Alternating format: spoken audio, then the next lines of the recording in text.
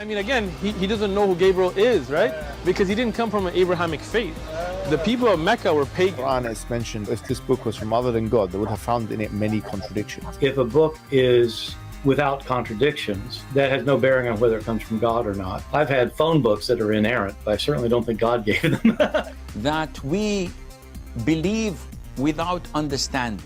The brother asked a very important question, that most of the scholars say that listening to music, watching movies, and most of the television programs, they're haram. So how can we have fun? Let me tell you, brother, at the outset, that having fun is permitted in Islam as long as the fun is halal fun. That the standard narrative has holes in it. The Prophet tells us because Satan or the devil sleeps over our nostrils. Those who oversleep and not pray Fajr on time, Satan urinates in their ears. I really do think Jesus was crucified and that he really was dead and buried. He thought that he was a son of God in the sense that he was specially chosen by God. I think Jesus really did think he was going to be the Messiah, the future king of Israel. I mean, that is, after all, why they crucified him.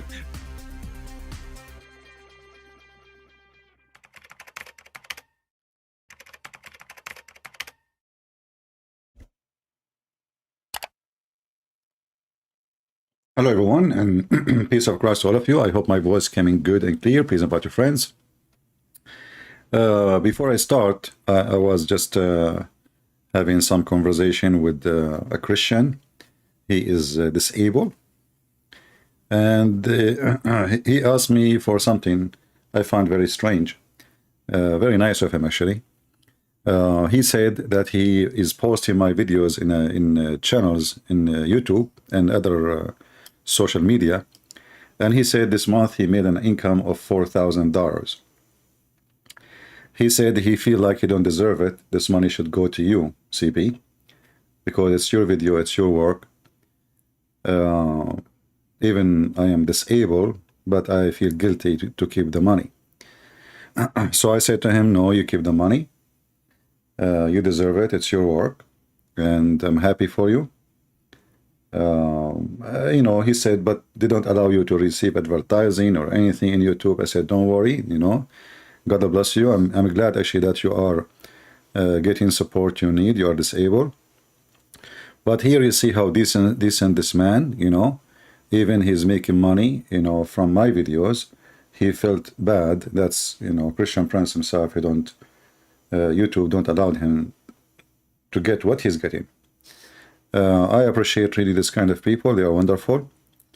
But I say to him, never feel guilty. I say to everybody, go ahead, download my video, post it, and if you make money, good for you. God bless you. So we continue our topic today, and it's about why every Muslim have different God, different Allah.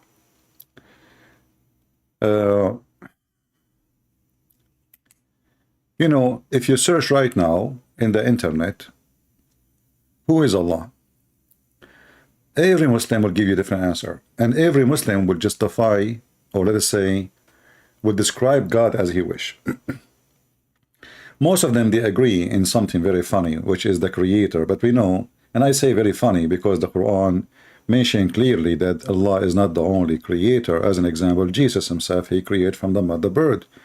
And the one who can create a bird, he can create a human, because bird have a soul, human has a soul. Doesn't matter what you design. Whatever the shape you make from mud, you breathe into it, and this is what Jesus did. Same time in the Quran, it says that Allah is the best of the creators, which means Allah, he himself admit that there is many creators, but he is the best. So who is Allah? Why the Muslims are fighting over this God? Why they cannot agree about even the basic understanding of Islam? You will see every Muslim attacking the other Muslim, and some they you know, they call them kuffar, some they call them satanic, some they call them just because Muslims they have different let's say different agreement about who is this God Allah. Bismillah walhamdulillah. Bismillah walhamdulillah. This is the good thing about them. I'm just trying to Good find you a reason from video. Imam. Hold on, give me a second. An intellectual idea. Yeah. Let us see.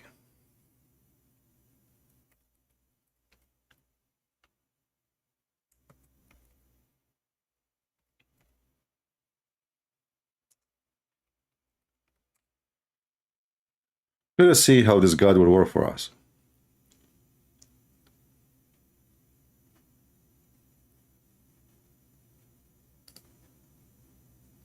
This is how someone. Let us see here. All right.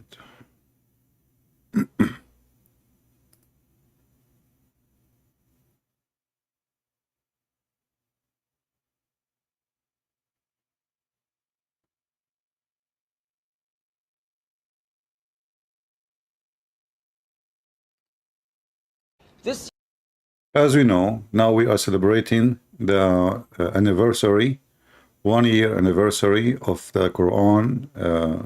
The standard narrative has holes in it. And, you know, celebrating such an occasion would obviously shake the Muslim faith heavily. I mean, all of them they knew, but behind door they speak about it. But when somebody said it loud and clear. But here you will notice how the Muslims, they bite each other, and how they, you know, they stab the back of each other. And all of this because you say what you believe. You know, you say what you believe about your Quran. You say what you think about Allah. You say what you think about your prophet. And especially if you are a sheikh and you have knowledge, the little ones, they will bite you, and the big ones will curse you. And the middle one, they have no idea what's going on. And the bald one who lost his hair, he is going to shave his hair again because of what you said. Yasser Qadi should be shut down. His channel should be shut down. He should never be allowed to open his mouth about Islam. Wallahi, wallahi, this person is a disaster that has engulfed this ummah. When you do a deep dive is when things get very, very awkward and difficult. No. No. If you want misguidance, listen to Yasser Qadi. The preservation of the ahruf, is it 1, is it 3, is it 7? Yasser al-Qadi, I accuse you. You are worse than the layman people. You failed. You failed. This is not a joke, brothers and sisters. The issue of ahruf and qira'at caused confusion to somebody whom the Prophet ﷺ said, if you want to listen to the Quran directly, listen to Ubay. ما في مشكلة تكفير يا أخي. Live. We don't care. The most The blue kid, Samfour. Yeah. What is that? Purple? Anyway, so as you see, you know, they are beating each other, biting each other, going crazy against each other, simply just because the guy, he said the truth. And yeah, it is 2-year anniversary. Sorry, not 1 year anniversary. You know, this is remind me, you know, we in the Middle East, we appreciate farting. I don't know if I told you the story of Hamad. So Hamad, he's a person who farted, and then the whole tribe started talking about him for years and years. So he decided to migrate to different country, different location. And he came back after 40 years because he missed his tribe. So when he came back, he saw an old woman. He asked her about her son because, you know, her son is like, when he was young, he was close to his age. So he said, hey, how is your son? His name is etc. Aren't you his mother? She said, yes. He said, how old is he now? She said, I don't remember. All what I remember that he was born 4 years before Hamad farted. So now the Muslims, they will make a point of history since Yasser Qadi farted. But name for me one Muslim is not farting every day and causing the Muslim problems. Just name one for me. The last fart we received, it was from Lili Dawa, saying that there is no miracle in the Quran. This is the last updated fart, brand new fart. This is just like fresh. Smell is still in the air. Brothers and sisters, sometimes certain things, look, it might be that Andrew Tate came to Islam for the wrong reasons. But guess what? What is the wrong reason? Women? Protection, if he go to, like, they want to take him to jail, he will seek asylum. We know the story. He converted to Islam because he want to run away to Dubai. But too bad, they got him before he fly. Now, give us the fault of the year. What? He may be staying in Islam for the right reasons. How? One of the reasons I accepted Islam was the scientific miracles. I'll be honest with you. And now we know that this whole scientific miracles was absolute nonsense. Now we know all those scientific miracle is nonsense. It's just a stupid, a stupid thing. It's a lie. And then when the Muslim, they start biting him, get so angry from him, he made another video. Those Muhammadan, they don't admit that they are like doing poo-poo and they are hurting their religion by saying the truth sometime. I mean, why in the world you want to say such a thing?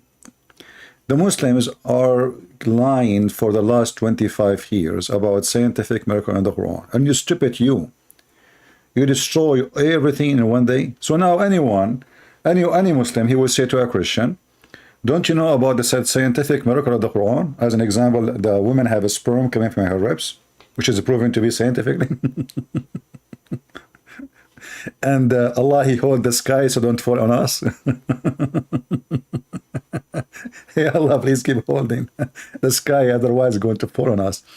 And and there is an azure mountain surrounding the earth from every direction, and this is the fence. Allah, he put the mountain to make a fence, and there is a Gog and Magog behind the dam. May Allah damn you. I mean, the Quran is full of science. Are you kidding me? But thank you for saying finally, why you do that? Did Christian Prince pay you? Be honest with me. I mean, this is something fishy. It doesn't sound right. I mean, who is the Muslim in the world now will believe you? Every Muslim, he believes there is scientific fault in the scientific fact, not fault. Sorry, my English is not good. By the way, I have a warning for the Muhammadan. Any one of you, he will send me a threat. Any one of you will send me a threat. I just met a new friend. It's a goat. And this goat told me, anytime a Muslim, he threatened you not to insult the Prophet or the Quran, you can give me the Quran immediately and I will rip it apart. Not only that, I will step on it and I will hit it so hard and I will eat it. So don't make us angry. Be nice. You want to debate us. A threat will not help you. Violence does not scare us. Trust me. If your words or your act scaring us, we will never be speaking one word. You can scare only, a bunch of girls. And there are some men, they are like girls too. Not necessarily girls are girls. There are some men, they have a mustache, but they fear and they are cowards. That is not me. So don't make a threat, behave yourself, otherwise the goat is waiting for me. And she is from a good family. The only problem, she said, I will sacrifice for you, my friend. It's Quran. This is really bad, but for the sake of the purpose, it's a noble purpose. This goat, she understood the situation. So just I'm warning you, don't ever make a threat again. So now the scientific miracle turned to be false, and Lily Dawa, she is saying to every Muslim, no, I did not make a slip of a tongue. Muslim don't make a slip of a tongue. Muslim, they make a slip of immigration. As an example, Prophet, he wanted to go to the Jannah, in the seventh heaven, in the sky. He ended where? He ended in Ethiopia, to the point he saw the Nile River there, and he ended in Turkey, or was north of Syria. He saw even the Euphrates there. I mean, what they are doing there in the heaven of Allah. So the Muslims always, they don't make a slip of a tongue, they make a slip, all kind of a slip. And this is a different kind. Miracles in the Quran got debunked.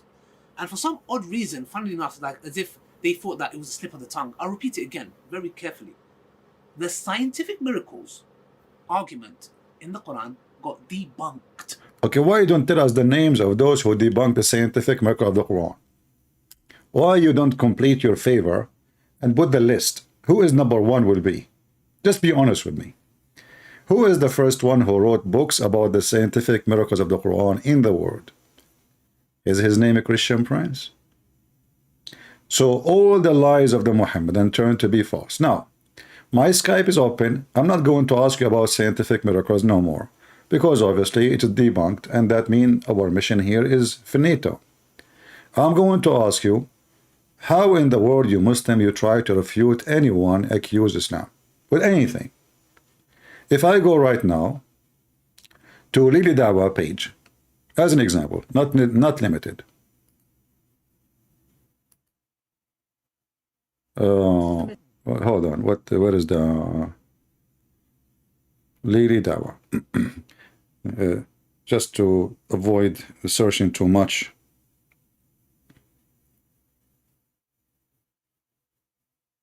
How man should treat his what? How man? Okay, hold on. Ali Dawa. So they were lying for 25 years about, or more, about scientific miracles. And now, how men should treat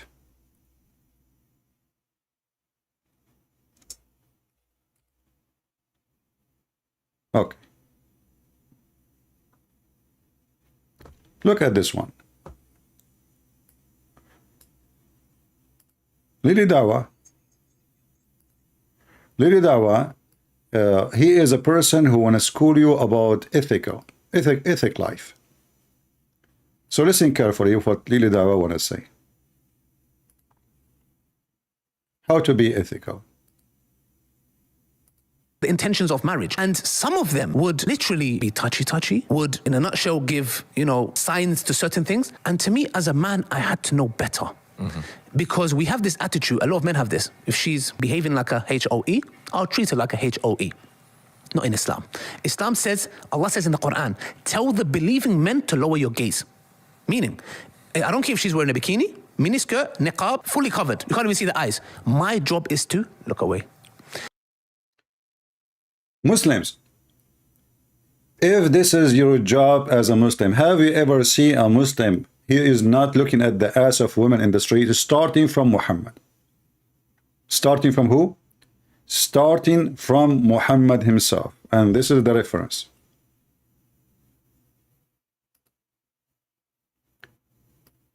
This is what Islam teach you. So Islam teach you that, but your prophet is the worst man. Are you saying the bad Muslim is the one who do that and this is your prophet?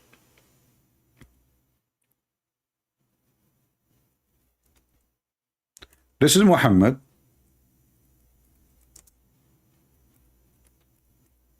He keeps staring at a woman walking by until he got so horny to the point he cannot hold his testicles together. Read it.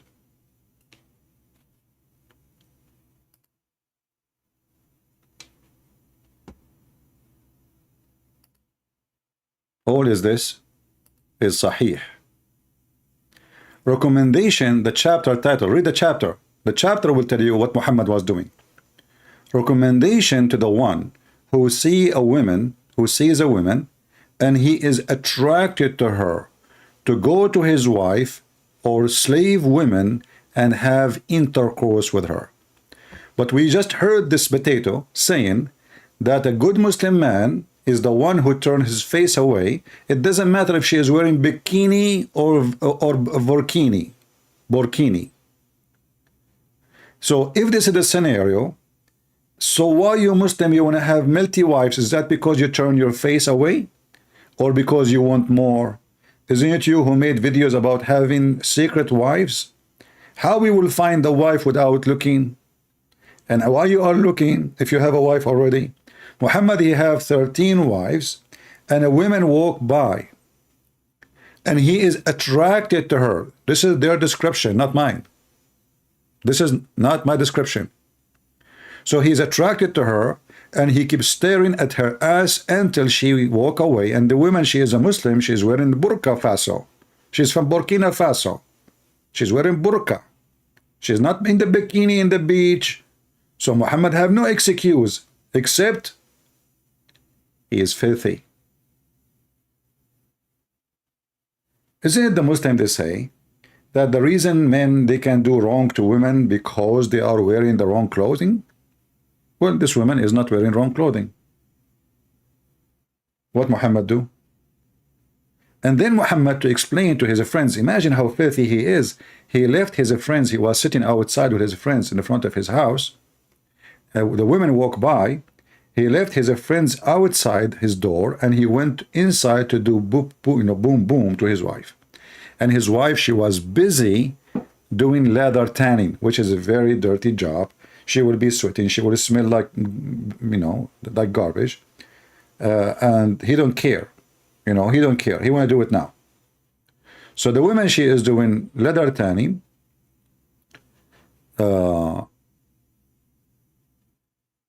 And he claimed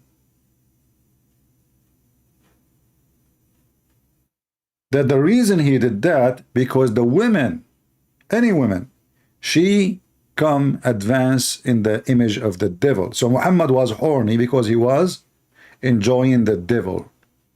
Do you see how evil he is? And you see how stupid he is at the same time? Because if the woman is the devil, how he is enjoying looking at her and how the devil make him horny. And this is telling you this man is sick because he described his mother and your mother and everybody's mother as a devil for no reason.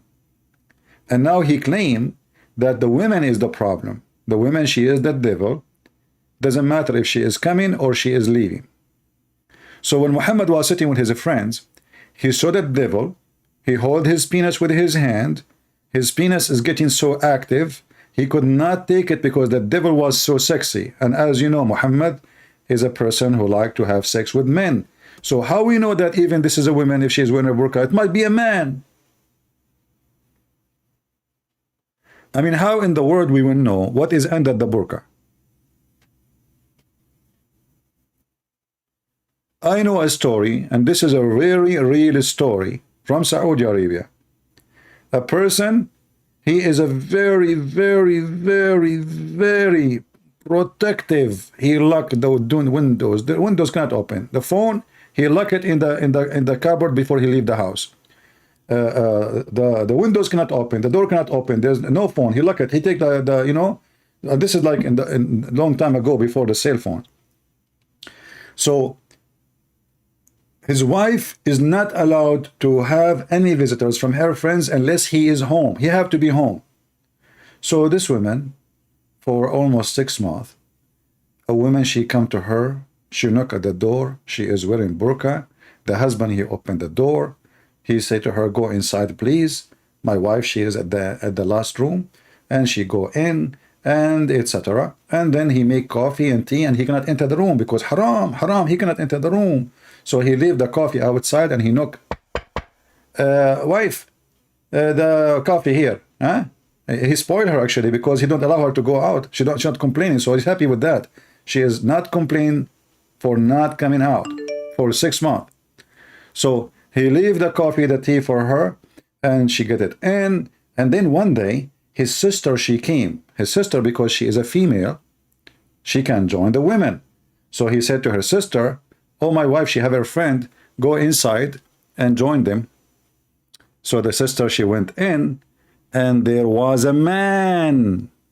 So for 6 months, a man wearing burqa was coming to the house when the husband is there doing boom, boom to the wife, and the stupid husband himself, he provide them with the fruits and banana and coffee and tea. So do you see how beautiful the burqa is? The burqa is very useful. All this time, this man is so excited that his wife, she is very obedient. She don't complain. She don't even mention to her mom and her dad that my husband, he don't let me get out. She like it. She is happy. 6 months. And look, the boyfriend, he come only when the husband is there. How decent. How decent. So you do not know who is under the burqa, and the burqa is the best way for cheating actually, because you can see your wife in the street with your friend, and yet you will not know that this is your wife. You will think this is his wife. She will be next to you. You know, he will stay, talk to him. You say, how are you doing? Ah, assalamu alaikum. How are you? And oh, you are going with your wife. But this is his wife with him. So Islam is a very silly, stupid religion. And the Muslim, they are scoring us about how Muslim they look and how they look at women. But as you see, Muhammad himself was a bad man. What about Muhammad going to his own son? And he not only flirt with the wife, when the husband is not there, imagine he go inside the house. Why Muhammad going inside the house? The Muslim, they say, because he is the father. But have you ever heard of a father, he flirt with the woman who is married to his son? And then he have sex with her? And then he took her to his house, and then Allah told him, why you are hiding what you're about this woman? You wanna boom boom to her? Why you hide it? Even his God is a pimp. Even the God himself is a pimp. And then Lili Dawa is going to, they give us speeches about Muslim men. They don't look at women. I mean, go to Europe and see what they do. Go in Egypt and see what they do. Go, if a woman, she go in the bus, she will have a child before she leave the bus. Muslim men, they don't look, brother. They don't. Before I start.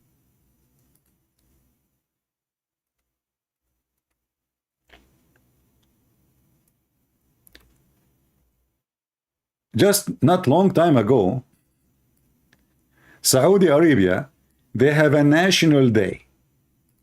National day, like, in the 4th of July, we have 4th of July, they have their own day. They chase women, they touch their asses, they put their fingers in their asses, and the police is there. Even with the children, a child, she is not even like 8 years old. They follow the women and they start touching them all over. He will hold the women from her behind and start boom boom in the street. And the women, she want to push him away, she cannot. This is in the buffet. This guy want to get coffee. He attached his body to the body of the women. Oh, this guy is in the Kaaba. Look at this. And the one who record this is the Muslims. The one who record this is the Muslims. Look, we are praying to Allah now. Actually, I can hold on. Let me use Google Translation to translate the search result, so you can see the title, not only in Arabic, in English. Go in the Middle East. A woman without guardian, she will be raped in less than 5 minutes. Like what happened to the host of the CNN when there was a revolution in Egypt. She went and she stand between the Muslim Brotherhood. And go and see in TV what she said, what happened to her. Look at this. Child. They are after children. Children molestation. Children's. Not like this is not women. Children's. Look at this. All of those men are chasing those women, touching their asses.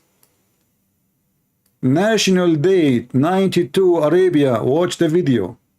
Look what he's doing. Look. She is wearing Islamic clothing. She is not wearing a bikini. Look at this.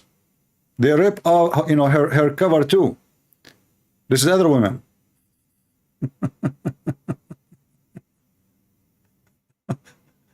If I play the video for you, I mean, brother, they don't, Muslim, they don't do those things. They don't. I did not search much. I just typed 2 words in the internet. Take a beer. Yeah. All of this is, the topic is what? Is harassing and molesting women. Yeah. They don't, brother. Look, this guy, he want to buy candies from the store. He went behind the women. She's wearing burqa. And look how he, I mean, the store is busy. The store is busy, brother. I mean, don't you see how many people? A lot of people. There's no space. What he would do? What he will do? He went inside the grocery store. The store is so busy. There's only him and this woman and the guy behind the counter. And now he want to buy candies. He's a decent Muslim. Oh boy.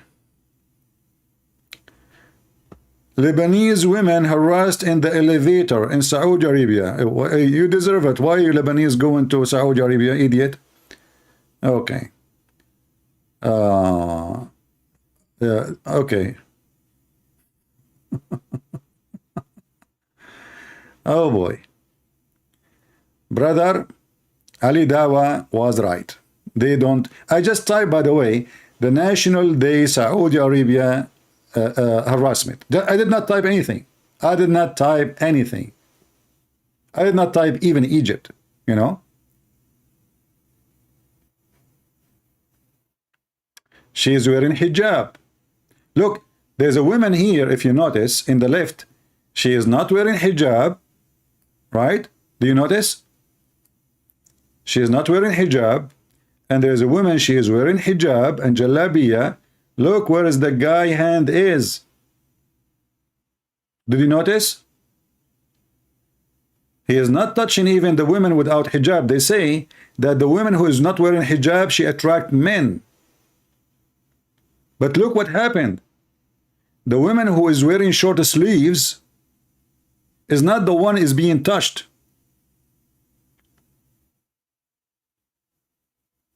Did you notice? The one who is wearing hijab, as you see, is the one being molested. The woman who is not wearing any hijab, short sleeves, she's okay. And the same, I can go in all Islamic countries. I mean, you know, you name it. Egypt is even more worse. So those Muslims, they make speeches about morality. Like last time we make a video about the strength of Islam, if you remember. The strength of Islam, right? And Yasser Qadi, he said the strength of Islam is what? Is morality. Is what? Morality. If they put Muslim, they have morality. Nobody has. We have to face it. Who have morality like the Muslim? Nobody. Do we have any Muhammadan from the morality religion to call us and join us? I saw somebody trying to call me, maybe. Let us see.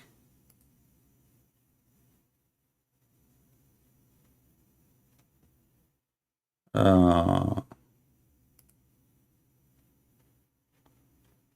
right. We want Muslim to call me, guys. I see no Muslims.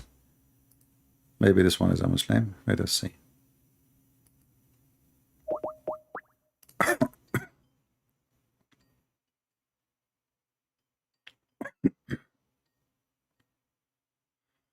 I always mute the ring so it doesn't bother you. Hello? Hello? Yeah, Fakira. Son of Muta. We don't want to speak to cockroaches. Cockroach. Trash. And this is, again, another example of how low class is religion. This Fakira, she said to me the F word to her prophet and the F word to Allah. Very low class. You know, I speak against Muhammad always. I expose him, but I will never say the F word to Muhammad. This is not a language I will use. Same time, if you do such a thing to Muhammad, that means you are a homo. Because the second you say to a man, he wanna do boom boom to him, what does that mean? And most likely, if you do it to Muhammad, Fakira, your prophet will give you AIDS. Because there is no evidence that Muhammad died by poison, as Muslims they say. It might be that he died because he is really suffering from sexual disease. And that can be proven easy by what Muhammad said, that all the women he slept with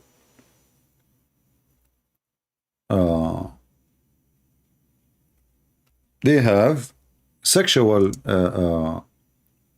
infection.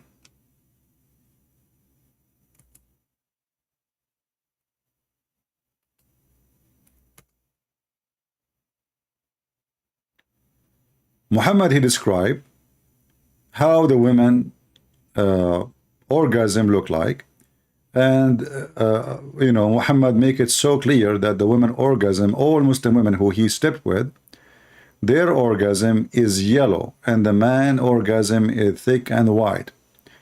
And you know, for me, I did read this hadith many times, but I don't know, I'm not really expert about women orgasm, so I do not know what the color really will be. So Muhammad, somebody like have some medicine background or something, told me in the chat, well, you need to search because women who have such a color, they have sexual disease infection. And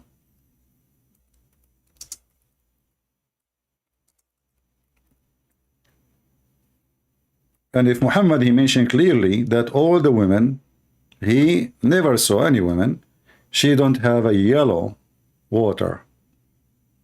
Yellow water. That is telling us that Muhammad, he is ready, and the women he slept with, they have a sexual disease. So we do not know if this is the real reason for Muhammad to die, or it was something else. You tell me. In different hadith, we know that Muhammad, you know, as an example, there is a Muslim kid. He was angry from a Muslim, other Muslim man. The Muslim man, he said, the Prophet, he have no miracle. The only miracle he have is the Quran. Other Muslim kid, he have a channel in YouTube. I saw his video. He said, no, this is not true. The brother is wrong. Didn't the Prophet split the moon? I mean, here we see the stupidity even for the Muhammadan. Where in the Quran it says Muhammad, he split the moon, you donkey? And can Muhammad split the moon? I thought Allah split the moon. So Muhammad now he split the moon? And the split of the moon is nothing but the eclipse. If the moon is split, the earth will be destroyed. This is not a secret because there is a balance. And if the moon is split, part of it will be grabbed by the earth, and that part will destroy the earth. At least one part, if not two of them.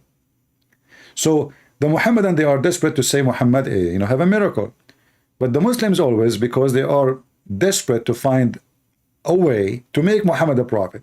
So in certain time they start saying Muhammad in the Bible, then they got busted about Muhammadan. For Muhammadan does not even mean what they claim. Then they start saying that the Quran have scientific miracle, and now they got busted. So now the Muslim, they are saying yes, scientific miracle got debunked. So now what is the new solution? What is the agenda for the Muhammadan to make Muhammad? I lost connection.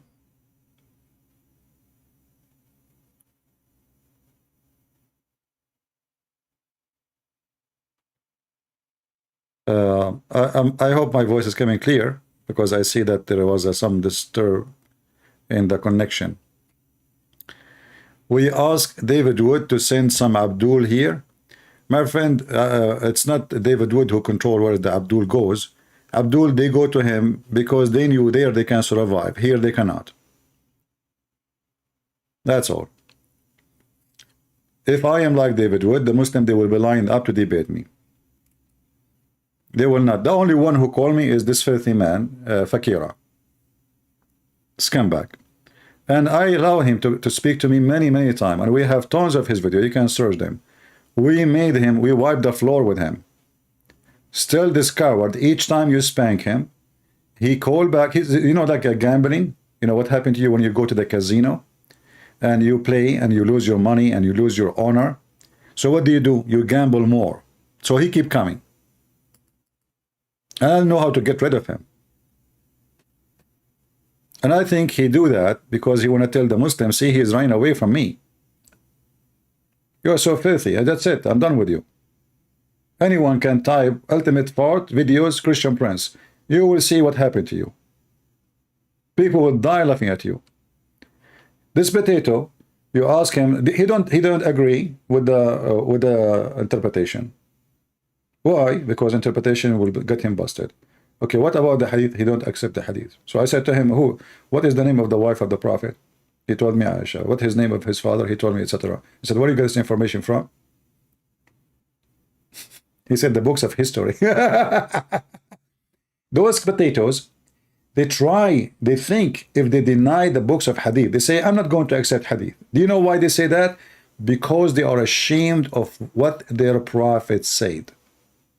Imagine if I say, I don't accept what Jesus said. You will not say such a thing unless you are ashamed of what he said. The woman, she called me yesterday, if you remember her, the day before. The second I mentioned to her the hadith, it says that she is half a brain. She said, I don't accept the hadith. Why she don't accept the hadith? I mean, all of Islam is in the hadith. In the Quran, there is nothing. The Quran is an empty book.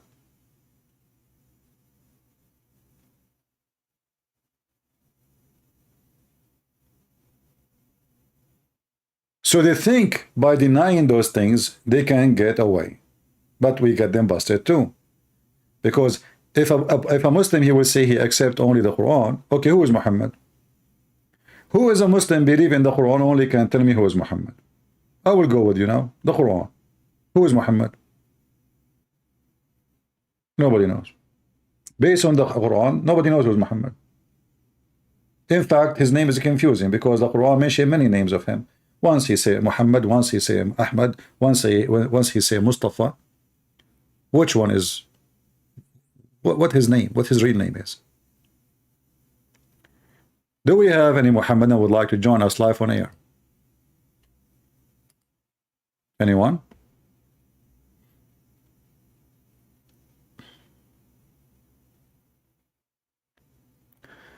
Somebody asking, saying, I read your book and I also heard you talking about Allah being La, moon god of Egypt. I cannot find it online.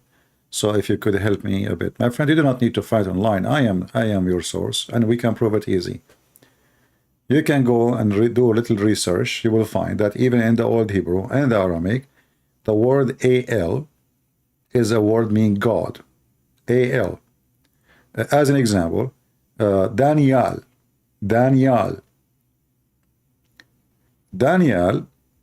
the last two letters is Al. So this is because this is an old name, ancient name. It still have Al, not Il. The New Hebrew switch the Al to Il. So we say Emmanuel, but in the Old Hebrew is Emmanuel. We see Israel, but in the Old Hebrew it's Israel. We say Mikael, but in the Old Hebrew is Mikael. So El or El can sometime come in the beginning of the word and sometime come at the end of the word. And either way, it means the same thing. It's still the word means God. This is why if you go like to see what Daniel mean, it says the Lord is my judge, the God is my judge. So what is the word God? You know, in the word Daniel, not Daniel is Al. Al is the word God. In the case of Allah, it's A-L-L, Lah. Lah is the name, A-L, God, God Lah. But because those Arab, they stole the name. They don't know even what the name means. The Arab, they have no gods of their own. All those gods are coming from other areas. As an example, the statues the Muslims they have around the Kaaba, they claim that Muhammad he destroyed them. The one who put the skirt for the Kaaba. I mean, did you ask yourself why they have a skirt for the Kaaba? There's a history about it. When the Christians they conquer the pagans around Jerusalem, those pagans they used to have a bazaar. And this bazaar they place or display their idols. So the Christian they kicked them out. They told them, you cannot do this business here. You can stay, you can live, but you cannot do this business. The bazaar of gods. It's a scam. You know, you convince somebody that this God, if you give him donation, he will make you have a baby. Let us say, this God, if you give him donation, like give us food. If you want, give him food. He will make you rich. It's a scam. So they kicked them out, and then they left to a place where there's no Roman authority, where the Roman, they are not in control, and that was Arabia. And this is where all those pagans gods, they start like flourishing more, even though the Arab before they have gods. But if you remember, they don't have like advanced gods like as a statues. They used to have simple gods. As an example,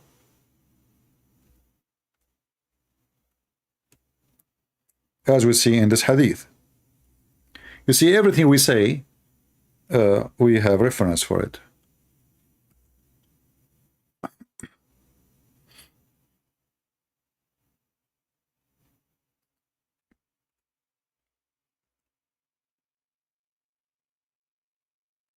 Look what the Arab used to do. The Arab, they don't have advanced God. When I say advanced, they do not know how to make statues. Remember, this is Saudi Arabia, you know, this is a sand, desert, you know, those Bedouin, they don't have any civil, you know. There's nations was exist before them, they have a lot of advance, but those people disappeared, they are gone. And I believe there was a drought, and those nations either they immigrated or something happened to them. Before the Arab, long before the Arab, there was a civilization there, but not in Mecca, but in the Arabian Peninsula. The word Arabia mean desert, does not mean Arab. Arab is not an ethnic. Many people think Arab is an ethnic. Arab is anyone who live in the desert. So we used to worship stones, and when we found a better stone than the first one, we would throw the first one and take the later. You see, stone is it's just a stone. It's not even a statue. So they have a very, very cave time religion. No statues. They don't know how to make statues. When they see in the desert a stone looks strange, look weird, different from other stones, right away they call it God stone. And this is exactly what the black stone is. The black stone in the Kaaba is the God stone. So Muhammad, he copied the pagan before him. They kissed the black stone, they worship the black stone. Muhammad, he kept it there because he cannot make them angry. And he himself, he kissed it. And then the Muslim, they say to us that Islam is against paganism.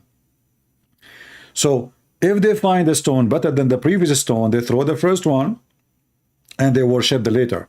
And look, if we could not get a stone, then we would collect some earth dirt, i.e. soil, and then we bring sheep and milk that sheep over it.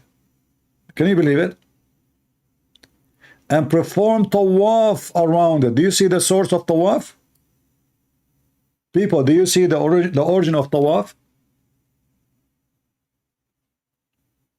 This is a very important hadith if you want to get a Muhammadan busted about the Kaaba and the Hajj. What they are doing, tawaf. Tawaf is mean going around.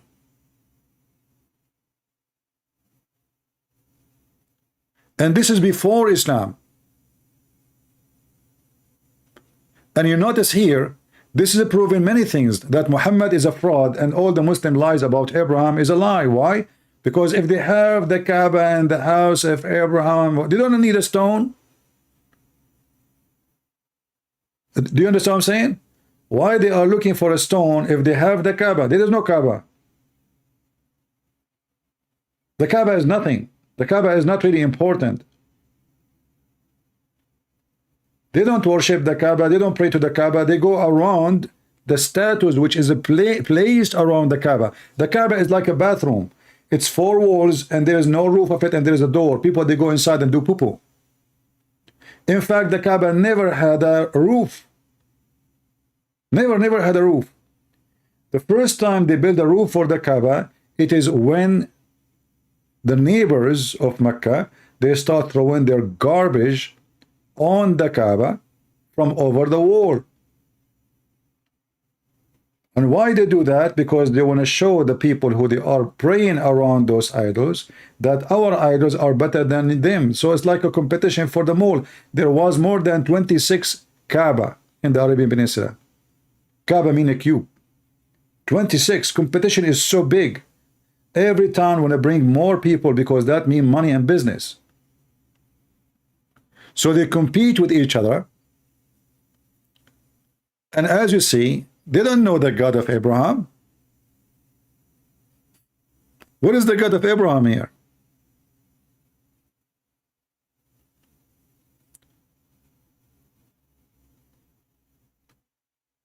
Mumi I am. He is saying CP is a great liar. You can say whatever you want. I'm showing the reference. Guys, am I showing the reference in front of them? Is that my reference? This is Sahih Bukhari. I mean, the funny about Muhammadan, they go in denial, even though you are showing them their own books. This is not my book. This is your stupid book, you idiot. Don't show me my book. I don't accept my book, right? So you show them what is their book is saying, and then they accuse you of lying. No problem.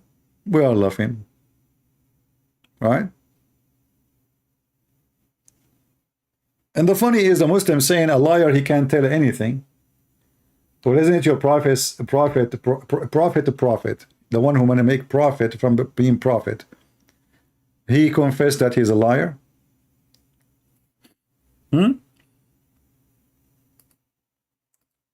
Isn't it your prophet? He says, I fabricated words Allah he did not say.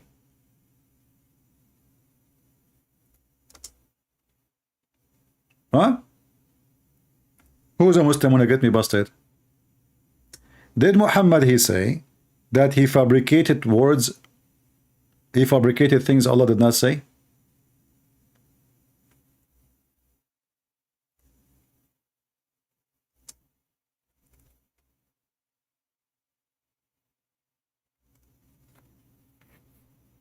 Any Muhammadan?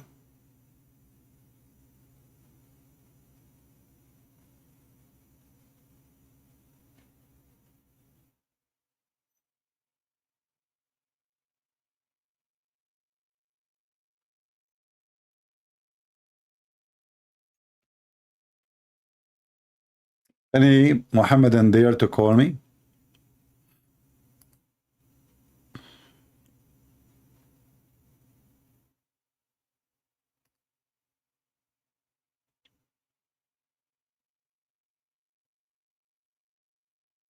All right, we have somebody here look like he left Islam.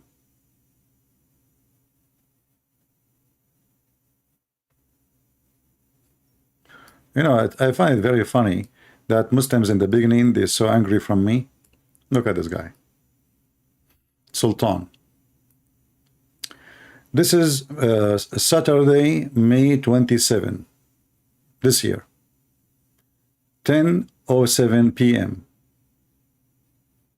All right. So Sultan, why are you, he's saying to me, why you are mocking and insulting our beloved prophet? Then I spoke to Sultan. I remember here. Actually, it's all what I remember here is that what the call is history saying. We spoke for 37 minutes, and then Sultan saying to me, "You are a gift from God. God will bless you. You have opened my eyes. I can look my Lord clearly. I want to thank you and give you my testimony live on air." Isn't it? This is wonderful. So in the beginning, they say why you are insulting, why you are mocking, why you are attacking, and then they leave Islam and they send you this message. Let us call this guy.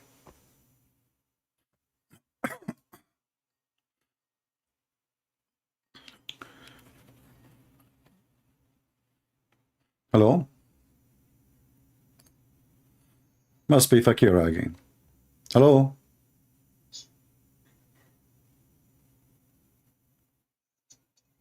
Yeah, Fakira. Yeah. Piece of garbage.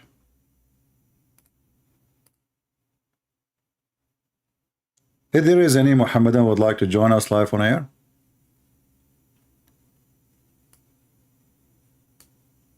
you are a pagan person. They lie to you and they say to you Islam is about oneness of God. In fact, even the oneness of God, Muhammad, he learned from a Jew first time. And until now, Muhammad, he died and he do not know what the oneness of God means.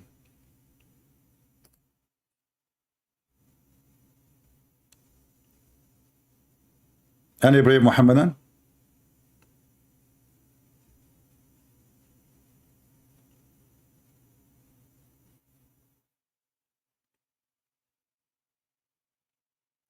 So where your tawaf is coming from?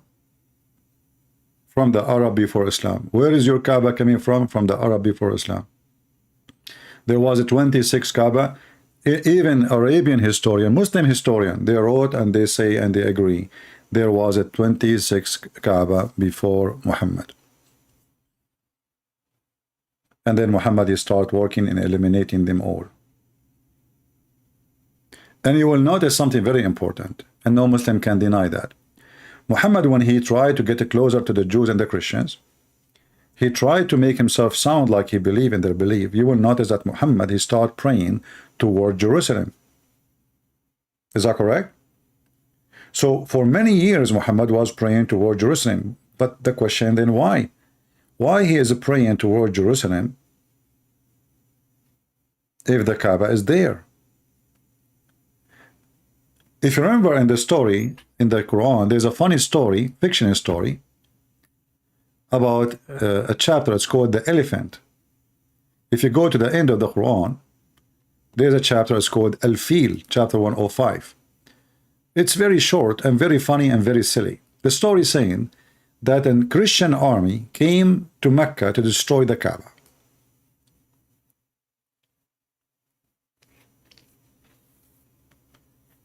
And then Allah, he sent birds, brother, F-16 birds. And those birds are carrying rocks. And they throw their rocks at the Christian army and they killed all the Ethiopian, African, black Christian army. Takbir. Here you notice how stupid this story is. Why?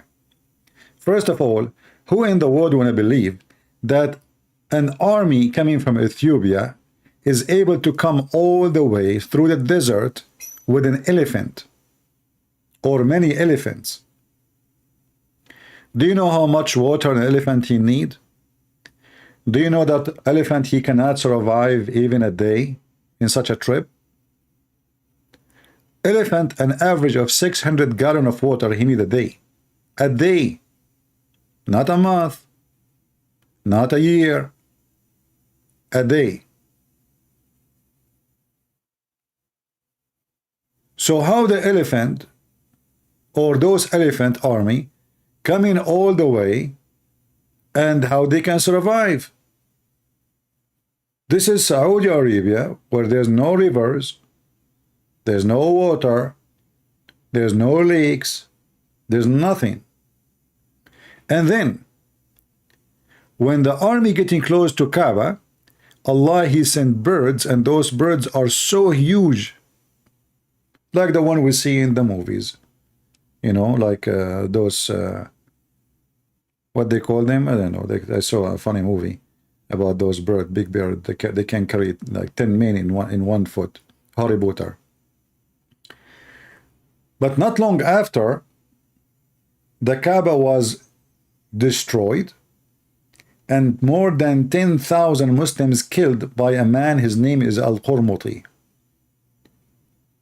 And not long after, another man, he destroyed the Kaaba and he killed everybody around it. His name is Al-Hajjaj ibn Yusuf al-Thaqafi. He destroyed the Kaaba too. And nobody saw the birds of Allah. And not long after, the American AWACS and the American F-16 and the 35 flying over Saudi Arabia. And they did not see the birds. Looked like those birds was protecting the Kaaba when there was idol around it, not when there is no idols. Do you understand? When Allah, he sent those birds to protect the Kaaba, He sent the bird to protect the Kaaba when there was idols around the Kaaba and inside the Kaaba. Allah did not send birds to protect the Kaaba when the Kaaba under the control of Muslims only. And why Allah wanna destroy an army of Christians who supposedly they want to make the Kaaba a church?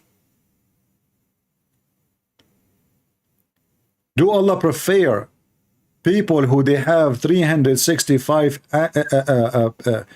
goddess around the Kaaba? Any Muslim?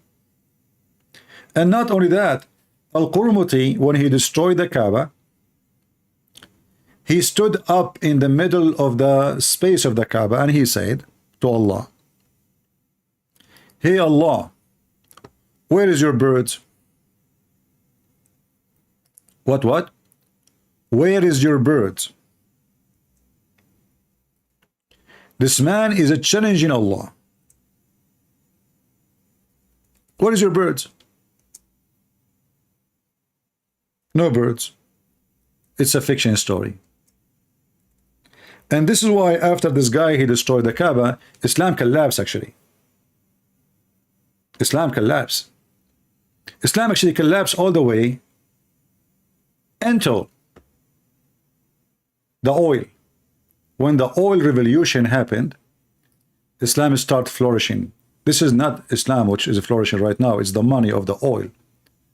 So they start investing, giving scholarships, even big universities, very expensive, famous universities. Saudi Arabia open a special unit, or let us say branch in those universities, paid and supported by Saudi Arabia, Qatar, Emirat. And the purpose is to promote Islam.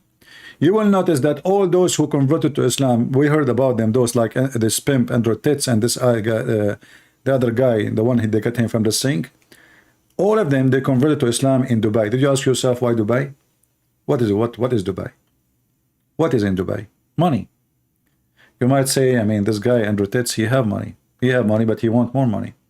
Those are the one who is willing to unzip his pant and take videos of himself masturbating to make money. He is willing to do anything to make more money. The one who is willing to have girls work for him, speaking about it loud and public, and he's proud about it, as a pimp, do you think he will have ever enough money? Is the guy who used to own the Playboy station, the first Playboy stations in the world, the filthy man who died like a dog, do he have enough money? He want to have more money. For those are satanic. All of them, they are under the influence of the money. Dubai is the last country can be called Muslims anyway. I mean, bikini and the nightclubs and the drugs. I mean, they claim to be religious, supposedly. But in the same time, they can be more attractive because there you can call yourself Muslim, but you can go to nightclub. It's a different version of Islam, you know, just to attract. Like, okay, you know, you just say Shahada. You don't need, I mean, Andrew Titz, you want to drink whiskey and, you know, okay, this is Dubai, you know. You can do whatever you want here. Just say Shahada, come in front of the TV, you know, in front of the camera and say that, right? If the Islamic countries go bankruptcy, you will see how many they will convert to Islam. Nobody will convert. Even those who they are making videos about a reaction to the Quran, they make it just for the sake of money. Because a lot of people will subscribe. But now they are not doing good anymore. I mean, it was like in the beginning, you know, when somebody is white and he called himself a Christian, Catholic Christian reaction to the Quran. A Catholic Christian reaction to scientific miracle, and he take a picture of himself and his mouth is open like wow, you know, and that will make Muslims come and subscribe and click. But Muslims these days, they notice that this is just a fraud, obviously, you know, and it's not working. This is why nobody even watching their videos no more. But before, if you make a video like this, in one day you will get like 50,000-60,000 hit. Now nobody, you know, people, you can open your mouth and open your anus too. Still nobody will click, because Muslims are bored with how many they are making those videos, and obviously they are fake. Do we have any Muhammadan here would like to call us? This is the Kaaba. This is an old picture of the Kaaba, right when is, you know, the oil business started. But this is an older picture of the Kaaba. Look at this. This is not even 100 years ago. If you look at the Kaaba today and the Kaaba now, this picture, look at the dirt. You see, the Muslims, they were building, they were forcing Christians to build for them palaces in Spain and in Syria. Huge palaces. The floor covered by marble. But look how their Kaaba look like. Do you understand what I'm saying? Why they are building those palaces, but their Kaaba is nothing but dirt. All the money they stole from the Christians and the wealth from attacking the Christians, attacking Europe, attacking Syria, attacking Morocco, attacking Spain, all the money they generated, and Persia, go to the palace of the rulers, and they build massive palaces. By the way, the Arab do not know how to build. If you don't believe me, go check Ibn Khaldun. Muslims are so proud about Ibn Khaldun. They say he's the best. Ibn Khaldun himself, he says, the Arab are willing to burn a library in order to cook. This is Ibn Khaldun. He is an Arab speaking about the Arab. They are willing to burn a library. He claimed to be an Arab. They are willing to burn a library so they can cook. And then you see the Muslim, they say to you about saint, and now they are proud about Ibn Khaldun. Ibn Khaldun was a chase, they put him in jail, they accuse him to be kafir. You know, I mean, all those now they are famous for the Muslims, they are proud about them, but in the time of Muslims, they used to spit on them.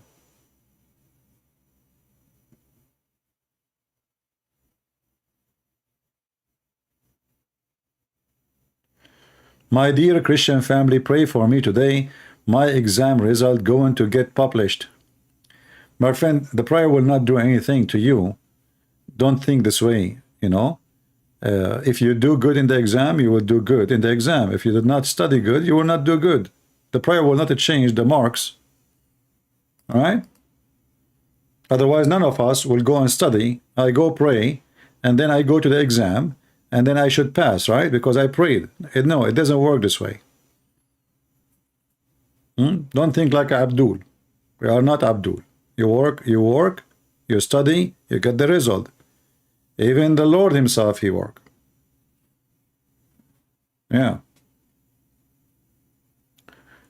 You will be like the Abdul who was praying to Allah to win the lotto. He kept praying for like 40-50 years. Allah make me win the lotto. Allah make me win the lotto. Win the lotto. Allah. And the angels of Allah, who they are satanic, they told Allah, come on, Allah, make him win. Allah, make him win, please. Come on, the guy he praying for you 17 years, 18 years, 19 years, keep praying every day. Make me, please, Allah, make me win the lotto. Allah, he told them, wait, you know, okay, wait, I'm waiting. So Allah keep telling them, wait. And then after 50 years, the guy is going to die. The angels, they make a revolution on Allah, the devil of Allah. They went to Allah and said, we will kill you now if you don't make him win the lotto. So Allah told them, I will make him win the lotto. But shouldn't he buy the ticket first?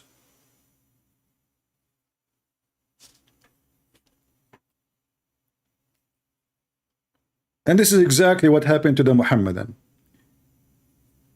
They want to win the lotto of Allah, but they want to buy the ticket without buying the ticket of Jesus. You don't go to heaven, my friend. The ticket of Jesus is the only one will make you go to heaven.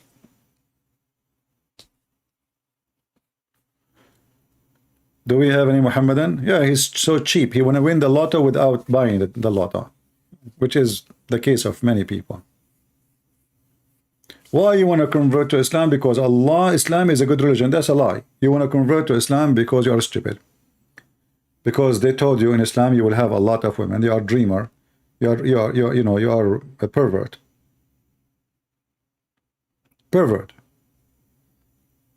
One woman, one man. God, when he created Adam, he created one Adam, one Eve. He did not even create 2 or 3 or 4. If one woman, she can be enough and more than enough for Adam at that time, is going to be enough for you today. And if one man was enough for the women at that time, is going to be enough for her today.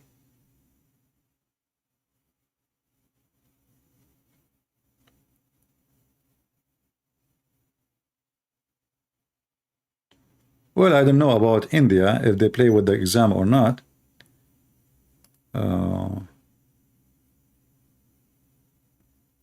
Okay, let's see here, this guy.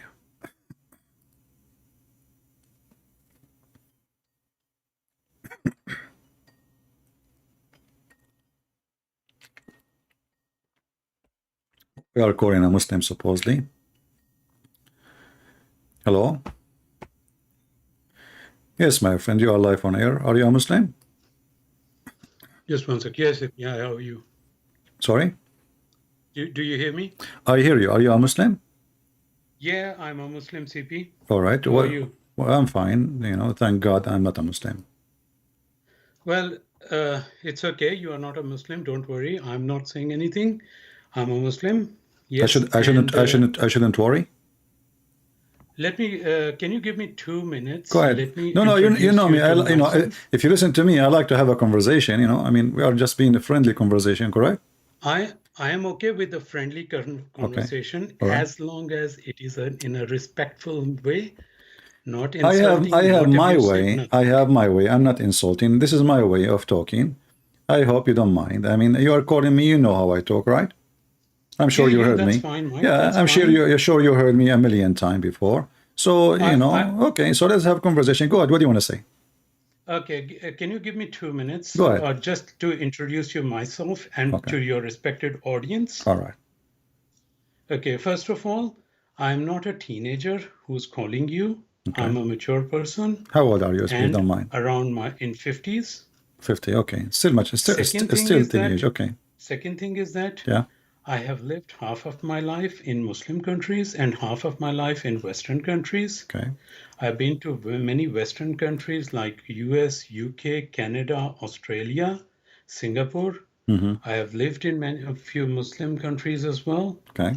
And I have dealt with many imams, not just one, all right, not just hundreds, okay, but many imams. Sound good. In Muslim countries as well as in Western countries. All right. Okay. And? Yes, there are things, few imams, I disagree with them. I'm not happy the way they are doing it because to me, they are just misguiding people. Like what? And on the other side, when I deal with Christian priests as well, I get the same response from some of the priests. It's not like they are wrong or it's not like what's going on, but I have my own opinion because I don't rely on just the books, but I use common sense. I use the information. I analyze the thing. Basically, I'm an analyst. So I analyze everything before coming back to the conclusion. Mm-hmm. Okay. This is what my understanding is. Go ahead, CP. Yeah, but I don't know. I mean, you asked me to speak for 2 minutes. I thought you would say something important, but you said to me nothing. Oh, what you said to me, I've been in many places. You know, you remind me of my dad. You know, he used to be a pilot for airplanes with my mom. They used to be working like in the terrorist.org organization. And, you know, they went to many countries and they stop in many airplanes. And he have expertise to hijack all kind of airplanes. What does have to do with my topic? I want to know, when you say to me, I'm good in analyzing, and you sound like you are a thinker. So what you learned about Islam, you know, from the topic is Islam. Is Islam a good religion? Yes, it is a good religion. Why? Tell me why. If you follow the Islam correctly. Okay, what is the correct? But unfortunately, many people, they don't follow it, which I agree.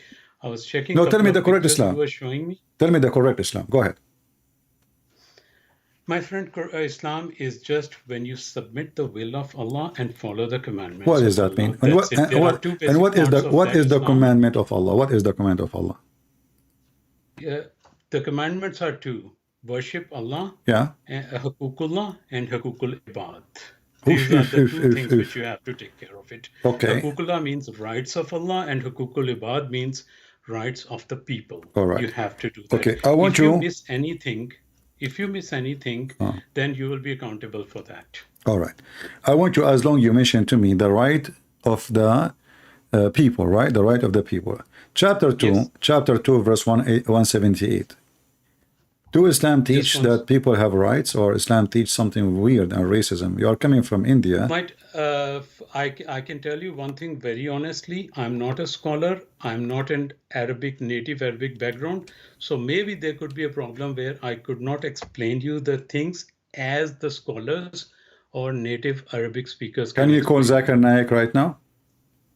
My friend, I know Zakir Naik, but the thing is Why you that don't I'm call not him? here to talk about Zakir Naik. Well, no, it's not about you are talking, because a second ago you were smart, you visited the world, you've been everywhere, you've been everywhere. Your mom, she took you to the supermarket always with her. You buy candies, and you give me a report of your life. And now the second I show you a verse, you did not even start the verse. You start making excuses, and you told me that Islam is about two things. Hold on, Islam is about two things: worshiping Allah and giving people their right. Well, here we go. And it says, okay, it says in the case of murder, if a white man killed a white man will be killed. If a white man killed a black man will be killed. So if you kill your slave, you kill my slave. If a man, he killed a woman, we kill his wife. So what is the right? Is that justice? I kill your wife, you kill my wife? Or you should be killed for killing my wife. Which verse is it? Chapter 2, you are an Indian, you should know this verse. Chapter of the cow. All Indian, they knew this chapter, especially the Hindus. They love it. No. There is a reason behind the cow. What you're okay, we will go. I thought because cow was given. I thought because it is like coming from the Hindu scriptures, maybe. No. There was a reason. Oh, there okay. was a reason behind that. I don't know that. I just learned from you. Okay, go ahead. Tell me. So what about this verse? The reason was that you have talked about a lot about in your talks that Moses, a person was killed or something like that. But actually, purpose was that why it was given cow. There were two orphans, and their father was a righteous person. That's in the historical books as well. And the father prayed to Allah to take care of his sons because he was going to die. My friend, this is a fiction story. It's not in the Quran. The Quran. No, the reason for the verse to be called Al-Baqarah, the chapter, because there Allah, he ordered the Jews to bring a cow, and so and Moses to slaughter it. Okay, don't change the topic. So now give me the verse. Chapter of the cow, chapter of the Hindu, verse 178. Just one second. What kind of justice and what kind of God he come with such a law?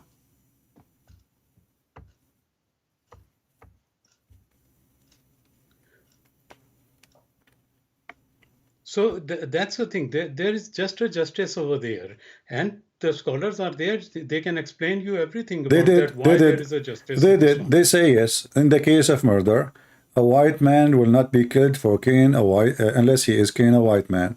A white man will not be killed for killing a slave. A man will not be killed for killing a woman, but a woman. I can show you the interpretation. I won't show you. I can show you. I have the interpretation in front of me. Okay, right so read it. Go ahead. What interpretation you are reading? Well, there are many interpretations. Give me the name. Give me the name. What is the name?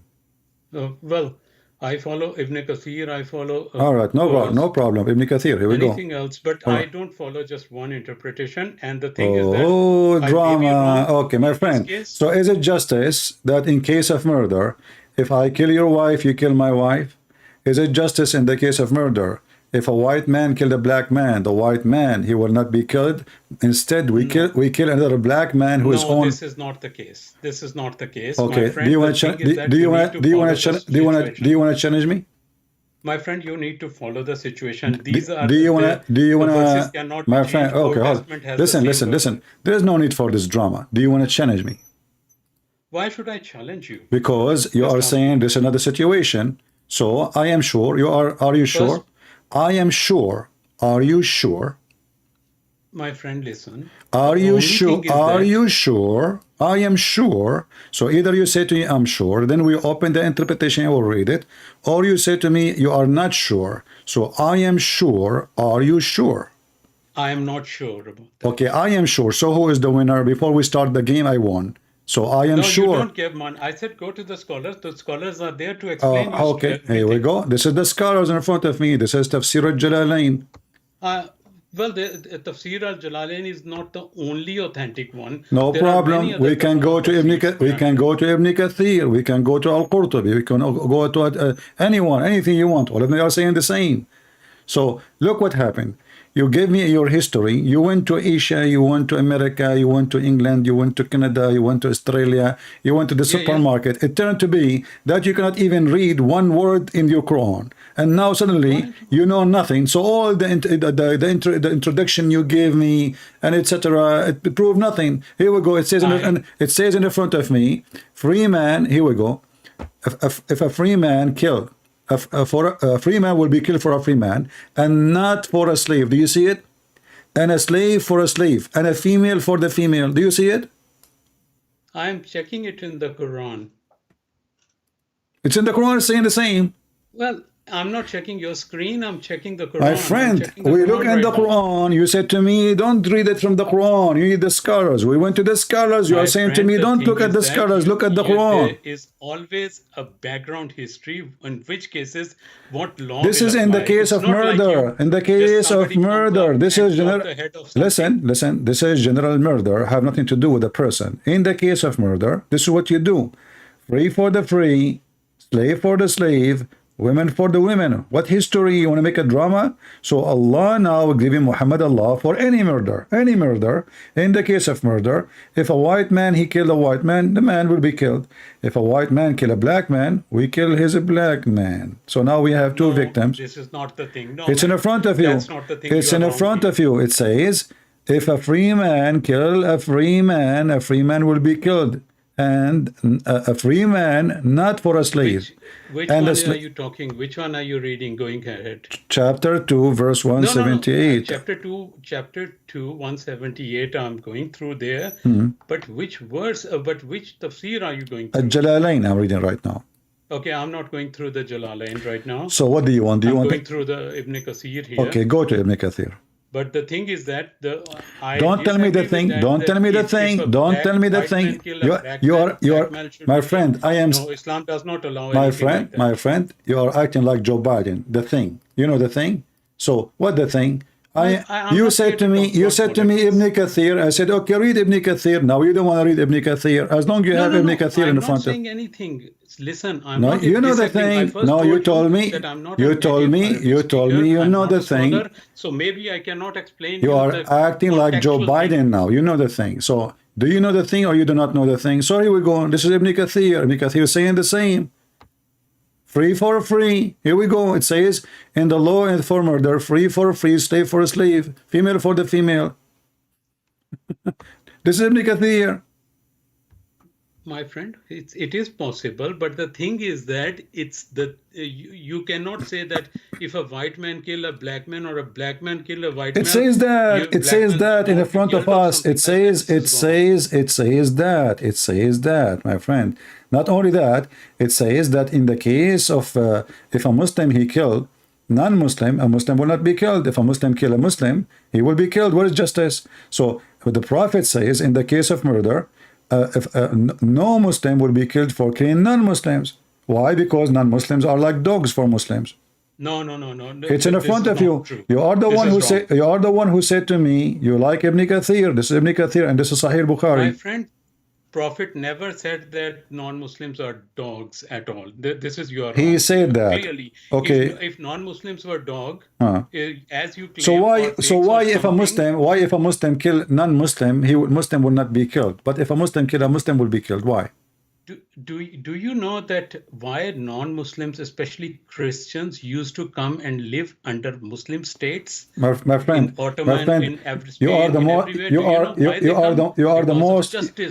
most stupid person the most stupid, ignorant person I ever spoke to. We never go to Muslim country. It's you who come to our country and you occupy our country. What do you mean we go to our country? Which country is yours? We occupy our country. Do you know why Muslims went to Spain? Do you know that? Why? Tell me. There was a Jew who wrote a letter to Musa ibn Nasir that a Christian king, Roderick, used to rape their female, abduct them, and put them in the slavery. And that's the why Musa bin Nasir sent his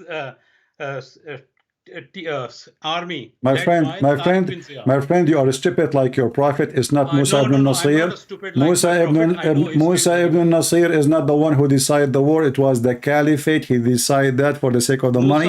Musa And bin later, Nasir is the and one later who they sent killed even Tariq bin Ziyad, and Tariq now bin and Ziyad then went there, and Tariq and bin then they Ziyad killed was him and then from Africa. listen and then they killed him. The Umayyin, they brought him because they asked him.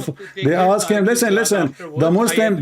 No, no, no. Hold on. Don't tell me I agree. Don't tell me I agree. There is no Jewish in there, and there's no Jewish live in Spain, and you are a liar. This is number two. Number one. Listen, number one. If the Jews the Jews are asking the Muslim to free them, the Jews are living like dogs under the Muslims. The Jews they are being. Isn't it your prophet? Isn't it your listen. Okay, hold on. Isn't it your prophet? He said, "I will kick all the Jews and the Christians from the Arabian Peninsula." Yes or no? Why he said that? A second ago, you said we like to go and live under the protection of Muslim. A second after, you says, why is that? Why? Tell me why. No. Why he did that? Why? Why? He did Why? not say anything. The Jews were doing the conspiracies against the prophet. They refuse. What the Christian? I will let it go. I will let it go with the Jews. What the Christian did to Muhammad. My friend, your prophet Abraham. What the Christian did to Muhammad? The Christian they gave Muhammad. Listen. You see, you're acting like a monkey. Each time I show you a reference, you jump. What the Christian did to Muhammad? The Christian they protected Muhammad. The Jews themselves, they protected Muhammad. They welcome him in their city, and then he killed them all in their city. The Christian, they welcome him in Ethiopia, and they give him protection. And after that, he decided to kill them all in the Arabian Peninsula. And this is your prophet saying, I heard the Messenger of Allah saying, if I am victorious, I will kick all and the Christians. He commit genocide actually, all the Christian and the Jews from the Arabian Peninsula. Which means if either you die or you run for your life. I will certainly, if I am victorious, Muhammad said, I will kill all the Jews and the Christians, or I will expel them. And the Quran, chapter 9, verse 29. Chapter 9. Did he do that? What he did? How many were killed? There is a lot, all of them. Zero. There is not. There is zero Christians, zero Jews left in Saudi Arabia. Zero. Until now. My friend. Until now, there's zero. You don't know the background history. That's why Abdul. How many Saudi citizens they are Christians or Jews in Saudi Arabia? Zero. Is that correct? At the moment, nothing. At the moment, there would be in Riyadh or some. Just take a hike.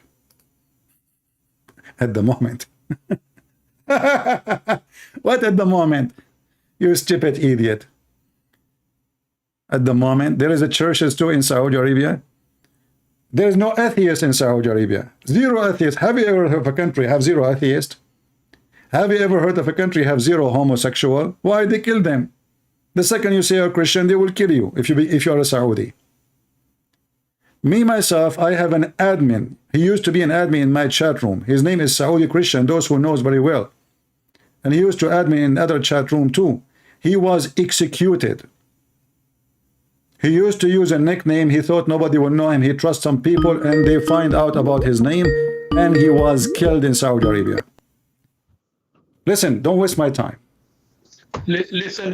Don't waste my time. Don't waste my time. Let me ask you. I will make it simple to prove Islam is bad or good. Was Muhammad a pervert man or a good man? Pervert. He was a good man. Okay. Is it true that your prophet, he went to the house, his own son's house, and he flirted with the wife when she was married to Muhammad? It was to his son. Absolutely wrong. So why it's written in your books? You said to me the scholars they know. If somebody wrote something 100 or 200 Who is somebody? Who is somebody? This is your prophet wife. Your prophet wife. This is somebody. My friend, do you know that what you're a prophet wife? at that time? Listen, I don't care. This is your Muslim books. Aren't you learning about your prophet from what your prophet said, from the companion, and from what the wife she said? My friend, there are many things which we check it from here and there. It's not Christianity. It's even in the Quran. Even in the Quran, Allah said to Muhammad, "Why you hide what you have in your heart for this woman? She is married. Have you ever heard of a God?" That was something else turned up. That was something else. Go and talk to the scholars. They will explain you what. So anything I say to you, you say the scholar. If we go to the scholar, you say I don't accept the scholar. Is that what you will do? Is that the game? No. Okay. Can we go? Shut up. Listen. Just to show you why I don't respect people like you. I'm not insulting. You said to me, go and see this. Listen. You said to me, let us go and see the scholar. Can I open the scholar and see what he says about this verse? Do you accept? My friend, if there is an educated scholar... A second ago you said, go and ask the scholars. Why should I accept that? Why you don't accept? You said to me, go and see the scholars. Which scholar you are going? You're a scholar. I follow more than 50 scholars. I follow more than 50 scholars. Name for me the 50 scholars and I will give you the 50 scholars. Start. Go ahead. Well, there are 50 scholars. I check everything. I check scholars in USA based in Texas. Shut up. Scholar based in Texas. Let me block you. A scholar based in Texas. That isn't you. A scholar, he is a cowboy based in Texas. When we say scholars, you idiot, we say those who they are from the old time. Not Yasser Kadhi, not Mimi Hijab, the boy, not the guy, the Lili Dawa. You know, we scholar. You know what scholar mean? The ones who all Muslims accept them as a scholar, not a YouTuber. Potato. Like Al-Qurtubi, Al-Jalalain. Ibn Kathir, I don't consider him a scholar, but I will let it go. So you said to me Ibn Kathir, we go to Ibn Kathir, and they don't want to read Ibn Kathir. We say Al-Jalalain, you don't want to read Al-Jalalain. We say Al-Qurtubi, you don't want Al-Qurtubi. So it doesn't matter what we say to you, you will not accept, because all of them, they will get you busted. You are a fraud like your prophet. You have no dignity. You, Muhammadan, have no dignity. We say, this is your books. You say you don't want your book. There's 50 scholars. Okay, give me the 50. There's a guy is in Texas. What does this have to do with my topic? Give me the scholar who wrote about this from those who they are considered scholars. Not somebody is running a mosque in Texas and at the same time he owns a restaurant for shish kebab and falafel. This is what they do.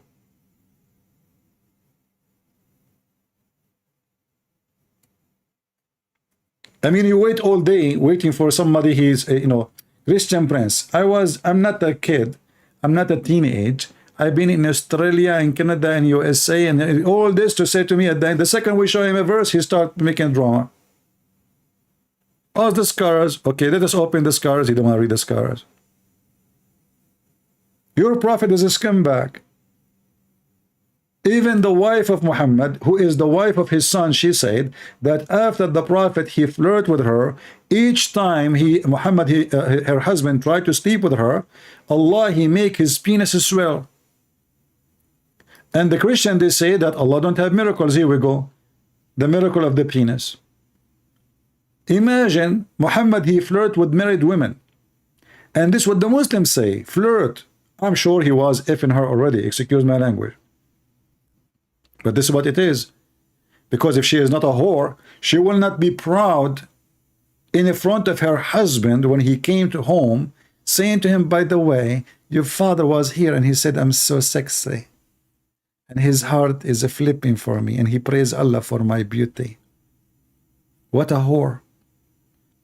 A good woman, she will go crazy. She will throw her shoes at Muhammad. She will kick him out of the house. She will say, shame on you, you are the father of my husband.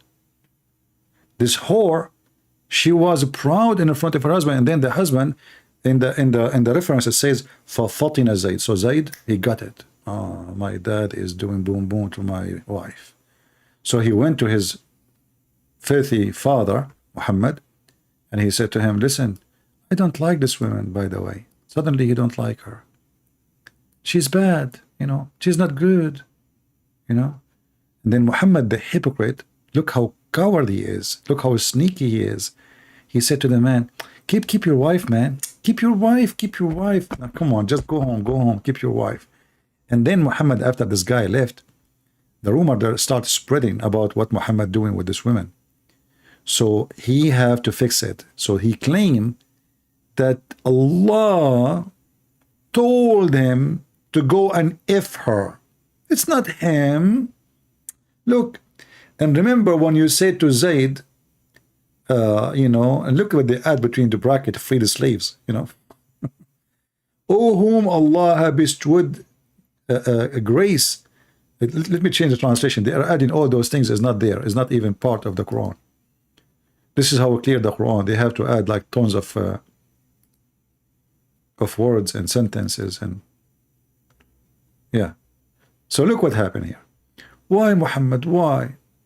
Behold, thou did say to the one who had received the grace of Allah and the favor, retain your wife and fear Allah. So Allah saying to him, why you say that to this man? Why you told him retain your wife? Don't you want her? Don't you like her? Aren't you horny for her? Huh? You don't tell him that because you fear that people will say, look, he married his son. And the filthy Muhammad, after this, he forbid adoption. Just to make his marriage, which is nothing but fornication, to this woman lawful. Arab always used to adopt, especially men who cannot have kids. And this is additional proof that Muhammad, he never have kids. He adopted this man.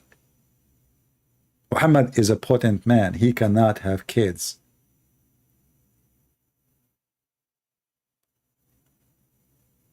And most likely he married this man to this woman so he can have access to the house anytime, so people will not say, why this man keep going inside the house when the husband is not there? But now he is legitimate father. Muhammad, he screamed, he says, Zayd is my son. Everybody should know from now, I am his father and he is my son. He is from me and I am from him. So he announced him as a son. He married him to this woman. And according to Al-Qurtubi, she was very big and beautiful. In case you do not know, the Arab at the time of Muhammad, you know, like the beauty scale changed. So in the old days, they believe that if a woman, she is skinny, that means she is sick, she is ugly, she is not healthy, she's not going to be a good wife. There's no beef. So a woman, she is big, full of meat, is the one is beautiful. So they describe her as she was so big and white.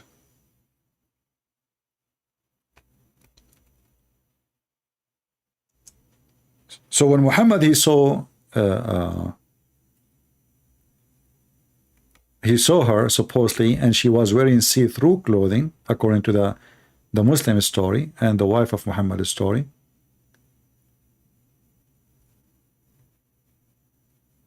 Right away, when the husband, he came at night to sleep with his wife, she said, each time he tried to get close to me, Allah has make his penis swell.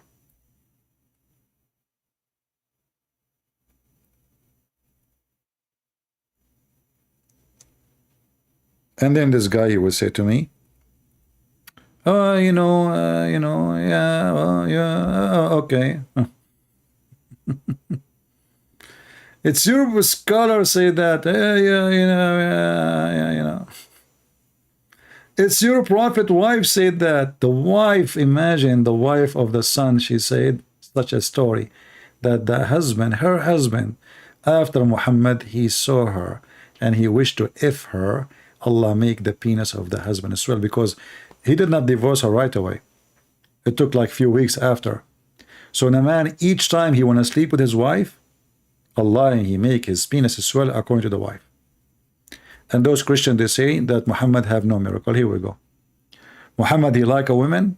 Any man he tried to have sex with her, Allah will make his penis swell. And this is a clear evidence that Muhammad is a prophet of Allah. He is the penis swell God. In the same interpretation, it says, if the prophet, his eyes fell into a woman, the prophet, he has a 16 privilege.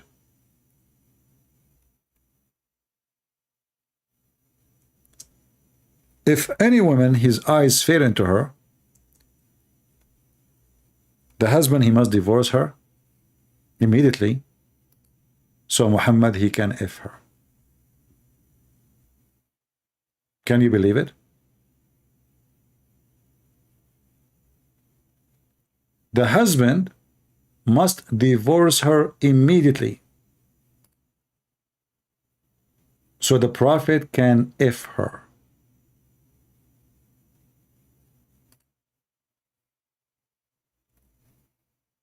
We have the reference, we have your book, and you cannot deny it. So what the Muslims, they do, like this guy, they play the game of accept and he don't accept. When they want, they accept. When they want, they don't accept. When they want, see the scholar. When they want, we do not know the scholar.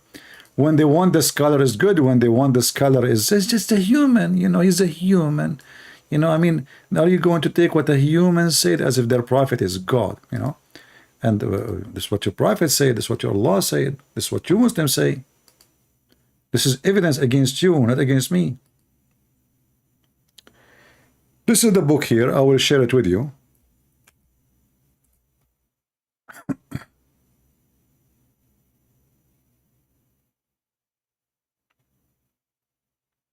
Let us see.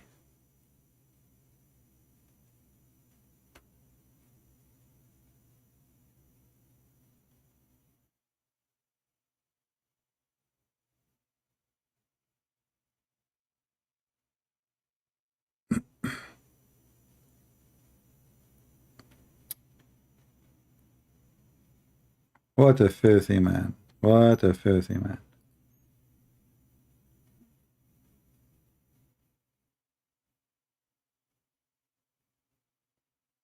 I'm just trying to find a website where I can share. All of them, they are official actually, but there is some of them, they have like Arabic title in the link.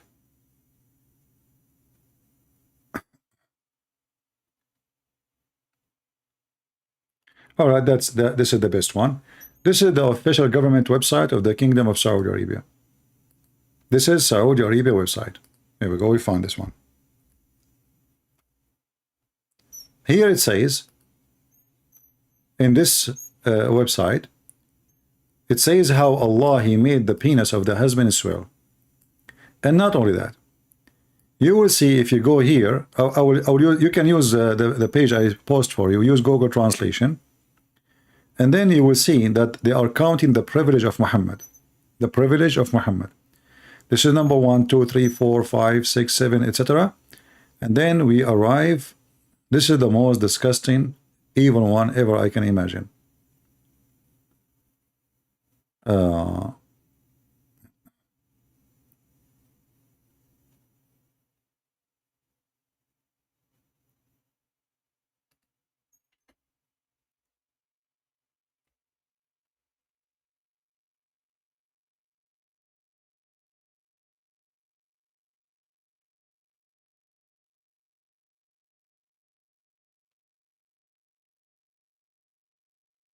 Here, number 10, privilege number 10.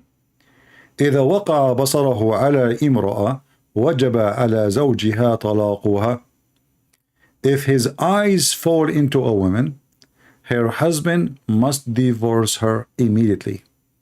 Let us use Google Translation so we can read together. And again, this is the official government website of Saudi Arabia. So they cannot say, oh, this is a fabrication. Oh, this is the Kuffar website.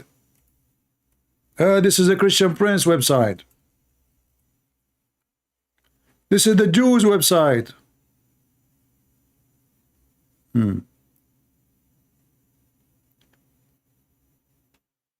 Let us see. Where is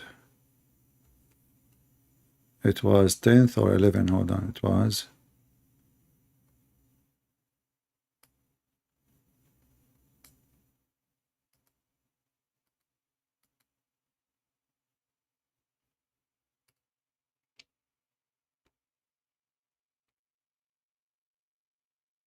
Yeah, maybe there is a Y number 10. Let's see. Look like Google translation is not coming accurate. Let's see. See here it says number 10. Let us see the 5th. We go to the 5th and see here the 5th. It says النكاح بلفظ الهبة. All right. Translate to English. And then we search.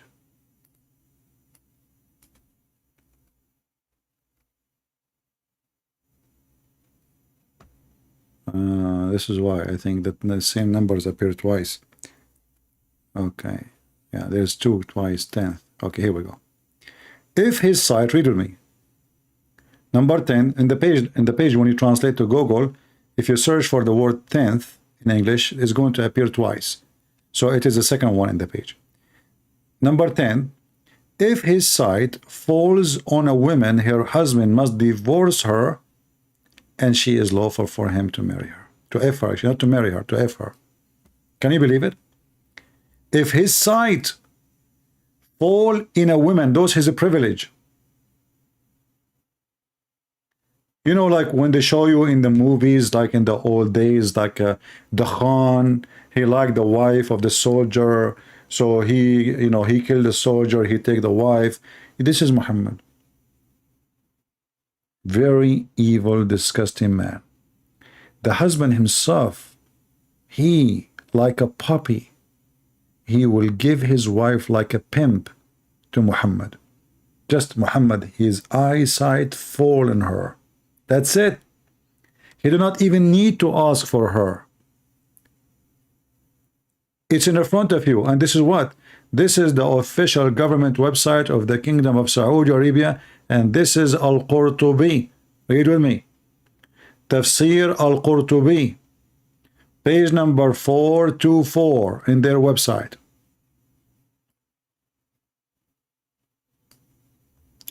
The chapter of Al-Ahzab, verse number 50.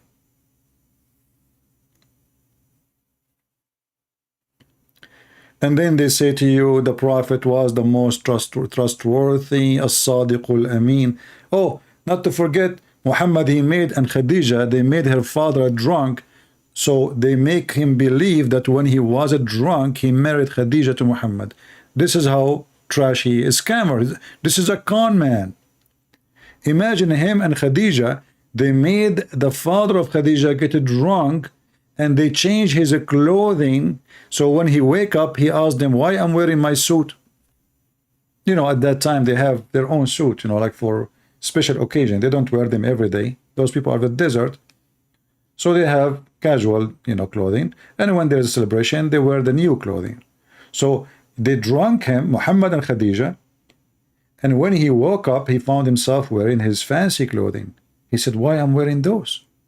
His wife, she said, his daughter, she said, Khadija, she said, oh, don't you know what you did yesterday? You don't remember? He said, what? He said, yesterday you were drunk and you married me to Muhammad. He said, I swear by Allah, I did not. She said, do you want me to tell the people that you were drunk?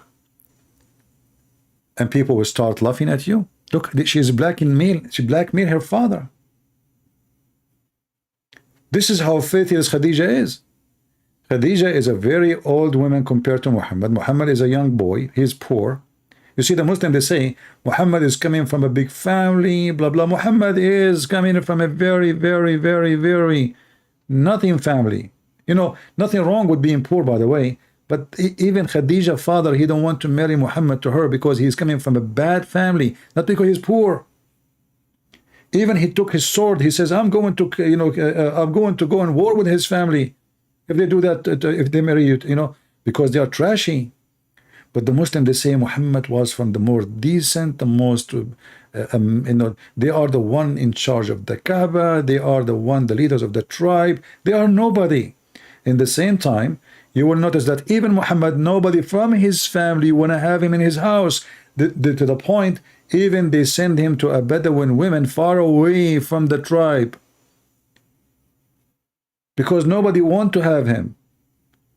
Muhammad was born after 4 years of his father, according to Muslims.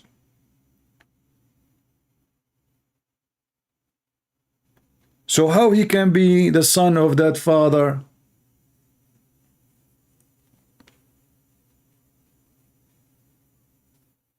He did not approve Muhammad. Obviously, something wrong with him. And actually, the story proving that Muhammad is bad. Why?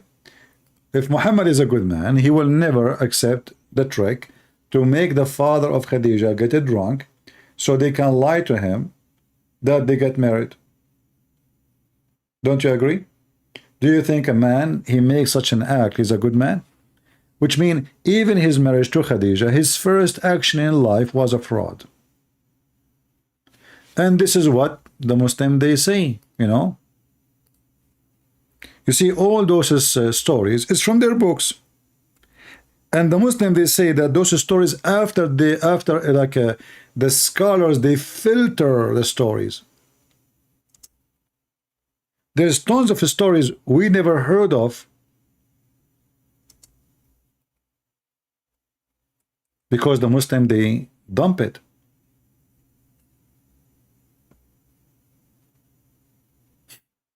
The Muslim, they dump the story. If you read like Ibn Ishaq or those books, you will see right away it says that there's many things it does not befit to the Prophet to tell. We did not mention it. They took it away. Actually, all those books you see, it says Sahih, Sahih, Sahih. Why? Because they start filtering stories in order to avoid many horrible stories. And this is supposedly the stories they approve. Can you believe it? Those are after filtration. So what the story was before filtration? Imagine even the Muslim cleric, you know, the Muslim cleric in YouTube, they go and they speak about the story, they are proud about it. How Muhammad, he made Khadija and Khadija, they made their father drunk, the father of Khadija drunk, so they can convince him that he married them.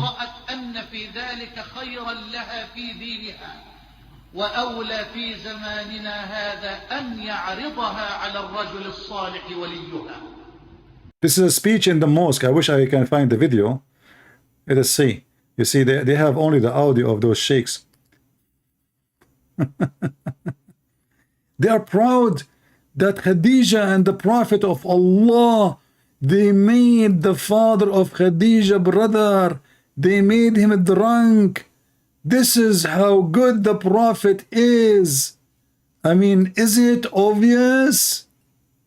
And they say to you, Islam is against alcohol. And if Muhammad did not marry Khadija, Muhammad will never become a prophet, because by her money, he became somebody. Her money.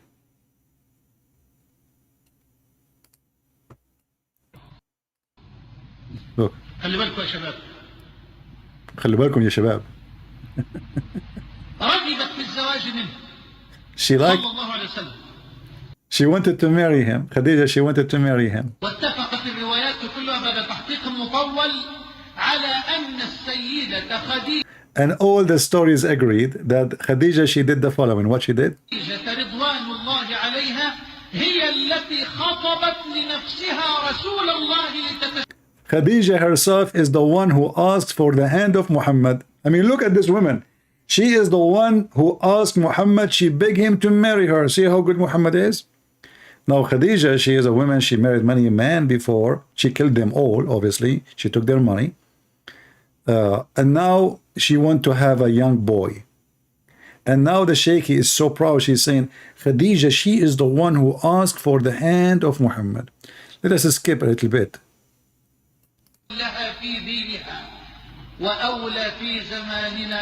Anyway, most of you don't speak Arabic, but I can share the link with you.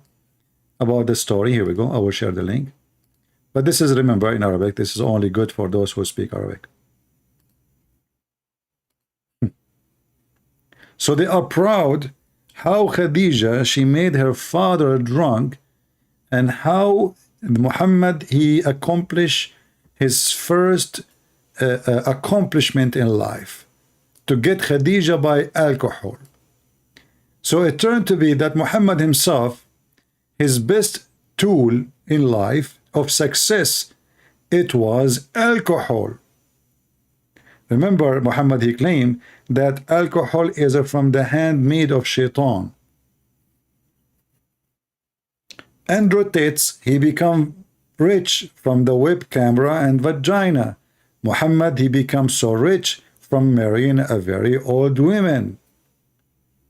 How he married her? By fraud. And now the Muslim, they will say, it doesn't say that, CP.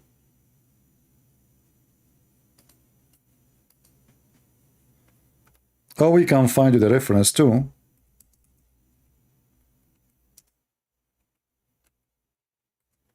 Not only the video.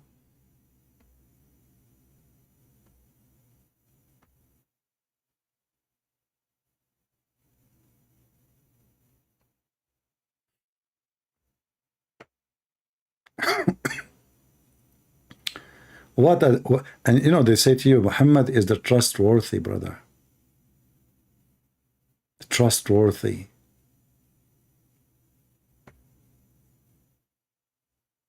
He is a trustworthy. Yeah.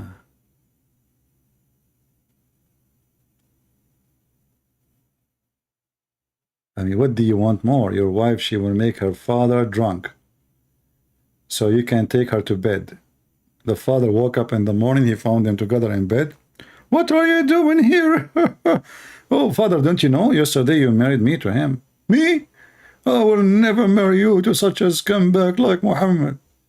You know, oh, do you want me to tell the people that yesterday you were drunk? Huh? Do you want me to tell the people?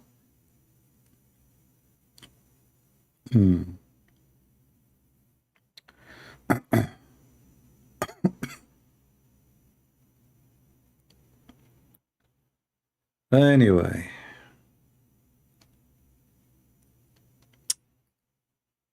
Let me pause for you the hadith, so you can share the reference in case a Muslim, he asks you where you get this is from.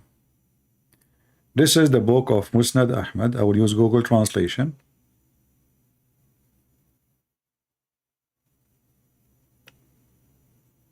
This website is not open. Let's try another website. I know. I think the Muslims, they are blocking me. You know, look. Each time I try to open their website, you know. Do you remember the hadith about Adam was created from the white people? They are from the right shoulder, and the black one from the left shoulder, and then he made the white go to heaven. That hadith in Al-Ilm website is totally gone. They took it off. You cannot find it. No, this website open. Okay, let me share the link with you. They took the hadith off totally, and there it says Sahih, but we show it many times on the screen, but now we cannot find it. This is the hadith. This is Musnad Ahmad.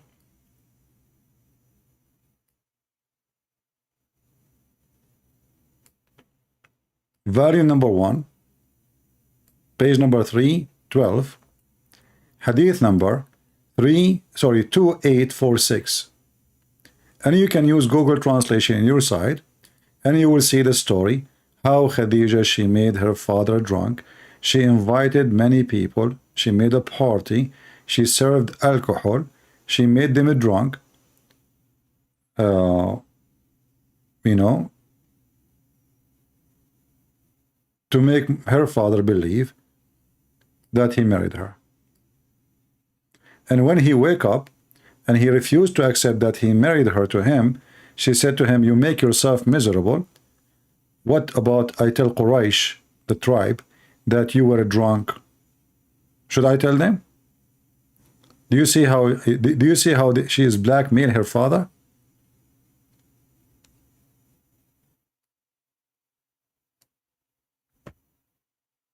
You know, Muslim, they try to present like that Muslim women, they are nice, kind, shy, they wear burqa, they are obedient to the husband. If you go in the Middle East, you will not believe how the men, they are washing dishes. If you go and search right now and search for, you know, like when you search for domestic violence, usually we are talking about what? About the man beating the wife, correct? In the Middle East, no. When you search for domestic violence, it is the women beating the men. Muslim women are very aggressive. Very, very aggressive. And Muslim men are very submissive. In the street, when you know, he's a man, you know, but in the house, he is a chicken. If you don't believe me, I can search right now for domestic violence in Morocco as an example. How many men they got beaten every day by women?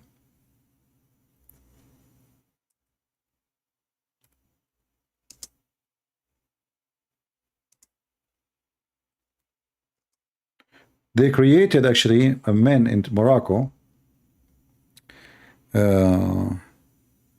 What I was search for? Let me remember. I showed it to you before.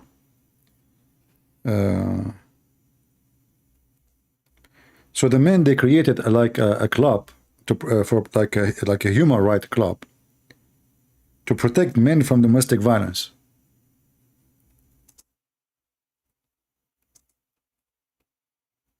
You can even I think even you see it in the CNN.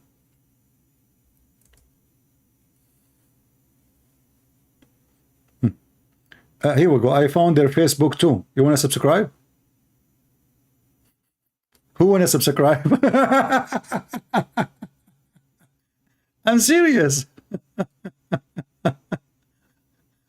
Look. This is the human right, the men, Moroccan human right, men to defend men from domestic violence, women against them, from women violence. I'm not joking. This is not a joke. This is real, you know? Yeah. So, look, he is carrying a car, supposedly it's, you know, as a joke, but the woman, she is sitting in the top of him. This woman, she is molesting this guy. Yeah, look like all the page is about the men right. Let us use Google translation.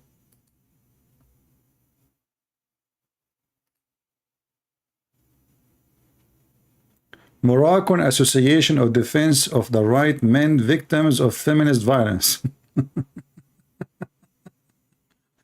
Do you see it? And look, they have an organization and conference. Look, zoom. You know? Yeah, like, you know, a lot of men, they are beaten every day by the women in Morocco, man. Look at this. I'm sure this is a French language there because, no, it's English actually. No, French. Conference de, anyone can see? I don't know, like it's hard to read this French. Conference de Foundation. It's hard to read the rest. Defense their rights.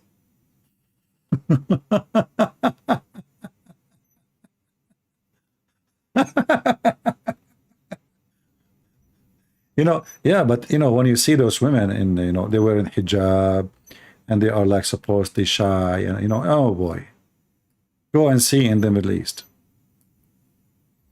Like we say, the man in the Quran, he can beat the wife. Yeah, but in reality, there's a lot of things, different story. Yeah. This is the independent Arabic. You know independent, right?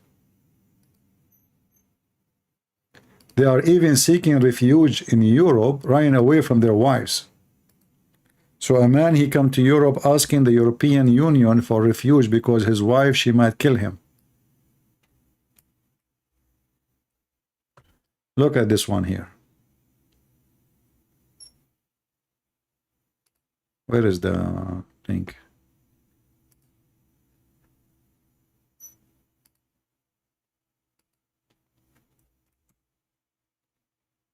Yeah, look at this one. I tried to post it, but the link is so long. Thousands of men, Moroccan men, looking and searching for refuge from a family violence against them. And sometimes they are being kicked out from their houses by women. How disgusting, brother. And the sign there, it says, the Association of Defense for Men Right. What do you want more?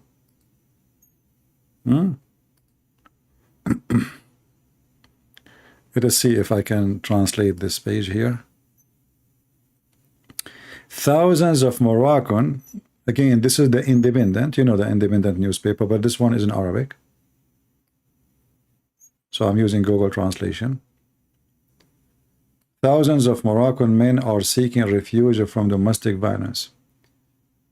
They are sometimes expelled from their houses and seek help from a human rights association. So like there's many, they think if they marry a Muslim woman, she will be obedient. She is like the one is like wearing hijab. You know, she is like, you know, so the women you like, you know, the women she wash your feet, you know, she do belly dancing for you. Yeah, good luck.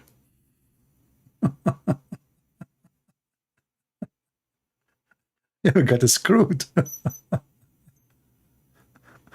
Oh boy.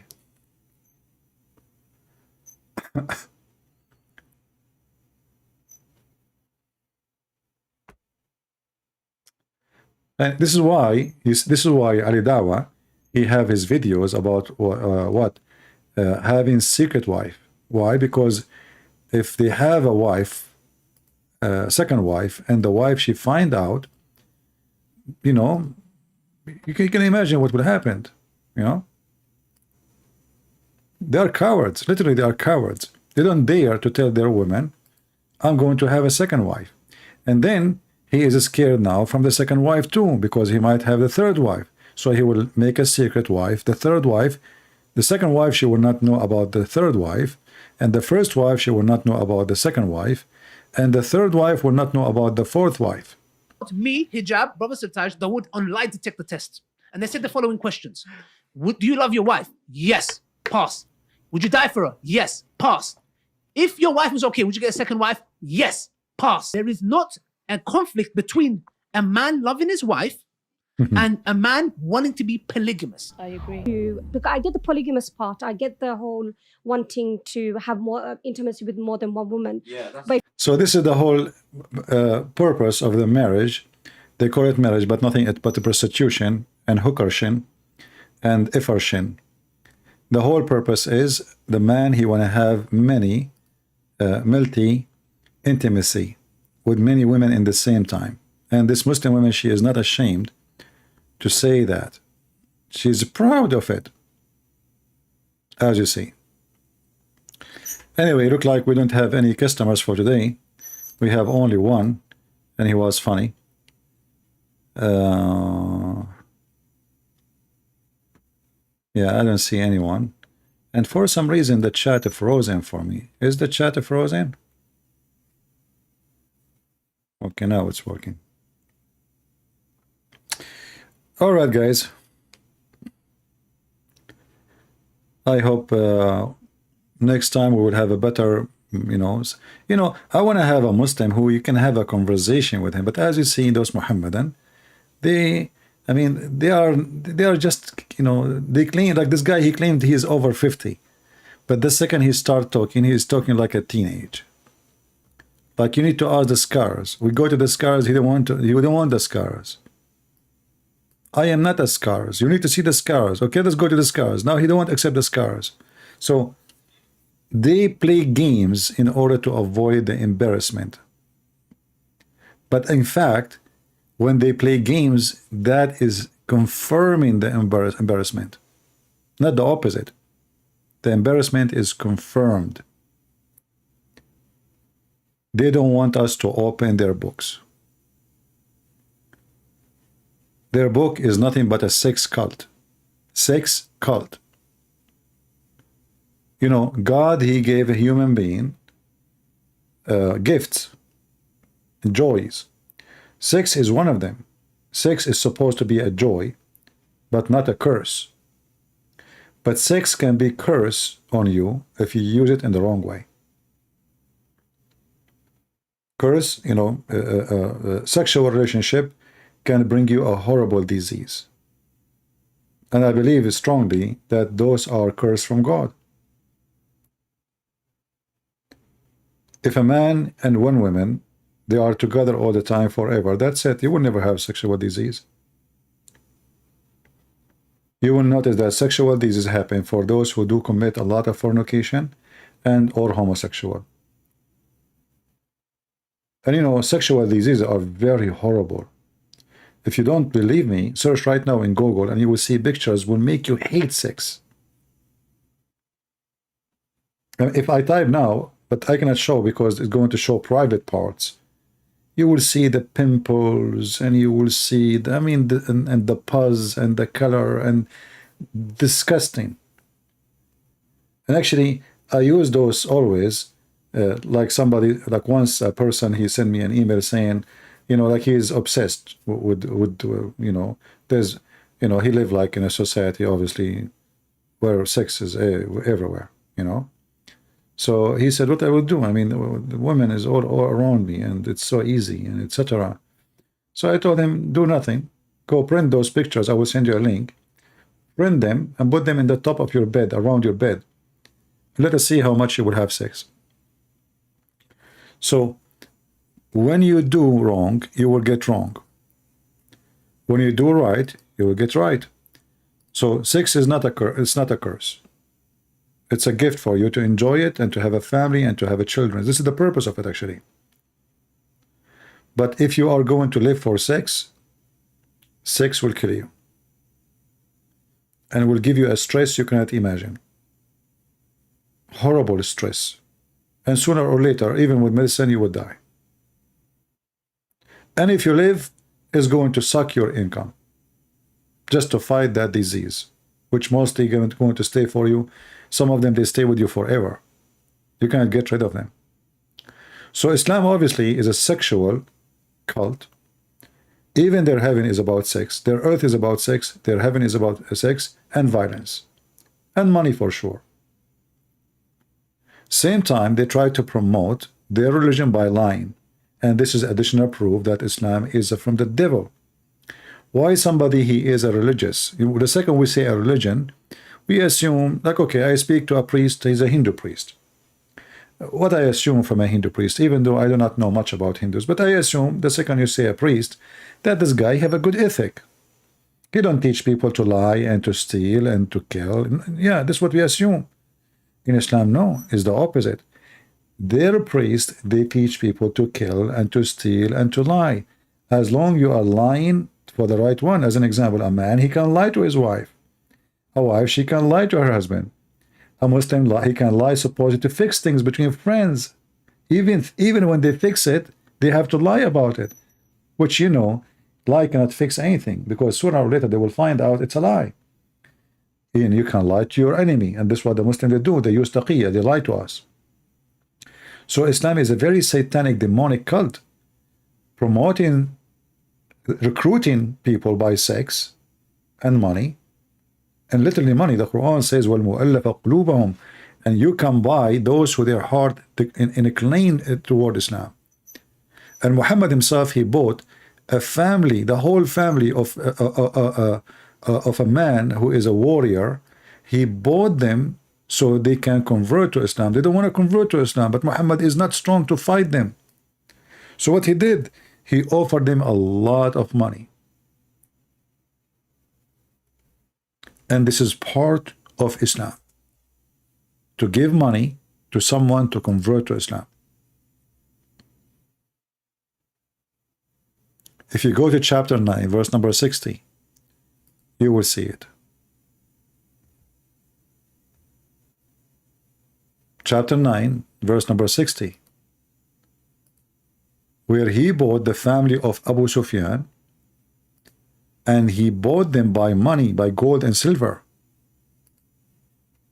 And they converted to Islam. And later this family, they killed Muhammad family.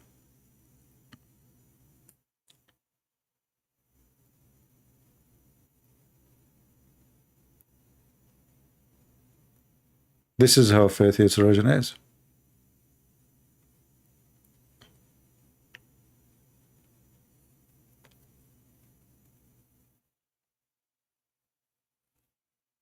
But anyway, I'm like, these days, many good things happening. I see, like always, good news. I see more Muslims exposing Islam, ex-Muslims making videos. Muslims are excited to have some pimps and trashy people to convert to Islam. But you will notice that those who leave Islam are usually the quality. From their side, they get the trashy. And not only that, maybe you do not know that even people who convert to Islam, tomorrow they might be the worst enemy. If you remember, there's a guy, his name is Ishmael. He called himself Ishmael. This is not his name. This guy, me myself, I made videos about him, exposing his lies. His lies. I mean, this guy, he was mental.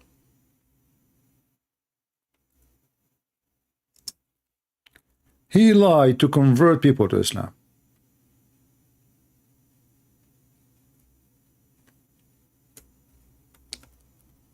If you remember, once he made a video, this is many years ago, I mean, we are talking maybe 12, 13 years ago, about when he go in the supermarket. This is the wrong one, hold on.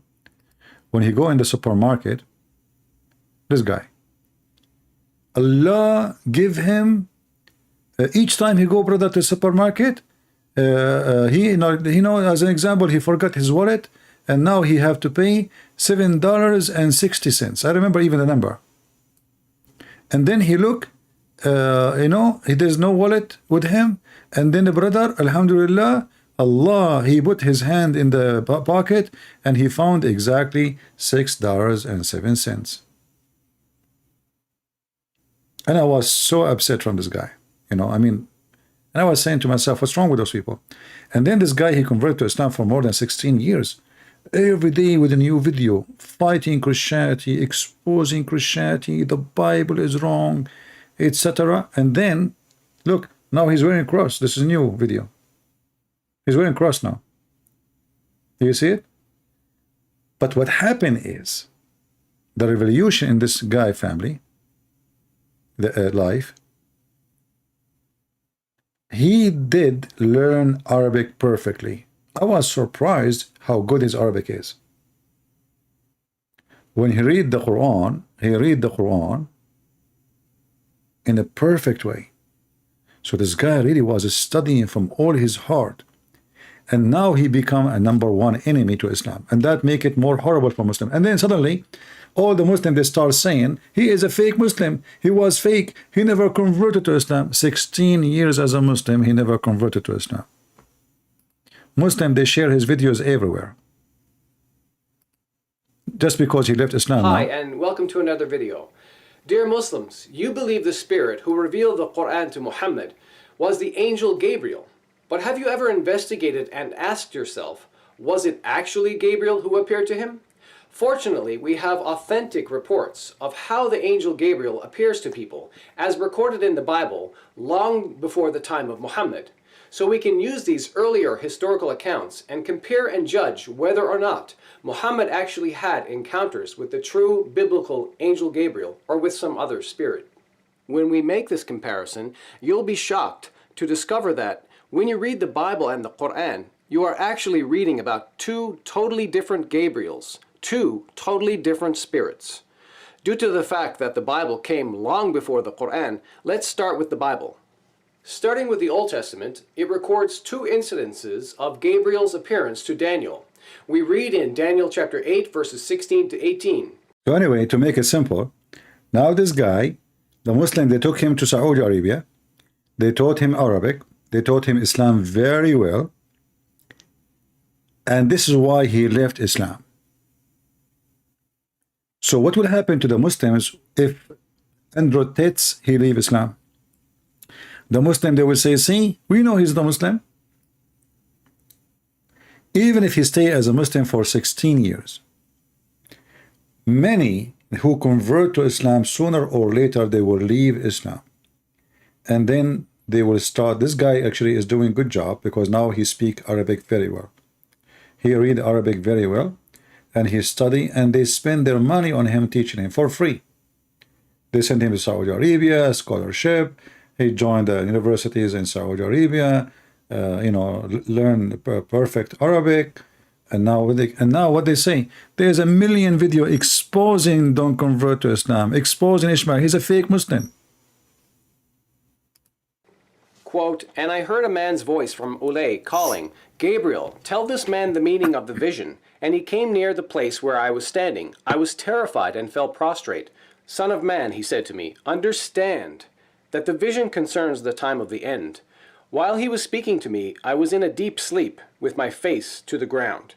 Then he touched me and raised me to my feet. The other Old Testament incident is in Daniel chapter 9, verses 20 to 22. Quote, while I was speaking and praying, confessing my sin and the sin of my people Israel, and making my request to the Lord my God for his holy hill, while I was still in prayer, Gabriel, the man I had seen in the earlier vision, came to me in swift flight, about the time of the evening sacrifice. He instructed me and said to me, Daniel, I have now come to give you insight and understanding.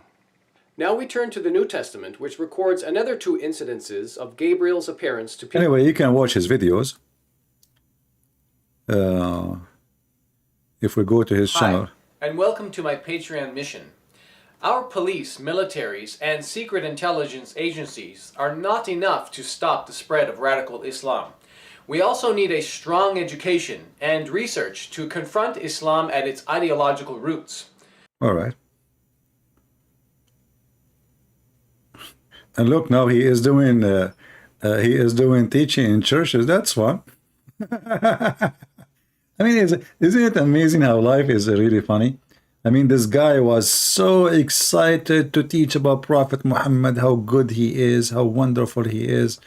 And I could not believe it when I saw his videos first time. I mean, how crazy. I mean, it sounds like when you convert to Islam, you are possessed. You know what I mean? You are truly possessed. Yeah.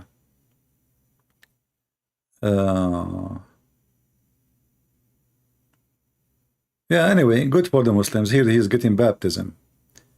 This is 5 years ago. Look like he is getting baptism.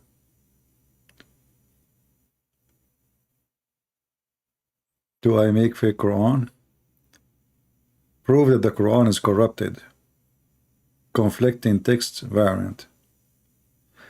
Yeah, you see, Muslim, what you did? And you will notice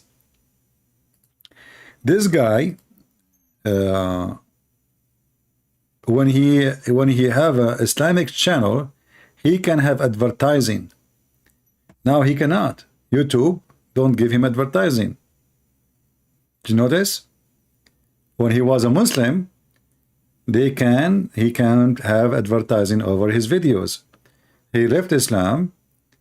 There is no advertising in his videos. Hi, and welcome to my video. Proof the Quran is corrupted, Conflicting Textual Variants, Part 2. In Part 1 of this series, I did a comparative analysis between the dominant Hafs version of the Quran and the lesser-known Duri version. Here in Part 2, I'll be making an even more important comparative analysis of the Quran using the Hafs and Warsh versions. Why is this more important? Well, it's because there are literally tens of millions of Muslims using the Warsh version of the Quran. According to page 199 of the book, An Introduction to the Sciences of the Quran by Muslim scholar Yasir Qadi, after the Hafs version, the second most dominant Quran is the Warsh version. As you see here, about 3% of the Muslim world today reads this version, particularly in Algeria, Morocco, parts of Tunisia, West Africa, and Sudan. Now, 3% might seem like a small number, but out of a population of approximately 1.7 billion Muslims, it's actually a large number. And because the Hafs version is read by 95% of the Muslim world, while 3% reads the Warsh, I will therefore be making a comparison that affects 98% of the Muslim world. Now, before I begin, let me remind you, as you saw in Part 1, Anyway, you can go to his channel. It's called Don't Convert to Islam. Because his previous channel, it was Convert to Islam. So he switched, he changed the name from Convert to Islam to Don't Convert to Islam. Yeah, and for sure the Muslims, they attack him severely because and they say he is a liar, he is a fake Muslim. He never was a Muslim, brother. Yeah. But if you watch my videos against him when he was a Muslim, you will not believe it, you would die laughing. It was a very good comedy. Do we have any Muhammadan?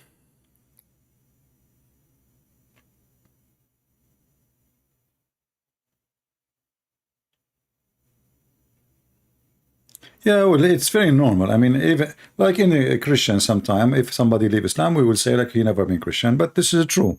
But this guy, they cannot say really he never was a Muslim because this guy was making videos every day about how amazing the Quran is. Every day. I mean, this guy, he like he's possessed with Islam. He was young. I mean, and until now he's still young, but he was really young. I mean, 16 years ago, imagine. So he was very young, and he come with weird, like as an example, he says in Islam there's miracle not only in Christianity. I remember one of his videos. He says that his cousin, she's in South Africa.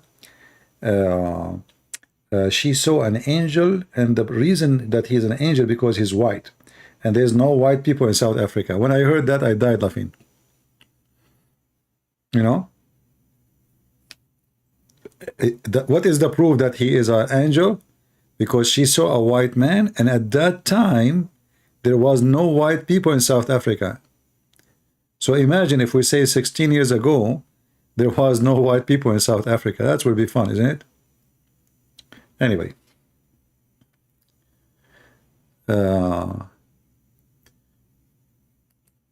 But at the end of the day, people, they decide where to go.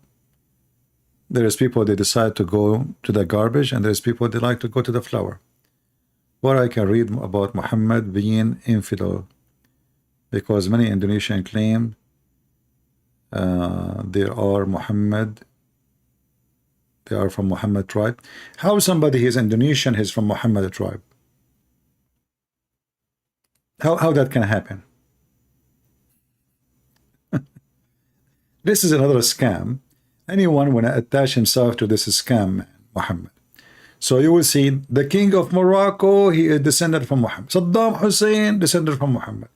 The king of Jordan is descended from Muhammad. Al-Qaddafi is descended from Muhammad. The Indonesian, they are descended. But the Quran says Muhammad was not the father of any of your men. So how they are descended of Muhammad? And the family of Muhammad, they are all killed. Even his fake daughters, they are not his daughters, like Fatima.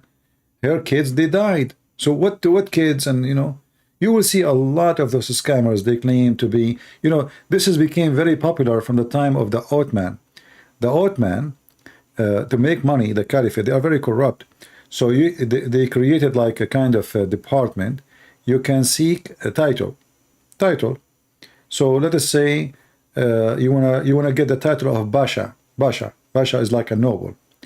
You send, let us say, 100,000 piece of gold to the caliphate. He will give you the title of Basha. This way you are protected by the government, you are respected in the society, and you have your own place. And you can own villages if you have the money. Same for the one descended from Muhammad. So they start buying those certificates. You send money, they send you a certificate that this man is a son of etc. They create for you that a chain of sons, son, and they find you at the end coming from Muhammad. Our friend, do they look Asian? Those the ones who they claim they are from Muhammad. Do they look Asian or they look like people of Yemen? If they look Asian, obviously they are Asian. Same time, how somebody migrated from Yemen, he is descended from Muhammad. Somebody told you that Muhammad from Yemen? Is Muhammad from Yemen? The people of Yemen, they are not even Arab. They are, most of them, they are from Ethiopia. This is why Yemeni people, they look totally different from those who they are living in Saudi Arabia. Like, unless you are in the south of Saudi Arabia, which is Yemen, like Jizan. They are skinny, very thin. They have certain kind of face. They don't look like the people of Saudi Arabia. Let me show you how the original Yemeni look like.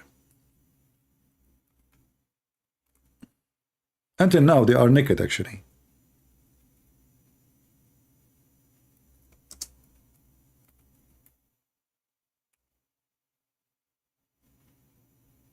And until now, they are savage. Nothing changed.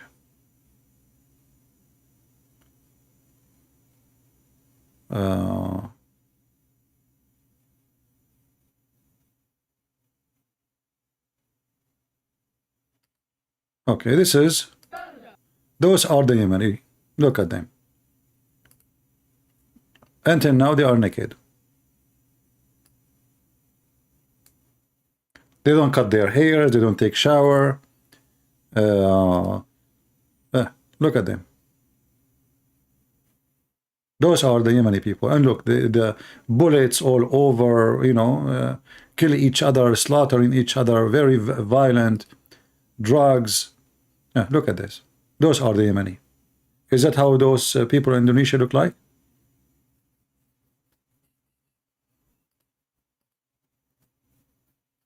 The second they got little money, they go and buy a Kalashnikov. And the second there's a fight between two people, 50 people die. No police, no government, no etc. No, this is Yemen. Those are Yemen.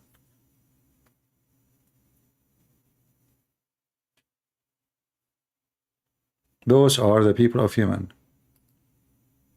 They don't have shoes in their look, kids they are carrying Kalashnikov. Look at this. He's not even maybe 6, 5, 7 years old.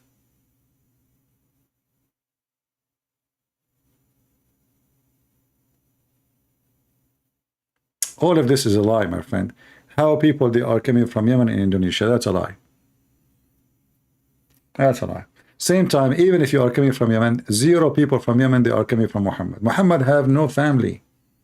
He have no descendant. Even the Quran says so.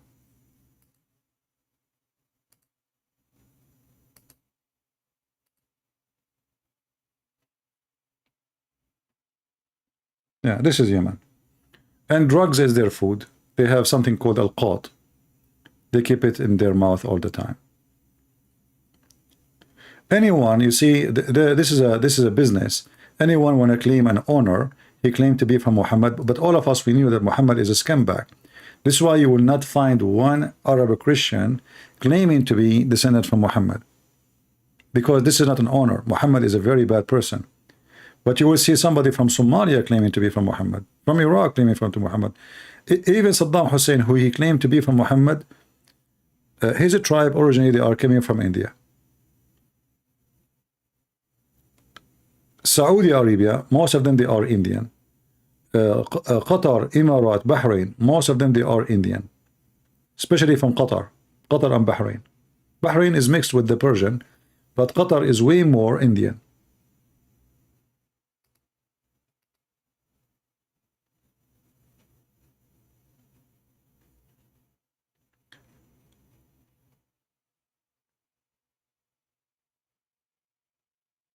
Yeah. No, I'm not joking. You know, if you look at the map, if you think India is far, India is very close to Saudi Arabia. I mentioned that many times.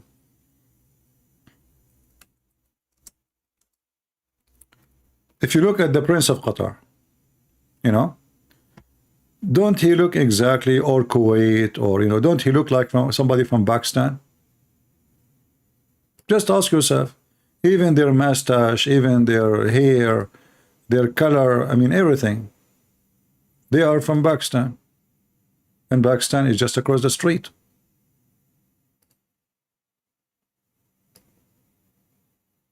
This is how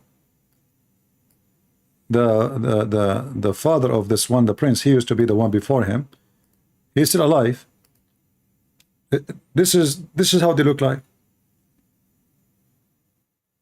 Isn't it? This is a person, is an Indian. Just ask yourself how this is an what when they say Arab, what does that mean?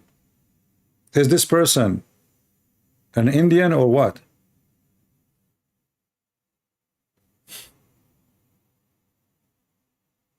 Their face, their mustache, their hair, they're Pakistani.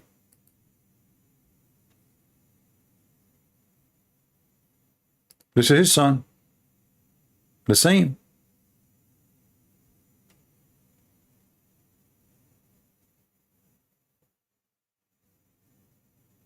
And this is after marrying women who they are supposedly pretty, so they can, like, you know, their look change. But in reality, they are the same.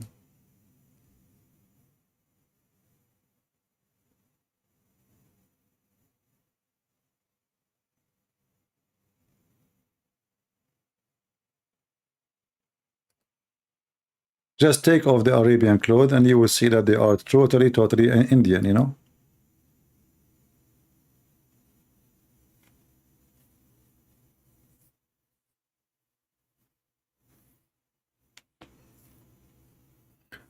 Well, DNA, I mean, I think all nations are mixed at the end of the day.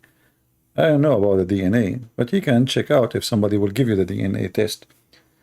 But I believe strongly there is nothing called Arab. Arab is not an ethnic. This Middle East is very mixed. You know, the Roman was there, the Persian was there, the African, the Egyptian, the Mongolian. I mean, you name it. But from the look, it's obvious those are nothing but Indian.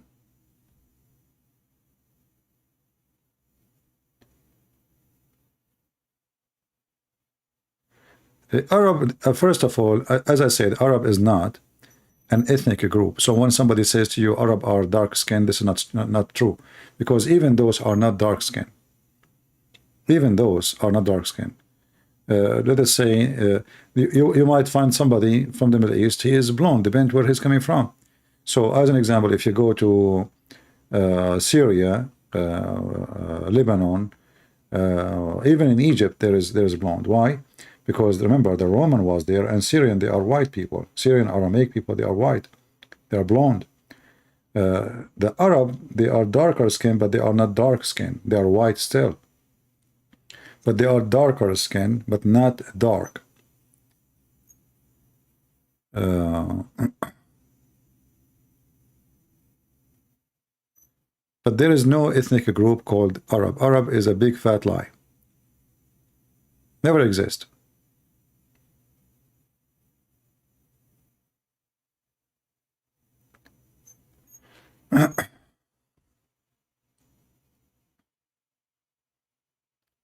Like, you know, as an example, they say to you Yemen, right? They say to you Yemen is Arab, right? So why the Yemeni, their language is not Arab? If you go right now and study the temple of Al-Makkah, you know the story of Balkis? Balkis, you know, the queen which mentioned in the Quran, mentioned her story in the Quran, and mentioned in the Old Testament.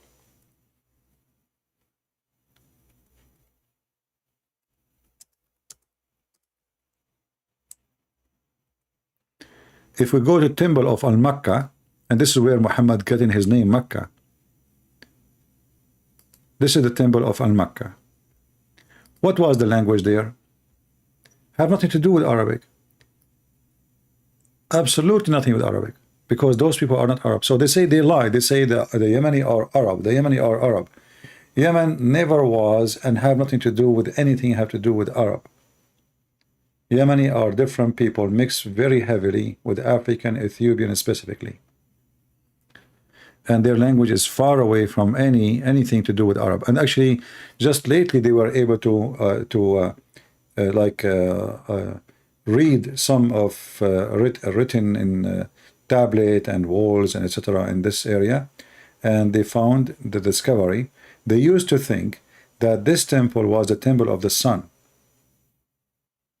But then, because now they were able to read the language, which have nothing to do with Arabic or any language they knew before, it turned to be that they worship the moon. This is the temple of the moon, La.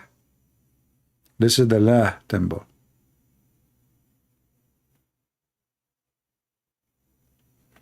And the name actually of Mecca is coming from here. This is the temple of Al-Makkah. In Arabic or in the Middle East or Aramaic, there is sometimes the same letter like Ka can come as Qa. So Mecca can come as Makkah. As an example, when we say Yeshua, Yeshua in Arabic mean Yeshua.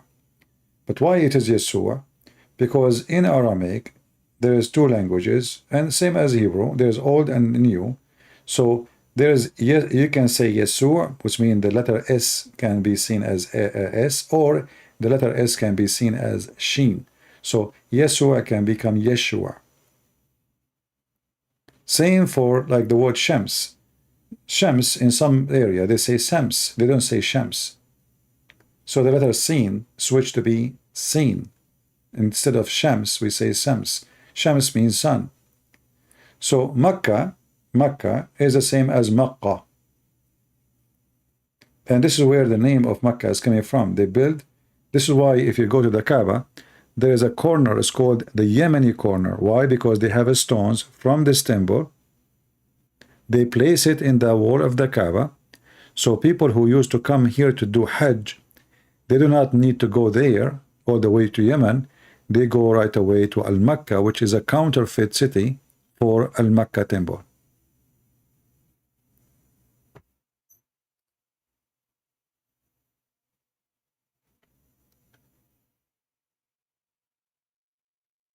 Anyway, you know, here we are not discussing history. History is a very complicated topic, and always it is driven by agenda and propaganda. So you cannot really get a real source of history from anyone, I believe, because everybody have his own agenda. So a Muslim, he will not agree with me. A Christian, he might agree with me. An atheist, he might oppose me, might agree. Everybody, you know, so when they write history, I believe, everybody write history according to his propaganda and his belief. It's very unique to find, let us say, a historian. He don't really care which side he take. He care for what he found. And that is the one maybe we can take him more legitimate. If he is decent, he don't care if he is being Christian or a Jew or a Hindu or a Buddha. He care. This is what I found and this is what I write. But how you can guarantee that this is the stage of this man? You need to know him personally.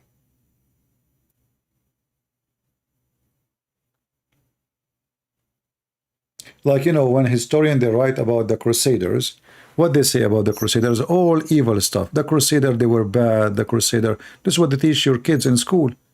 But the reality is, if not the Crusaders, all of us, we will be under the shoes of Muhammad. It's a fact. It is the Crusaders who saved Europe and the world. Otherwise, goodbye freedom, and you are a slave of Allah. Crusaders is the one who saved the world. This is the fact. But nobody want to say. What they teach your kids is the opposite. Crusaders, they were criminals. You know, you ask anyone in any school, The second you say Christianity, they say the Crusaders, right? Because this is what they teach them in school. This is what history is about, supposedly. Nobody want to teach the truth. They, since the woke culture took over and the atheists and the Christians, they were very sadly, they don't really care and they don't fight against them. So they start poisoning the children, and the children, they believe that Crusaders, they were bad people. Those Crusaders, they are the best of us. They defend us and our freedom. Now, for sure, it can be there's a criminals between them. Why not? I mean, in any war, there's people, they will seek opportunity. But the majority of the young men, they went to war is to defend the faith against the Islamic aggression. That is the truth. While Islam, all of it is for the sake of money. If you remember, Muhammad, he says, attack the Romans so we can get the blondie girls. You will not find a Crusader leader saying, attack the Arabs so we can get the women, the Arab women. This is not what happened. The Muslims attacked Jerusalem. The Muslims, they took our land. We fought back.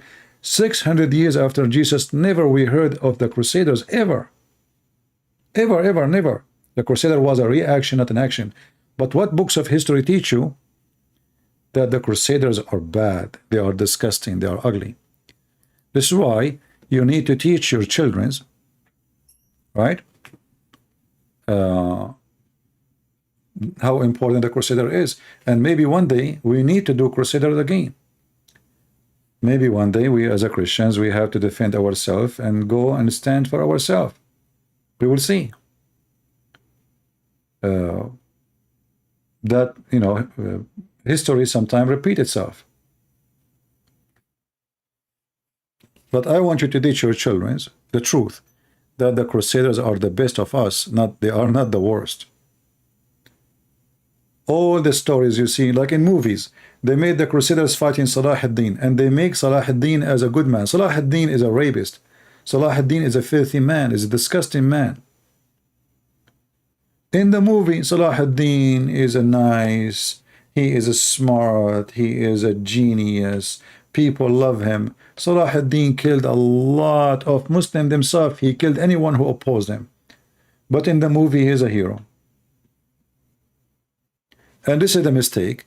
People, they take history from movie, even about Jesus. All those movies about Jesus full of mistakes and errors. The director, he say as he wish in the movie. And then you watch the movie and you say, oh, this is what happened then. Because you decide to be ignorant, you decide to learn about history from those who hate Christianity.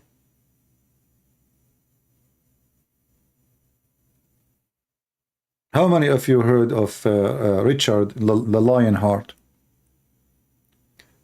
We have a king right now in England. Is he the same? This guy is scumbag. So you see how countries they change? From Richard the Lionheart, the one who defeated the Muslims and he taught them a lesson to remember forever, to the scumbag right now he called himself a king. I don't go by a certain book. You need to filter yourself. You need to filter and you need to find where justice is. Ask yourself, when the crusade came to existence, is it before Islam or after? It's after. When the first time a crusade war happened, is it before Muslims attack or before we attack first? Find the answers, you will find. And then you will find that all reference says that the Christians were defending themselves. It's not the Muslims. It's not the Muslims are the victims. Because the atheists and the Darwinists, they launch long time an attack on Christianity in Europe. And that's what happened to Europe right now because of that. Atheism have an invasion, and Christians, because they became so submissive, they don't defend, they don't stand. If you see somebody is insulting the Bible, stand and defend and put him in his place. Get him busted. Show him how stupid he is. Don't sit like a mule. They are making fun of you. And you stand there. Let people hear your voice. Let them see. You see, like in America, we are the majority. Christians are the majority in a massive way. But the bad is we are not organized. They don't have a leader, Christian leader in this country. Trump is not a Christian. Trump is a businessman. This guy, he worship Mr. Dollar. His God is dollar. He don't have God. I believe Trump have zero ethic. He is better than Biden. Biden is his God is Satan. Trump, he worship dollar. I don't see too much different. But at least Trump is not going in their direction, you know. That's why we voted for him. But both of them, they have nothing to do with God and Christianity. So the Christian in this country, they don't have really a real leader. They are not organized. Otherwise, they can shake this White House in 2 seconds. They can make it collapse if the Christians can be united. So this country needs a party for the Christians, not Democrat, not Republican, not green, not blue, not stupid, not for white, not for black, not for Asian, Christians.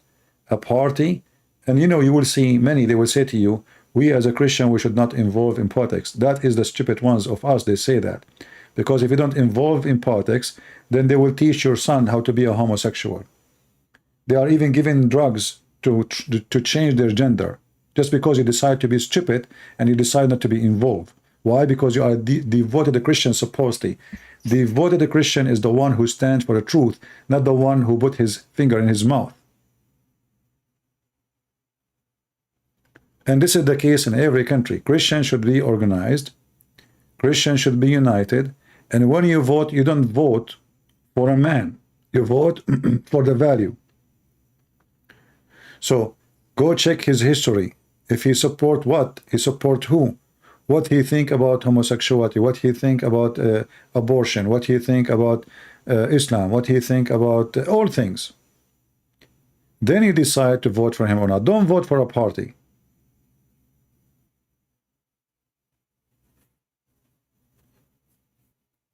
Unless this party is a Christian party and stand for what is in the Bible, nothing else.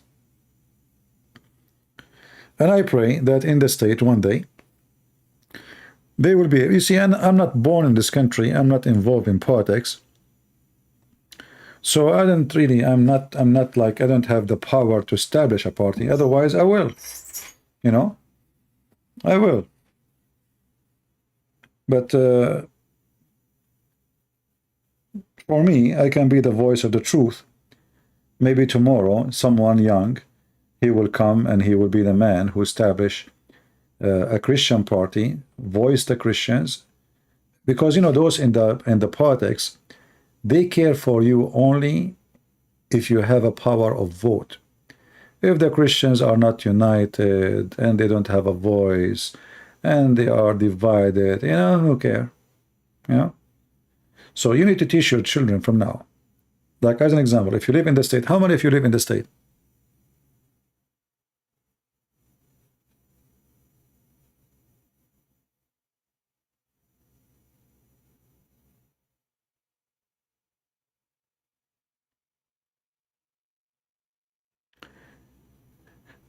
If you live in the state, you know, we should teach our children that it's very important for them to involve in politics. In the same time, we should not let teachers in school teaching them unless this is a teacher we know, he is a Christian. Don't let your children get their milk from the devil. If you think that your children, they are going to be under the influence of an evil person, you better take him to different school. Actually, there's many families, they teach their children at home. When a child is in the presence of a teacher for 8 or 10 hours, he come back home, and this teacher is a weirdo, wacko, all kind of crazy stuff, your son is lost. You have to be careful. Your children today either going to fight with you, I mean in your side, or going to fight against you tomorrow. And that's what the Muslims are doing right now. They're trying to make your children convert to Islam to join jihad with them against you. Instead of sending their own kids to fight in America, they want someone like Johnny Walker. You know Johnny Walker's story? 16 years old, converted to Islam. He joined Taliban. The American came to Afghanistan. They captured him. They convert your son, or like the other guy from Australia, 16 years old too. Suddenly he disappeared. Suddenly they found him making a video in Syria that he is going to commit suicide. So why they want to lose their kids? They will lose your kids for their war. So your kids is the target. And the man who is today exists, those who vote for Democrat, they are the victims of like your kids today. This is what will happen to your kids after 20 years. They will be like them. So you cannot be Christian and you vote Democrat in USA.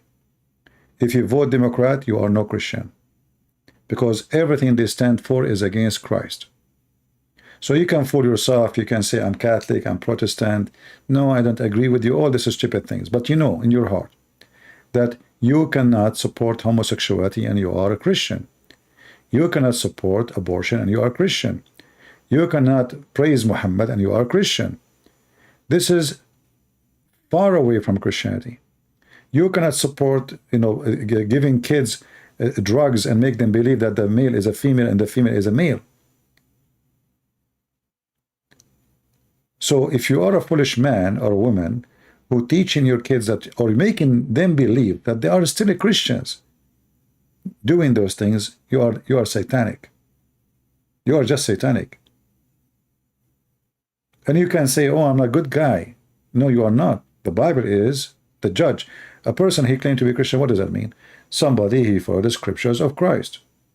The scriptures is there, clear. It's very clear cut. I saw like a video of a woman, she claimed that she is a Christian minister, but she is LGBT. How you can be Christian minister and LGBT? So, those people, they repeat a lie and they believe in the lie. They repeat a lie and then the lie become a truth for them. They are the same as the Muhammadan.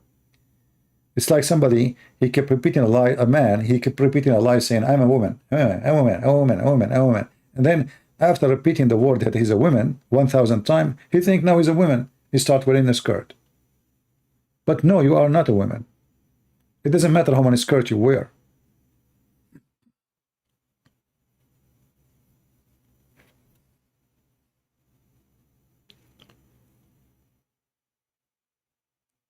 Teach your children and don't let the foolish ones fool them. Anyone have a question? Yeah, you cannot be a drug dealer and Christian. You cannot be a whore and Christian. You cannot be a child molester and you are Christian. You cannot be homosexual and Christian, etc. The list is so long. Anyone who say the opposite, you know that he is a big fat liar.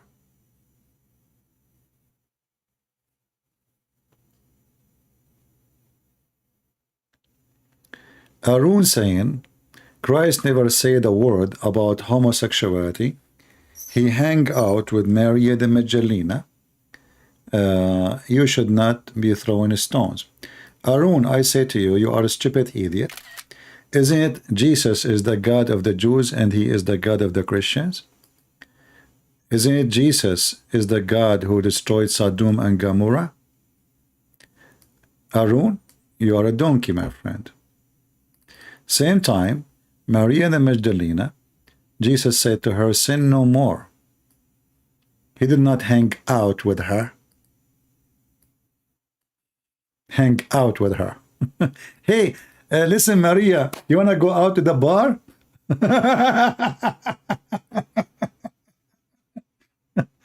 Hey, Maria, you want to go to the bar? Yeah, see, those are the evil ones who try to fool you, make you believe that Jesus was a hippie. He never said a word about homosexuality. In fact, you are a big fat liar.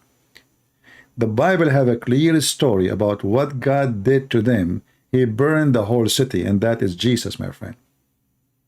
Same time, if we go to 1 Corinthians, it says that drunken, homosexual, fornicator, liars, etc., they will not enter heaven. And that is from Jesus. So you are stupid again.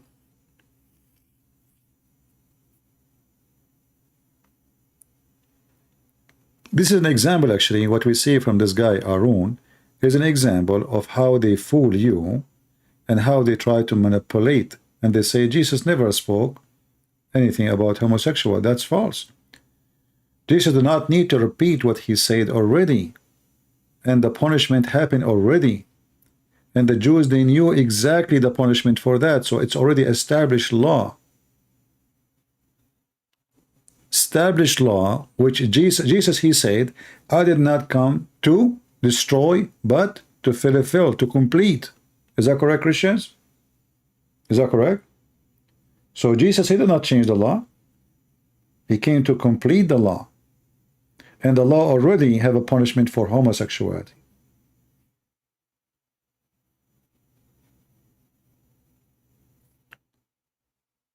But this is an example. I'm splitting hair. Well, you are splitting your butt to to cover the words with your fart. Do we have a punishment for homosexuality in the Old Testament? Yes or no? The answer is yes. Where the law is coming from God. Who is the God? Jesus. Isn't it Jesus says, I've been given the authority over all flesh? So you are stupid again. You know, when Joe Biden, your stupid president, he make a law. When he make a law, do he delete the old law? No, he don't. Unless it says, I delete the old law. So when Jesus, he come, he did not delete any law. He said, I will complete, I will do more.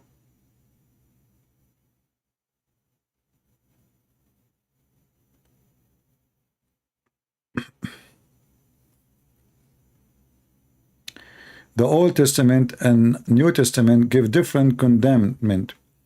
Well, my friend, you are an idiot again. Here we go.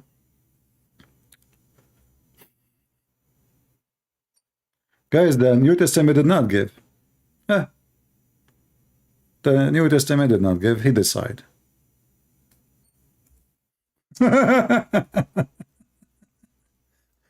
This is an example of those Democrats. You know, they are weirdo and stupid.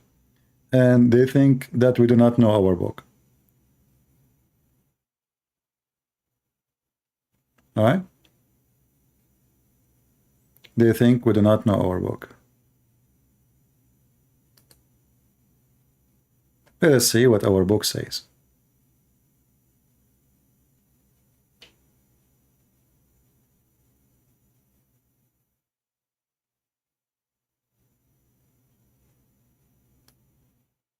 All right. Let us read together. And then people will laugh at you.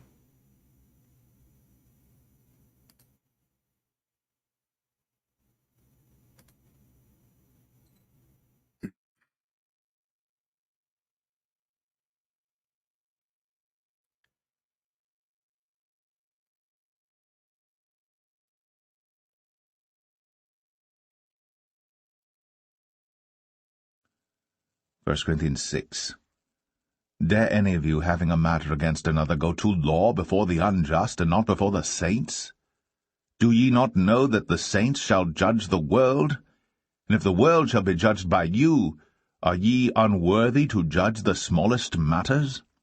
Know ye not that we shall judge angels? How much more things that pertain to this life? If then ye have judgments of things pertaining to this life, set them to judge who are least esteemed in the church. I speak to your shame. Is it so, that there is not a wise man among you? No, not one that shall be able to judge between his brethren? But brother goeth to law with brother, and that before the unbelievers? Now therefore there is utterly a fault among you, because ye go to law one with another. Why do ye not rather take wrong? Why do ye not rather suffer yourselves to be defrauded? Nay, ye do wrong and defraud, and that your brethren. Know ye not that the unrighteous shall not inherit the kingdom of God? Be not deceived, neither fornicators, nor idolaters, nor adulterers, nor effeminate, nor... Did you hear it? Those are the homosexual. So all those lists will not inherit the kingdom of God. So my friend, you are a stupid idiot. Don't tell me about Jesus. Those who don't follow the Bible, they are going to go to hell. Here we are not politically correct. If we are hurting your feeling, well, use some, take some aspirin. This is our book. You like it, like it. You don't like it, take a hike. So if you are a fornicator, if you are a thief, if you are an adulterer, if you are a homosexual, or if you are an abuser of blah, blah, all the list, you will not go to heaven. All right? You should Dawa and Muhammad Hijab recipe and review, because I'm trying to know you respond to their question. You did not get chance to answer. News Digital, are you a Muslim, my friend? Chance to answer. Who cares? I mean, all those years we are answering, I need to chance to answer. We made the videos about it and we got them busted. Look like you came to the party so late. So be careful with those fraud people who try to fool you, saying that Christianity is not against and Jesus never mentioned. That's absolutely false. The Bible is so clear that fornication, even drunk, to be drunk will not make you receive heaven. Drunk. You know, drunk. You know what drunk?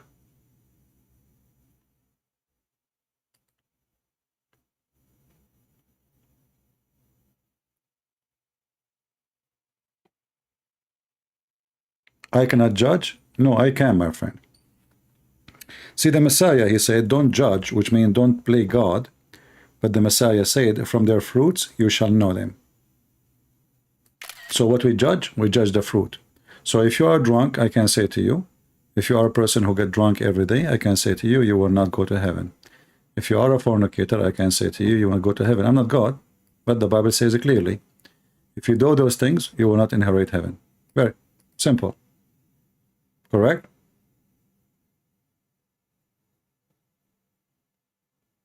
All right?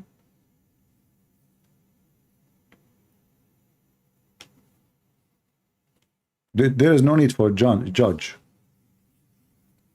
I am judging your fruits. So the Bible says, if this is their fruits, they will go to hell. Don't fool yourself. And let Joe Biden then save you.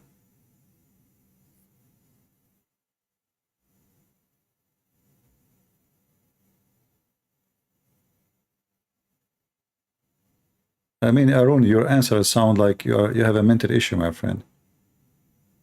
I'm writing humans all the time, but you think that homosexual is okay? You can write songs for God as much as you want, still you will go to hell. The Bible speaks about people like you who worship God by their, by their lips, but their heart is empty. Because the one who obeyed with Christ, the one who obey Christ is the one who go to heaven, no, not the one who disobey. So it doesn't matter what you, it doesn't matter how much you praise God as you claim. Doesn't matter really how much you praise God, no. The Messiah even said to them, those who did miracle in his name, they said, sir, to her, sir, Lord, we had done miracle in your names. He said, depart away from me, I do not know you. I do not know you. God made you a gay? No, my friend, God did not make you a gay. God made you a man, and you decide to play with yourself. Guys, God made him a gay. Here we go. God made me a gay. He's blaming God for that too. When God, he created Adam and Eve, why Adam, he did not say to God, hey, I like man.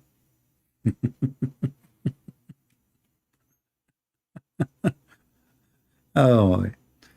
How do we know that the Quran, the reason from the Quran, the reason for Jesus, his crucifixion?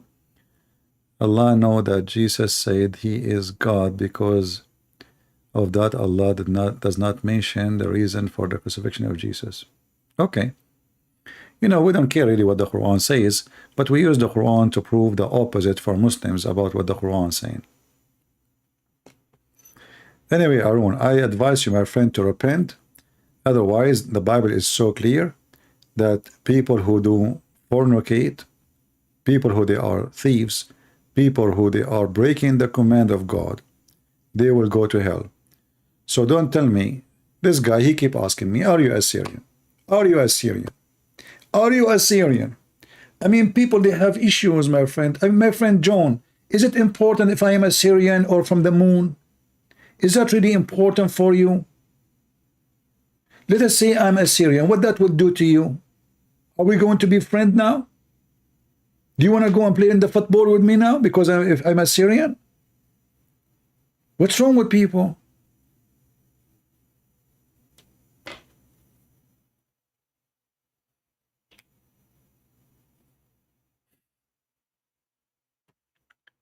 You do not design God as you wish, Mr. Arun.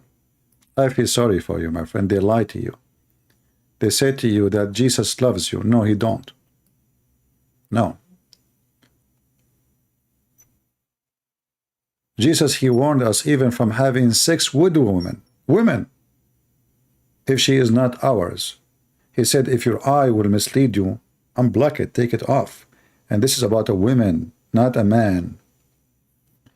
So don't fool yourself.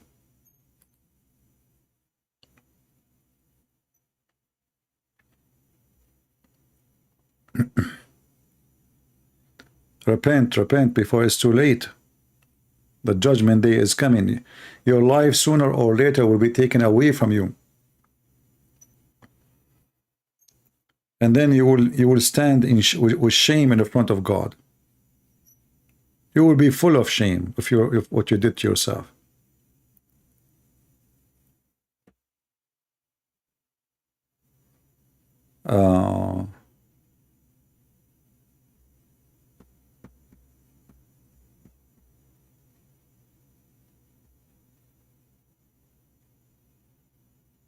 You know, in fact, me, myself, if I have a daughter, I will not even let her marry a man if he never served in the army or he have a real man training. You know, I mean, you must be a man to marry. A man is not a person just have a penis. It's not enough. Donkeys have penises too. This is not what makes the man man. So when you say to me you are gay, what does that mean? I mean, even the gay is not true. The word gay mean happy. Are you happy? So look what those gays they did. They stole the rainbow. The rainbow is a biblical word. It's a promise of God. That is our word. You stole it, you put it in your flag. You will be punished for that. This is from the Bible. God will punish you. You took the word gay. The word gay used to exist in the Bible. Now nobody uses it no more. And I never saw somebody he's a gay is happy. Are you?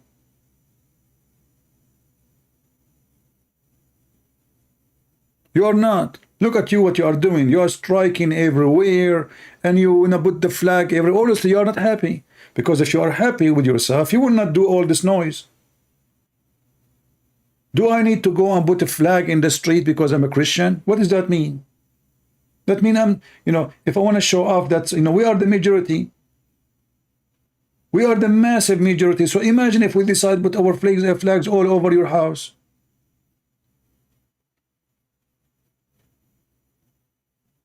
So you are not comfortable with yourself. You are angry. You are not happy. And you are crying.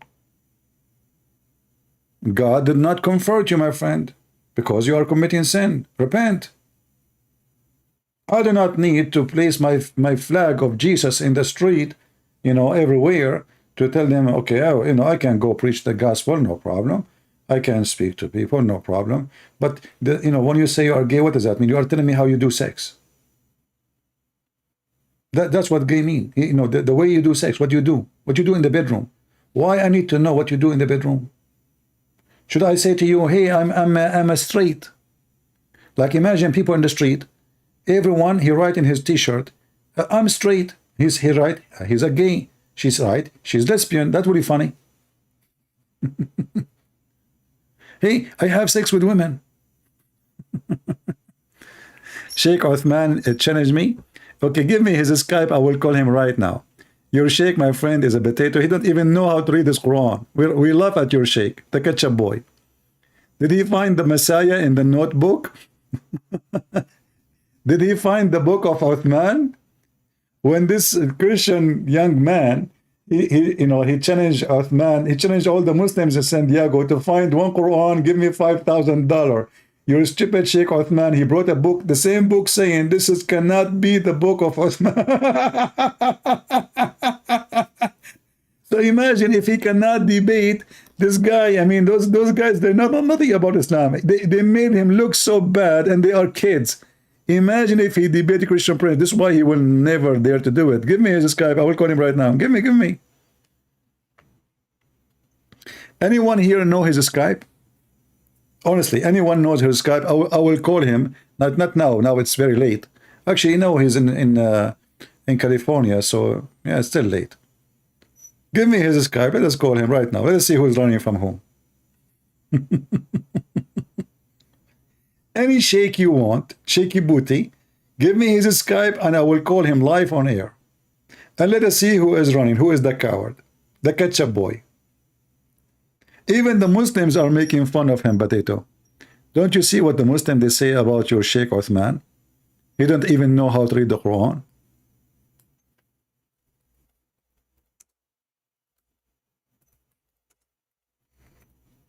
I mean, if the Muslim they start, attacking Christian Prince, I understand, but the Muslims even they are making fun of Uthman.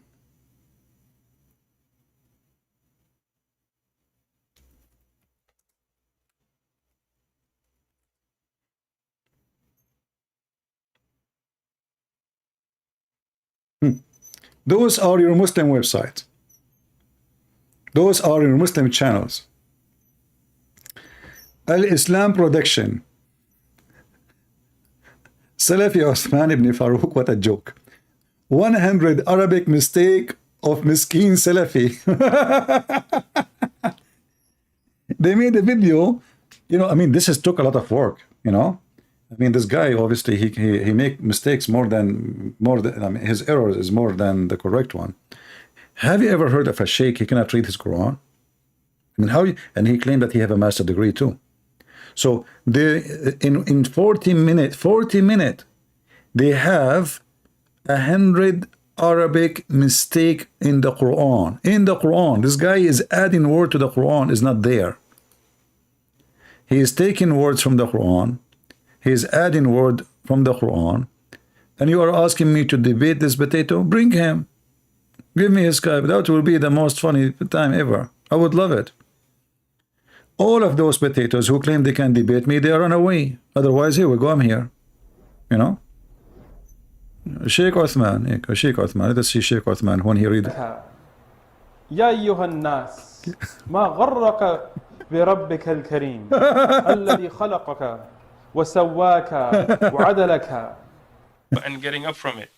يعني يرفعهما إلى خذل منكبيه أو. Those who speak Arabic, they will die laughing,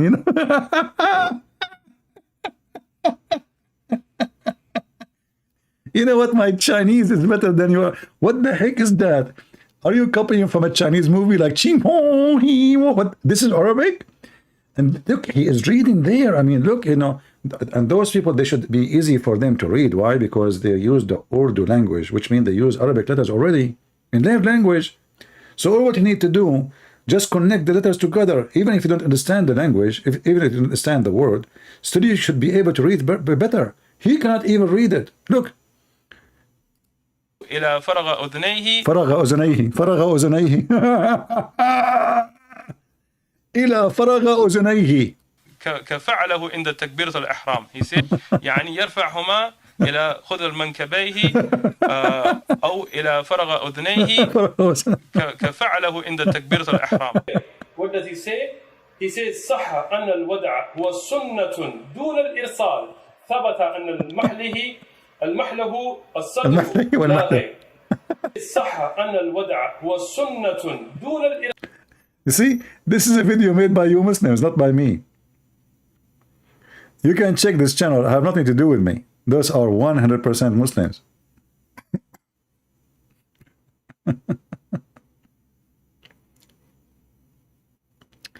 Oh boy. Oh boy, oh boy. This is why they will never dare to get close to me. I mean, imagine this guy, you know, he will speak to me in 2 minutes, you know, people will be laughing at him.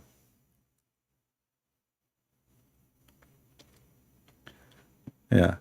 You know, we welcome anyone who claims to be a sheikh, but obviously all of them, they are just kids. You know, they are just doing business. What is the reason God created life? Does it ever specify? You know, the Bible is so clear about why God created life. How we know? You know, when the Bible says, the Lord said, for God he loved the world, he sent his only begotten son. So God, this is why we Christians, when we pray, what we call our God, we call him our Father. And that is telling you that God, because he loved to share his glory, he created the children. Those are the human. He did not want them to go to hell. He did not want them to suffer. He don't want them to do wrong, or, you know, they want them to be happy. But he gave them free will. Free will, it turned to be not good for us because we are not good. Which, you know, here we go, as you see, one he want to be homosexual, the other one he want to be lesbian, the other one he want to be a drug dealer, the other one he want to be fornicator, the other one, you know, free will. So God created life so we can enjoy and he share with us his glory as his children. Otherwise, God do not need us. He have no need for us. And if you look around you, you will see, you know, everybody, like all religion, they seek the purpose of life, supposedly, right? I believe that the purpose of life is to die for now. The purpose of life now is to die. What does that mean? We are born to die. That is our purpose. It's a purpose we do not choose. Which means the second you are born, by birth, you choose to die. But it's not a choice you made. It is a nature of sin. You know, the Bible says the wage of sin is death. So the purpose of life for now is death. However, the purpose of life can change. God, he gave you a choice. If you want to be with me, you can live forever. So the Messiah, he said, whoever believe in me and I will live. That will be the purpose, to live for eternity with God. Otherwise, by nature, the purpose of life is death. The way it is now.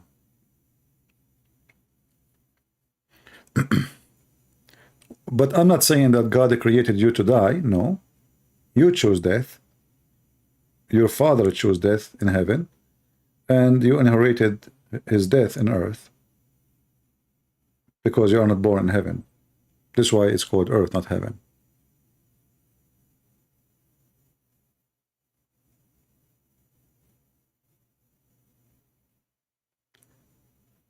All right.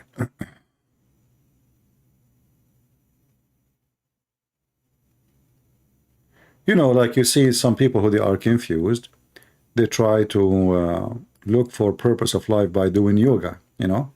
And I found that yoga never, you know, teach you about the purpose of life. Yoga is just a deception. I'm not against the yoga as a sport.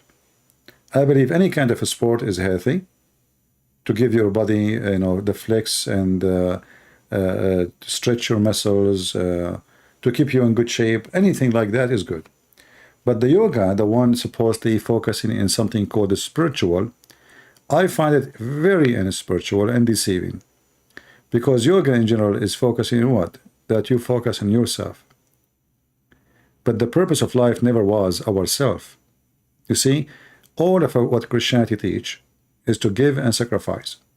For God, he loved the world, he sent his only begotten Son. So even God himself, our Lord, he did not do yoga. He was not focusing on himself. If you have love, you don't focus on yourself. If you have love, you focus in saving others. Yoga does not teach you that. Yoga teaches you how to be selfish, how to forget everything around you and focus on yourself. Yoga is a self-worship, not good. You know, when they asked this guy, Sadhguru, about the death of his wife, he said that his wife, she decided her death by yoga. And then you ask yourself, how in the world this yoga is good if a woman in her early age and she have 5 years old kid, she decide to die by yoga? How good is the yoga then? Sound like what he is saying, that she decided to commit suicide. So is yoga really helping you, or yoga? This is the wife of the guru. You know what I mean? The wife of the guru, she, according to him, she killed herself by yoga.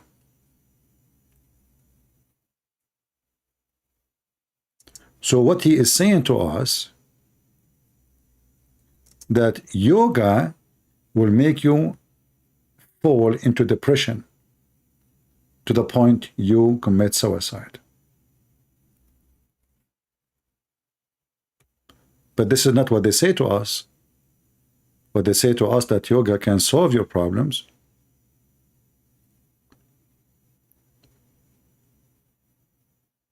In this interview, when they asked him about how his wife, she died, because people, they accuse him that he killed her, he said that she decided her death 6 months before she died by yoga. And why a woman, she have 5 years old kid, she would like to die?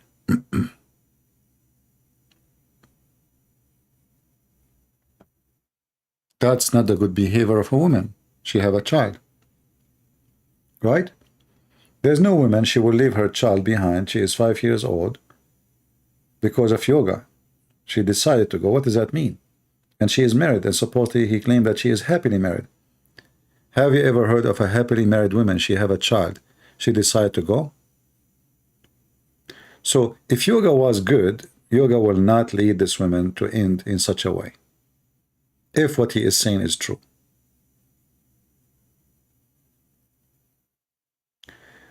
Would you ever street preach?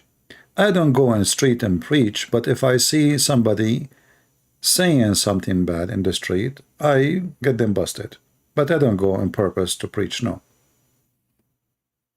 Like if I'm walking in the street and I see a group of people, Muslims or non-Muslims or Jehovah's Witnesses, they have a sign or etc., I get them busted. But I don't go to preach.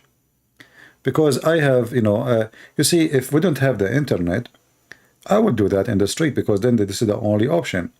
But why I want to do it? Here I have 100,000 people, can come and listen. Another few 100,000 people, they will copy my videos. And I have 1,000 people right now, more than 1,000 watching and listening. Can I do that in the street? No. In the street, you will find 2, 3, 4, and then an idiot, he might try to push you or to scream at you, and you don't. And like I see a preacher in the street trying to preach, somebody come and bring music next to them just to disturb him, like the devil, demon. Here, you cannot do that to me. So here it's more, let us say, the purpose of what we do is to reach out, right? Here we go. We have people from Indonesia, from Pakistan, from Islamic countries, from Christian countries, from India, from everywhere.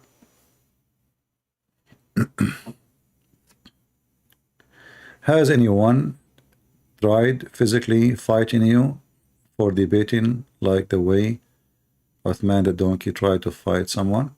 Well, for me, I'm not, and this is another reason I don't like to go on the street. I'm very hot-blooded person, and I'm always armed.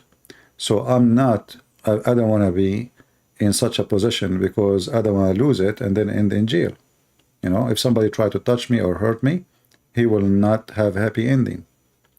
So I'm not, you know, some people, they, you know, they can manage. For me, you know, you try to do something wrong to me, you know, try to use physical violence against me, you will be badly sorry, you know. You know, I am armed. I have my guns with me.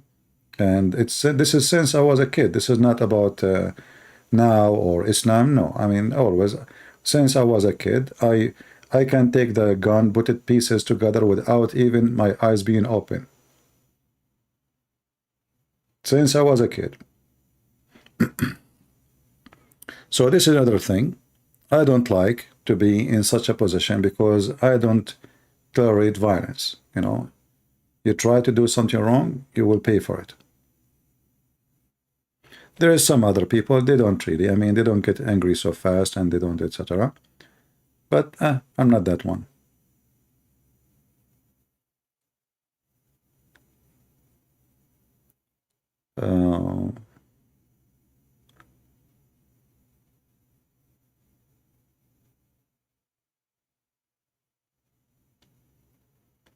No, it's not about Rambo or anything. You know, I mean, this is how I am since I was a kid. I never hurt people, and I don't want to hurt anyone. You want to talk to me, nice, and, you know, okay. You don't accept what I say, no problem. But you try to hurt me physically, then you get a response. And I'm the kind who get, let's say, in fire so fast. And now, actually, I'm way better than before. You know, I mean, before it's different story. Now is way better. You know, now I avoid all kind of issues. But when I was like really young, I mean, anything. I mean, if the air walk by, I would have fight with it if it's necessary. The Middle East is a very aggressive land, you know, and in the Middle East you learn that if you don't stand for yourself, everybody will step on you. So either you are under the shoe or you are above the shoe. You choose. There is no between in the Middle East.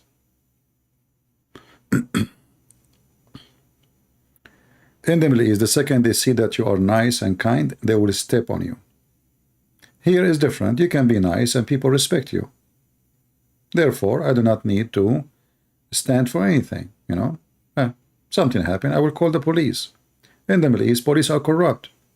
The police, even they may take side of the one who attacked you. Just pay them some money. Very corrupt countries, you know. The judge is corrupt. You might be the person who defend his house. A thief come into your house. The thief, he will go home and you go to jail. Welcome to the Middle East. So in the Middle East, you learn that you have to stand for yourself. Otherwise, everybody will eat you. And that's where we are coming from, my friend. What are your thoughts about the country, Georgia, the faith of Eastern Orthodoxy? Well, the Orthodox Church is a very ancient, beautiful church, for sure. And the Orthodox Church have a great history of liturgy and study and philosophy. However, I believe that Orthodox Church, sadly, they become just a traditional. They don't have too much work. People go to church, they do rituals, you know, the same as, I mean, like every Sunday, something. It's like a social thing. So they are not the same as before, going, preaching, teaching, converting people to Christianity. They become most likely priests doing their job. And that is not what Christianity is about. So as a church is a wonderful church. As history is amazing history. As work fruits today, not good.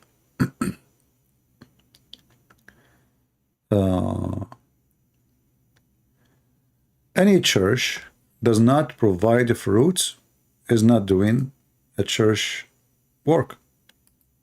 What the purpose of the church is to bring people to Christ, or to keep people with Christ.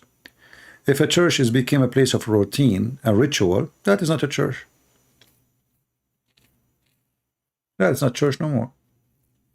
If you don't see people getting baptized and people accepting Christianity, and this priest go and preach and tell people about to obey God, if he is just a person, he do a sermon every week, just Sunday, and he do just want to go home, you know, yeah, this is not a priest. All those priests we have in those churches, how many of them they go live in YouTube to preach the gospel? Very few. Okay, why then? Why they don't do that? Because many of them, they are doing just a job. The reason I am here, because your priest is not here. If your priest doing his job to warn you about all cults, I will not be here. You will not need to listen to someone like me. I am not a priest. Prince, he think they will stop Islam by barking. I don't know, my friend. I can show you that the government of Pakistan keeps sending email to YouTube asking them to block my videos. So if I am not dangerous to Islam or risky, do you think a government of Pakistan will really care for a video, as you said, it can do nothing, harm nothing? Yeah, you tell me. And if we are parking, as you say, the one is parking is the one who keeps sending email to YouTube asking them to block my videos. That is your country. That is Pakistan. In the country where people are writing the name of Muhammad over their penis. Don't you know? So, and obviously, if we are doing nothing, so why all those Muslims leave Islam after watching my videos?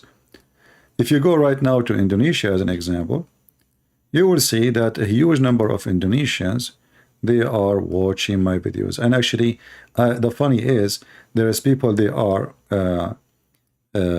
watching. There's a channel I found, few of them, they are translating my videos from English to Indonesian. The video, I have 10,000 for it in a day. They have 20,000 for it in a few hours. And this is telling you how much the Indonesian Muslims and Christians, they are thirsty to hear the truth about the garbage of Muhammad. So, my friend, we are not only, we think we are stopping Islam. Islam is dead already.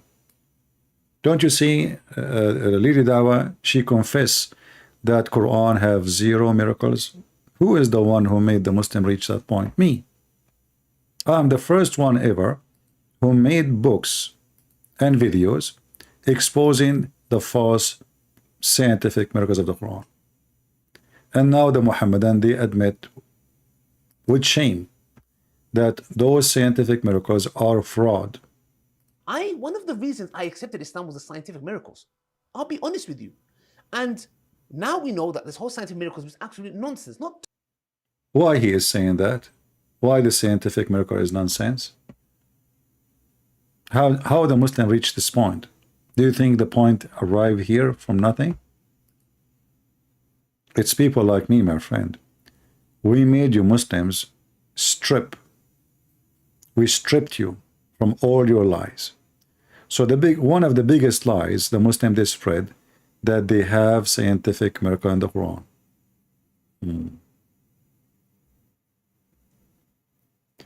I am on Jesus' way because he believed in Allah. Well, I don't think you do not know anything about Jesus, because in the Quran, the word Jesus never mentioned. There's a guy, his name is Isa. Secondly, if Isa is the name Muhammad he took, if that is coming from the Greek language, which means Isos, that to prove that your prophet is an idiot, because he took the Greek name, but he never heard of the Hebrew name, which should be the original.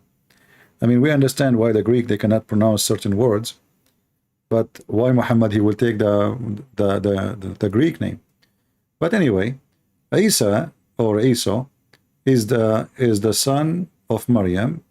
You know, Maryam, the sister of Aaron, she never get married in the Old Testament. She have no children. But some Jews believe that Maryam, she have a son, his name is Isa or Esau.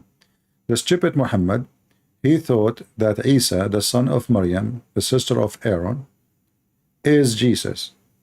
This is why in the stupid Quran he says, "O sister of Aaron," thinking that Maryam, the sister of Aaron, is the same Maryam, the mother of Jesus.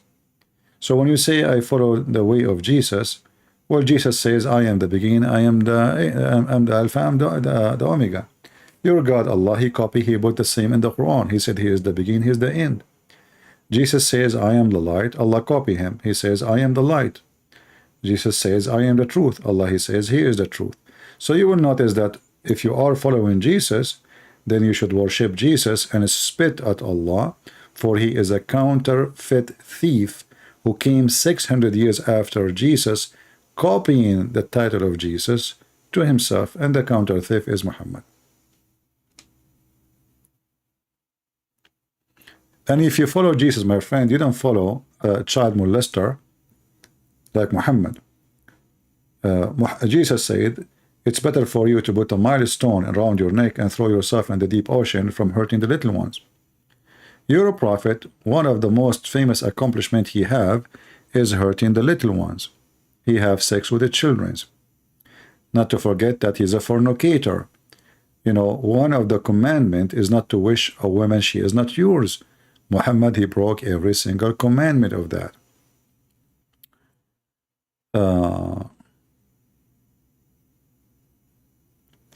I have so much love for you and respect. How I would lie to shake your hand. Greeting from Croatia.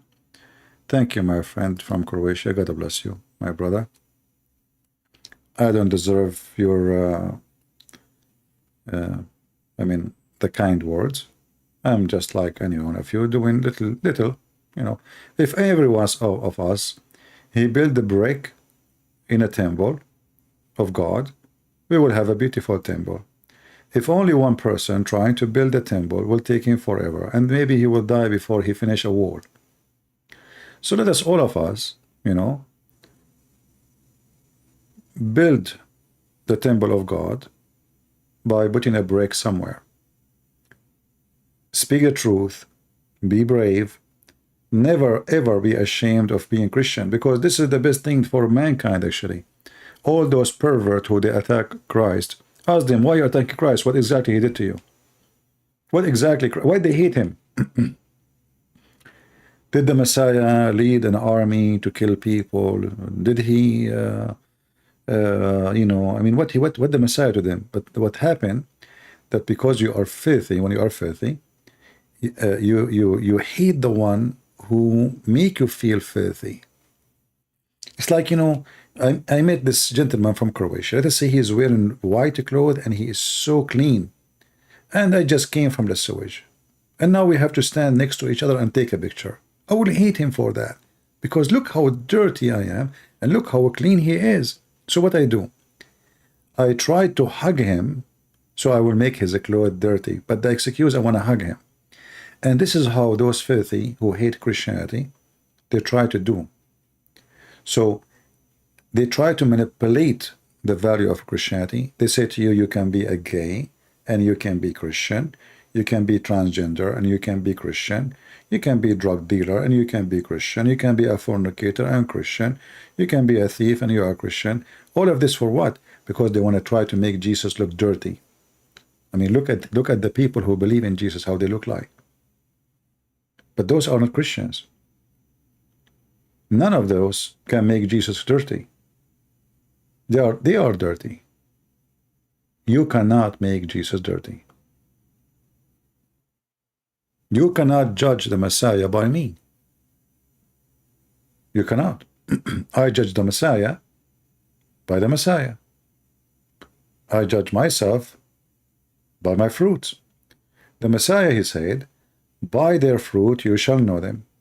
So we can use that even for the Messiah. Look at the fruit of the Messiah and then you can come with the judgment. And this is how we know that nobody can really judge the Messiah and make him look bad, for he is the best of the best.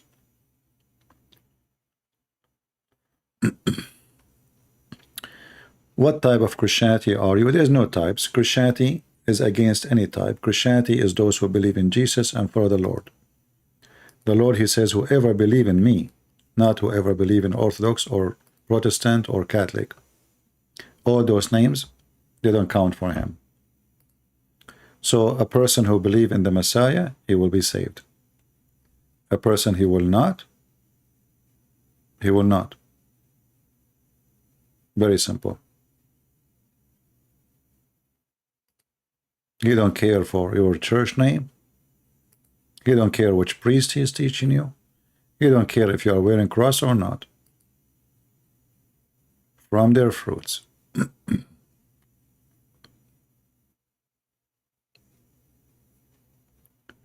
Why you are bad-mouthing against the prophet? Be respectful to other religion.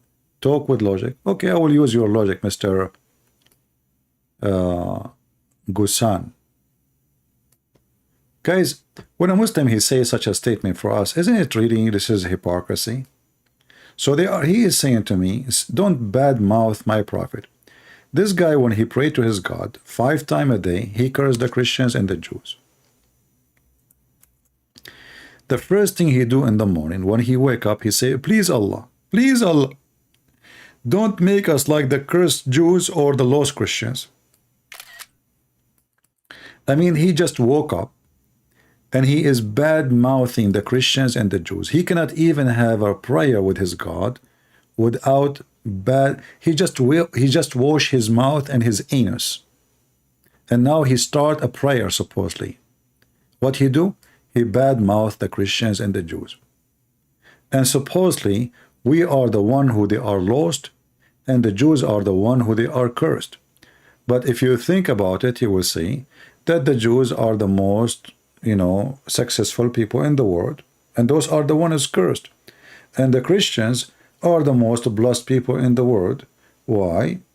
I mean, look at our life and look at their life. Their life, they have no peace, misery. I mean, just go to Islamic countries and see. You do not need my description. They are crossing the sea just to come to the country which is not Islamic. Everybody, his dream is, every Muslim who lives in a Muslim country is his dream to leave Muslim country. Every single Muslim. Even their presidents, their kings, their princes. All the royals who they call themselves royal in the Middle East, when they want to have a good time, they go to Europe.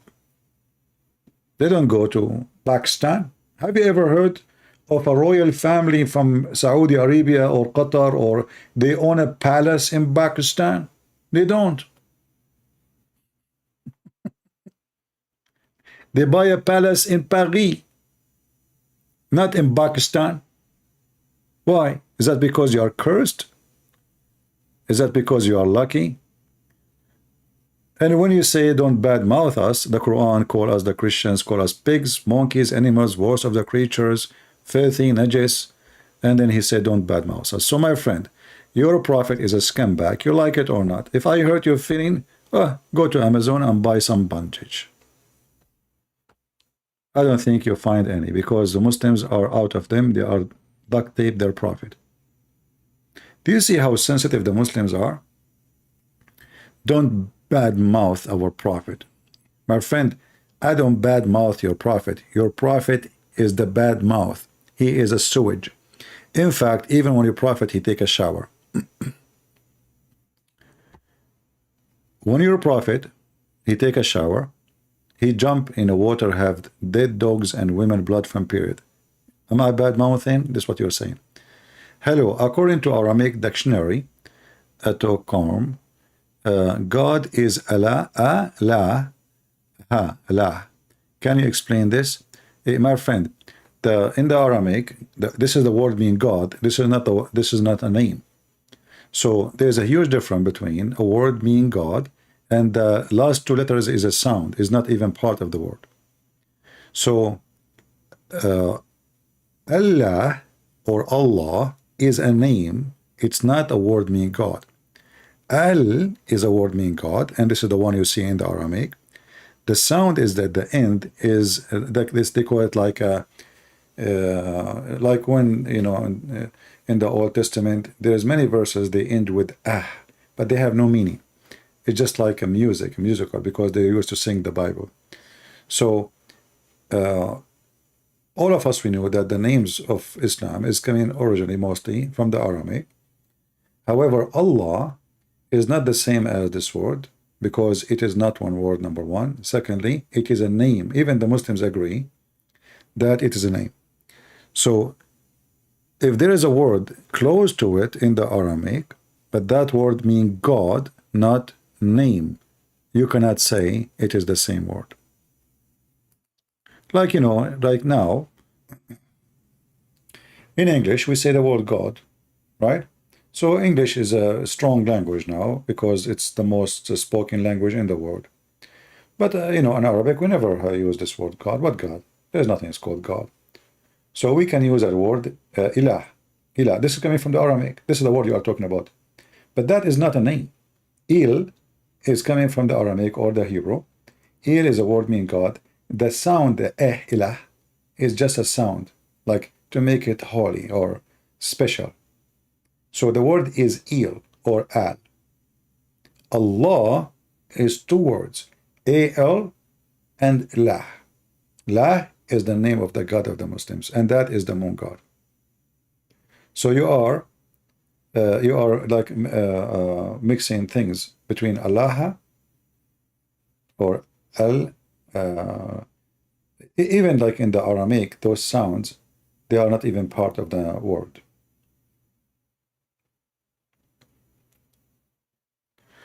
Allah is the Arabic translation for God. That's false.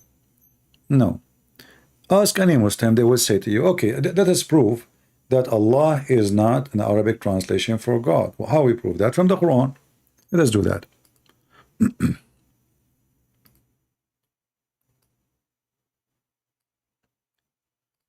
Just to show you, I mean, people, I feel sorry for people. They have a very poor logic.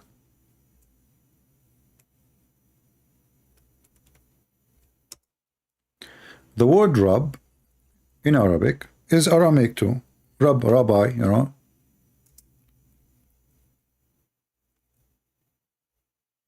So let us read this one.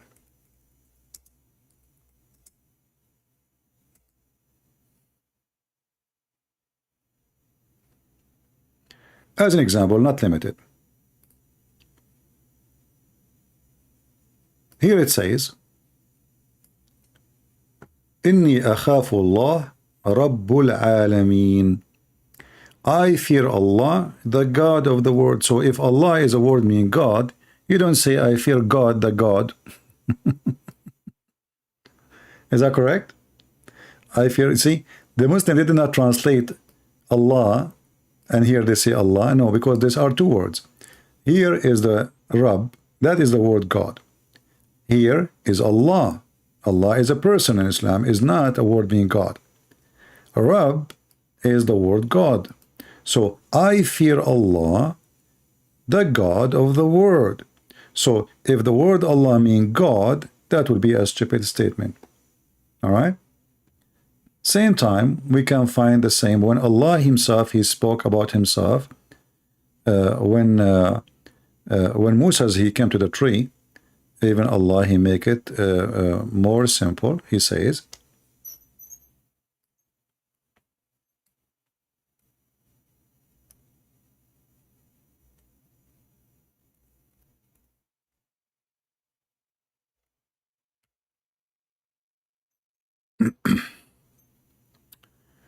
let us go here.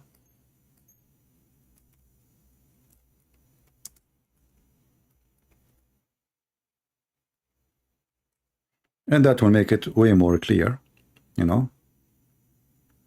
Chapter 28, verse number 30. Look what the verse is saying. So supposedly Allah speaking to Moses, what he said to him, I am Allah, the God of the world. If the word Allah is God, it's very stupid to say, I am God, the God. You see, The Muslim, they did not translate the word Allah as God because it's a name. So he said to him, I am Allah, the God of the world. Ana Allah, Rabbul Alameen. And in Arabic, when you say Ana, and then you add right away you have to add the name after it. Other example, the Shahada, the Muslim, they say, there's no God but Allah. If Allah is a word meaning God, then we can say there's no Allah but Allah. But that would be very funny and stupid. Right?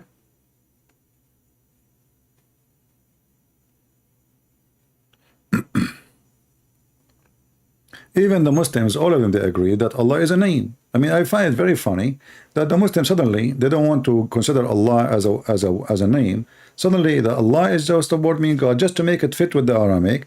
So you don't say that Allah is the moon God. That the whole story. You see, this is a duct tape method. So when they want Allah is a unique name, when they want Allah is just a word. Do you see the hypocrisy?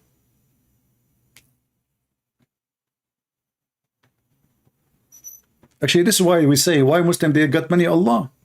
A perfect question. Muslim, they have many Allah. Each one of them, he tried to duct tape, he give you different answer. Not a single Muslim, he give you the correct answer.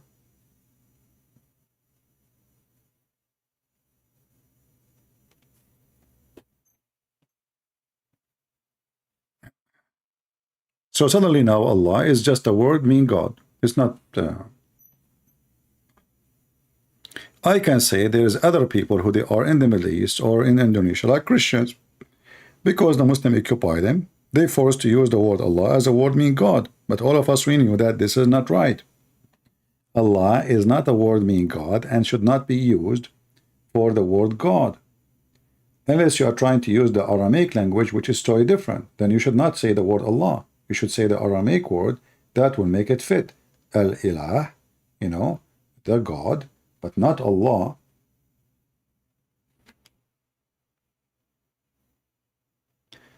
The word Lord does not mean God, the Lord of the world.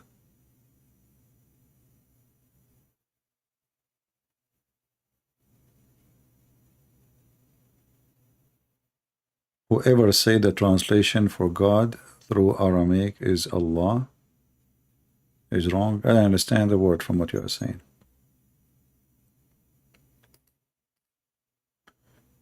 Do we have any Abdul would like to join us?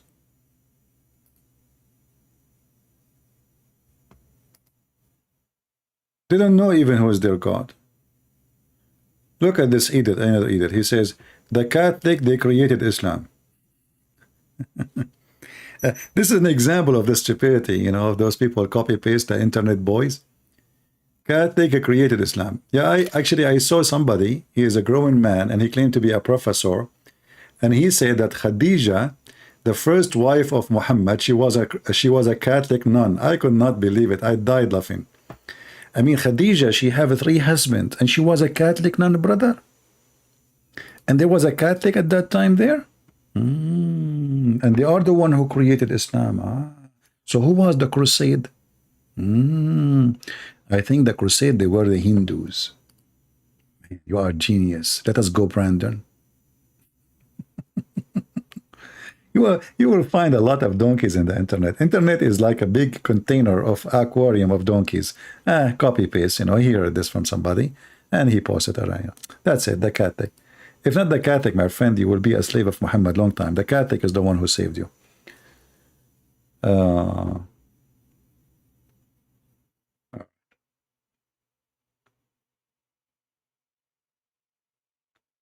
It does not have to translate directly to English. Word of God, for it to mean God, it goes to word gods. Yeah, I'm missing your point. Whatever your point is stupid. Allah, every single Muslim agree that Allah is a name. Don't be stupid. You see, if the Muslim, they change their mind about the word, if the Muslim, they never believe that Allah is the name of their God, then I will go with you. But if the Muslim themselves, they believe that Allah is a name, who is the stupid you to say to me, it does not say that, CP?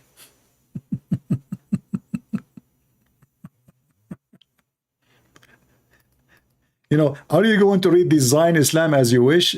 The Muslim believe Allah is a name of their God. You are coming here to argue and says, no, it's not. You must be stupid, donkey. It's not up to you and not up to me. This is their religion, and this is what they believe. Are you mental? You will not find one Muslim, he will not accept to say to you, Allah is the name of our God. It's not the word mean God. Otherwise, Allah is the God of the Hindus too. Otherwise, the one who worships Satan, they can call him Allah too. If the word God is God, if this is Allah, is mean God. So anyone have any God, he call him Allah this case. No. You are just being a stupid fool.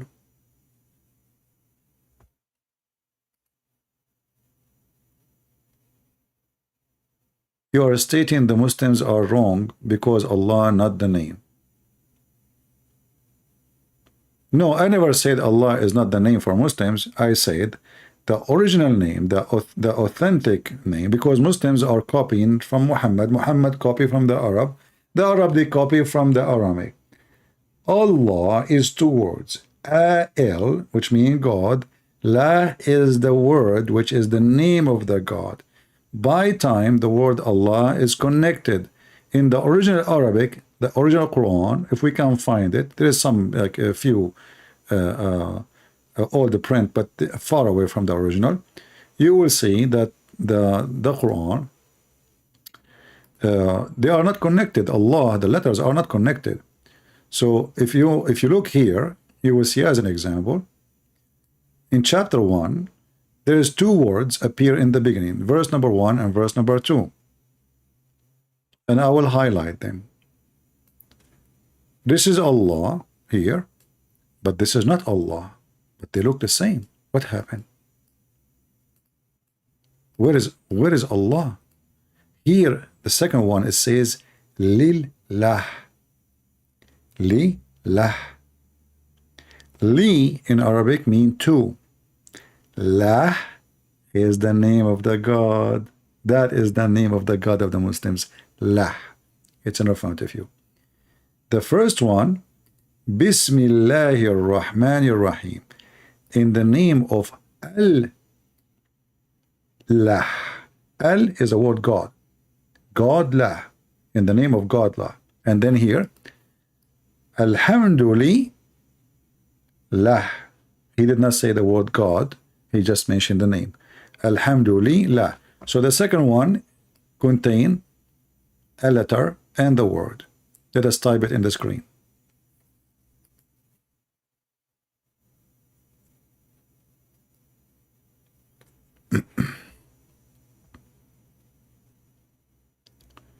I will open my typer, screen typer. All right. So the second word is Lillah. I will type in Arabic first. Actually, I can hold on. Let me copy it as it is first. All right. I will copy it in front of your eyes. I will copy the word. All right. And then I will divide the word.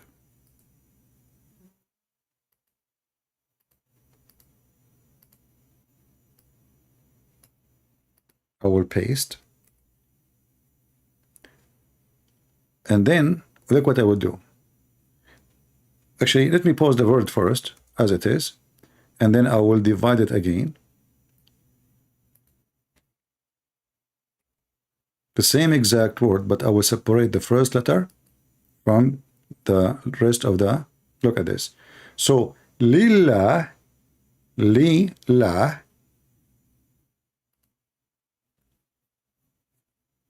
the first letter, Li, is a word, is a letter mean two. This is the first letter, two. And this is the name, Lah. This is the name of your God, Allah. Here, verse number 1, Allah, and this is Lillah. What is different between them? This one here have Alif in the beginning, This one does not have alif. So your God is La.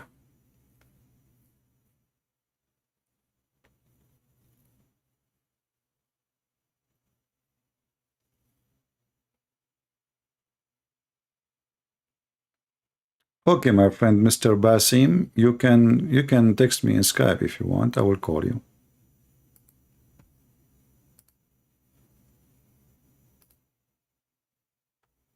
All right. I just opened my Skype just for you if you want.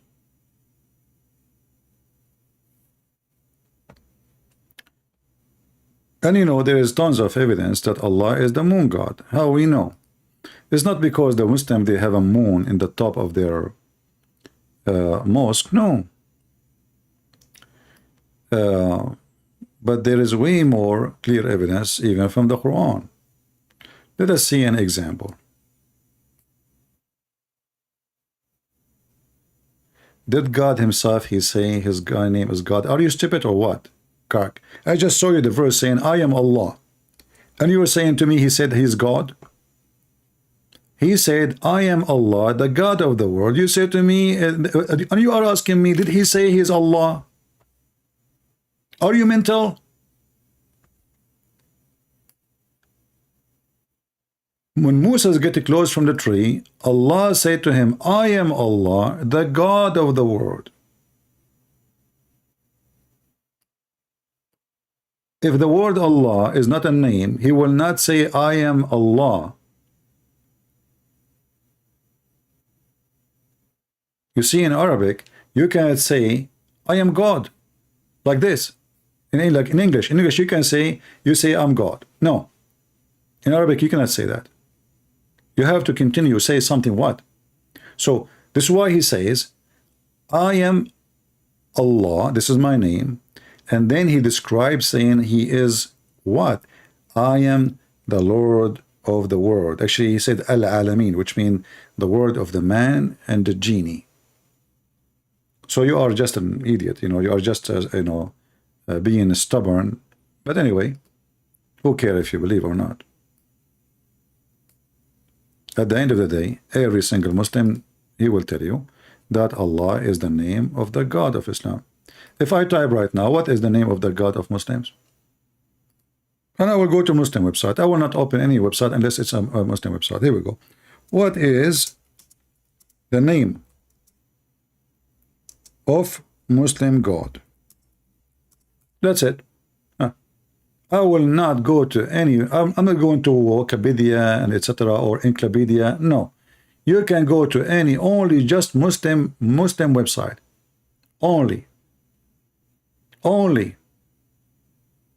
You will see every Muslim saying that to you.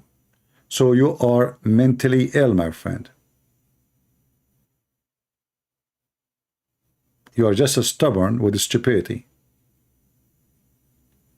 Check them only in Muslim website. Don't accept any other website.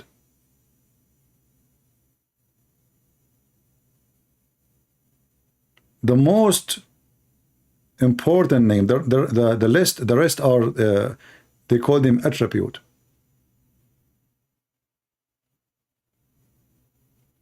This is not a Muslim. This is a Muslim website. Look at this one. This is totally false. Since Allah is simply that Arabic word for God, and there is only one God, Muslim worship, the God of Noah and Abraham. Yeah, this is a very false article. Here it says totally false. Is Allah the name of God? I don't know even if this is a Muslim website, but if it is, that would be even more funny. And actually, this is a great example website here. Is this website. Why all other Muslim websites, they say Allah is the name of the God, and then this website saying the same, because everyone try to defend the existence of Allah as a pagan God and make it just a word mean God,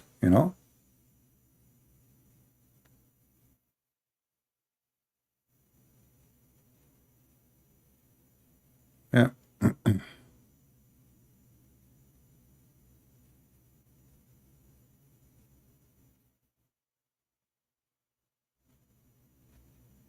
I mean, all of those, it says the 99 names of Allah. What is the first one? Is Allah.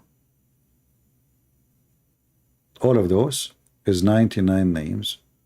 The first one is Allah. Names, not a word meaning God.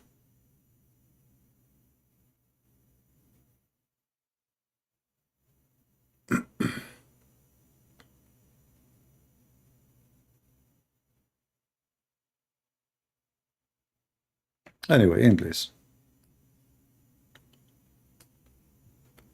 The Muslims always, they try to come with a new trend.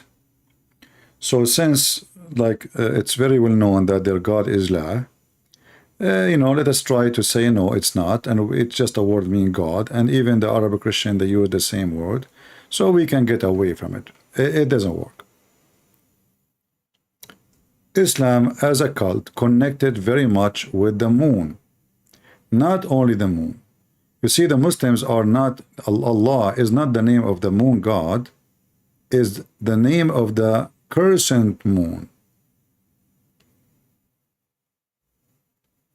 Okay, I will go with you, crack. The name is the quality of God. What Allah mean? As long it's a quality, just to show how stupid you are. What Allah mean? As long it's a quality.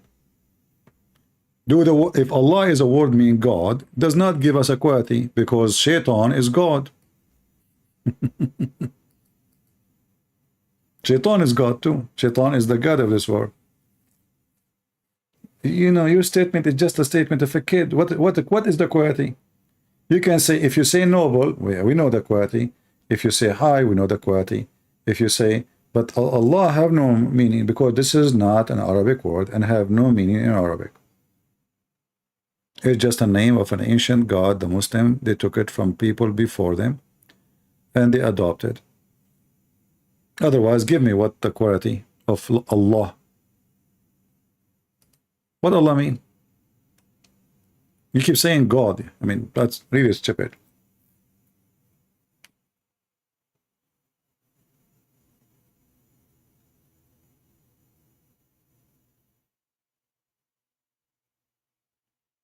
You just said Allah is a quality, and now you say it is not a quality. Allah is not among those names that are of His quality. I mean, this is stupidity. You just say, you were trying to convince me that Allah is not a name. And now you are saying Allah is not among those names.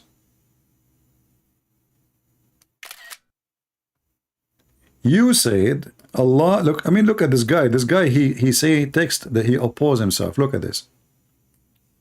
The name simply his equality as God. But you just said to me that Allah, in the second text, Allah is just a word meaning God. So it should not be part of the 99 names. So why Allah is the first word in the 99 names if those are the quality?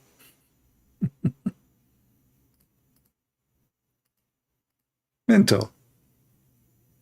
If the 99 names are the quality, then Allah should not be there. You see how stupid you are? You are saying to me Allah is not among them. But have you ever heard of a Muslim saying, even Muhammad him said, his God have 99 names and he start with Allah?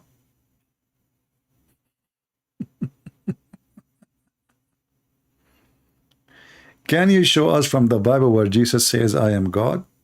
Every single verse in the Bible, Jesus says, I am God. Each time Jesus says, I am, he is saying, I am God. The word in English, when you say I am, this is represent I am Ahe or Yahweh. He is saying, I'm God. You know, when Jesus says before Abraham, I am, he is not using the word I am, I was. No. This is the same word given to Moses. When Moses asked God, when he met him, what I will tell my people, what's your name? He said to him, tell them, I am. That's not a word mean I am. Because you are a foreign person speaking a foreign language, you have a foreign translation, so you think that I am mean a person just I am. No. I am is what God described himself in the Old Testament speaking to Moses. He did not give him any other name or other, actually it's not even a name, other title or other description. I'm not giving you interpretation. Did I say interpretation? That is the name of the God, you stupid. That is not interpretation. That's what Jesus said. This is what the God said to Moses. I am.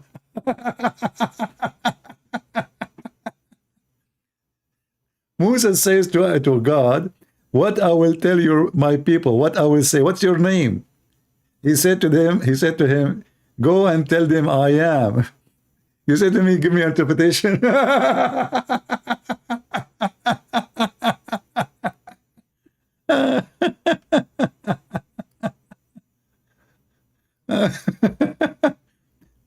You know, I find Muslims really are like astonishing, hilarious.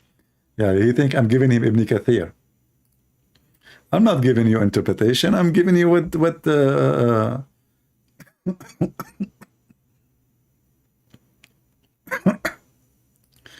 but anyway,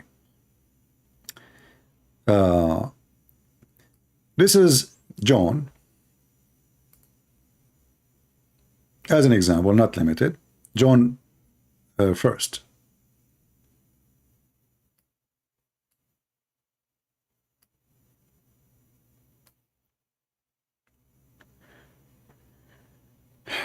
If you read actually anywhere in the Bible, in any chapter in the Bible, not only John or Mark, any etc., you will find, if you have little information or little knowledge, you will find that the names in the Bible, none of them is a name.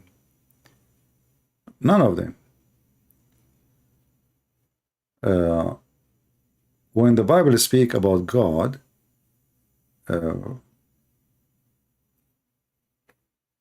like we cannot find really one place in the Bible where the Jews, or the Old Testament or in the New Testament, where the God described by a name, because the Jews and the Christians, they they consider God is too holy to use a name for him. It's like it's an abusive even to call God by a name, for he is too holy and there's no name can describe him. That's why you see the Jews, they, and even the Old Testament, they use words like Hashem. There's many words, Elohim, Hashem, Adonai.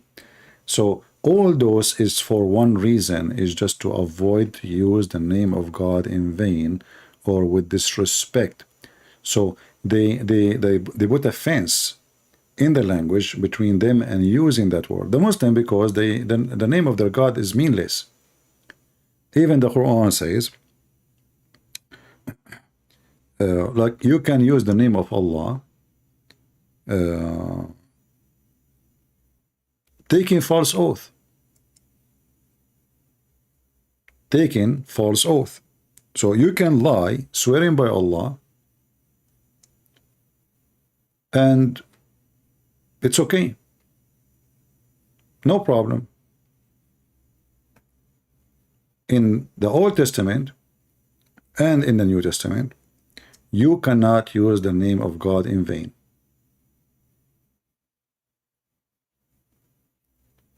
When the Messiah asked the Jews, what you say about Christ?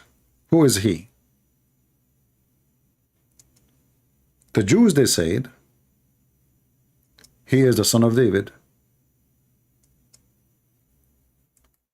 The Messiah, he said to them, well, if he is a son of David, then how David he called him God?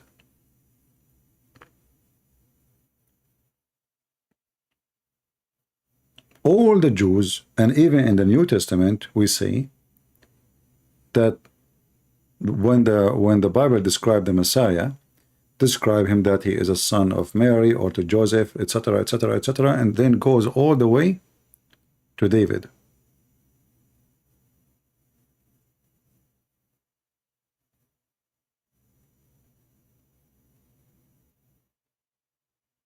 But then Jesus, when he speak to the Jews, he say, what you say of the Messiah, who is the son he is? And the Jews right away, they gave him the answer. He said, well, he is a son of David. And you know, for the Jews, that is the most honorable name to receive, to be called the son of David. And you will see Jesus, he don't see an honor in that. Why? Because David is nobody to him. He is the Lord and God of David. So when Jesus said to them, so why David, he called him God, the Jews did not dare to answer. And that is a very clear, you know, word from the Messiah.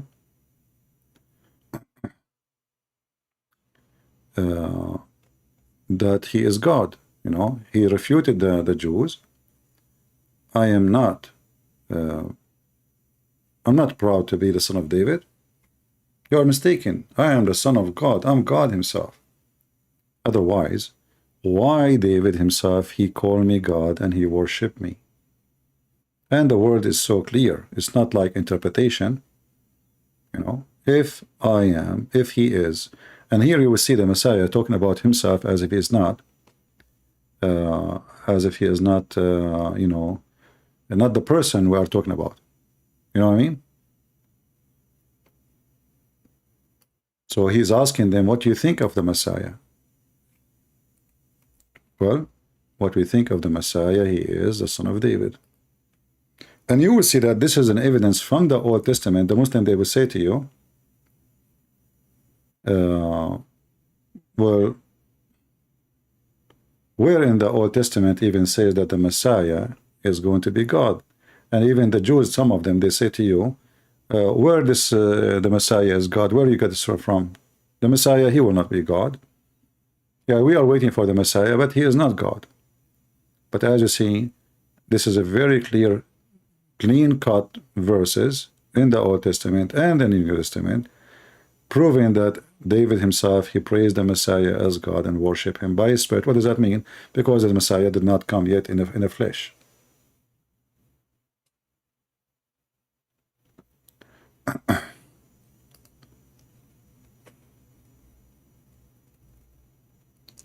Anyway, you know, each time the Messiah, he say something.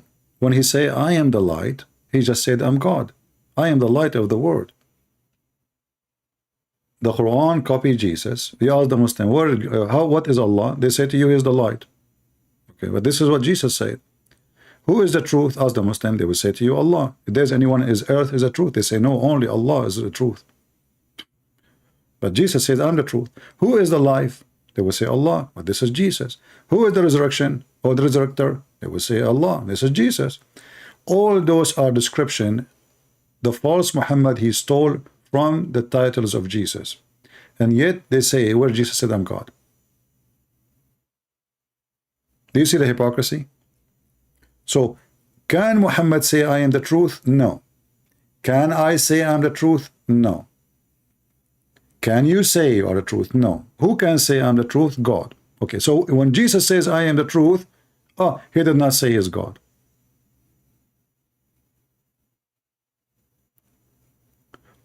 If we go as an example to John, as long as we are in John,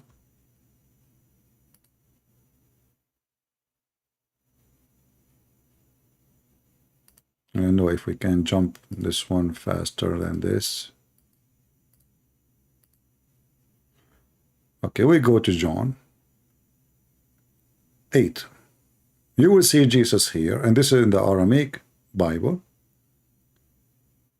It says, and this is a clear-cut words, I am the living God. I who testify about myself, and my Father who has sent me has testified about me. Who is talking? The Messiah. They said, where is your Father?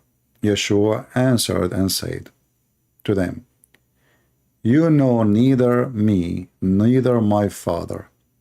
If you had known me, you would have known my Father also.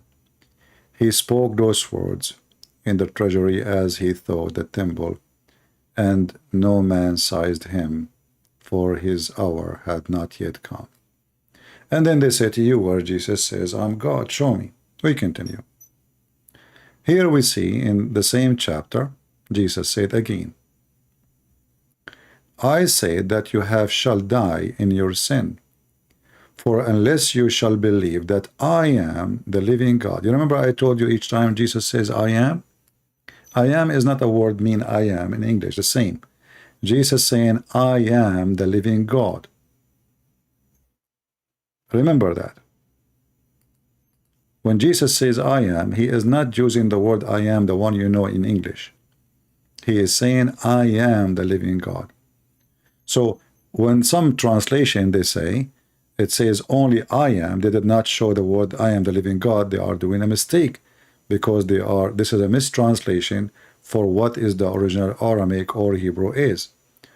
I am the living God, you shall die in your sin, Jesus said. Still, the Abdul is not convinced.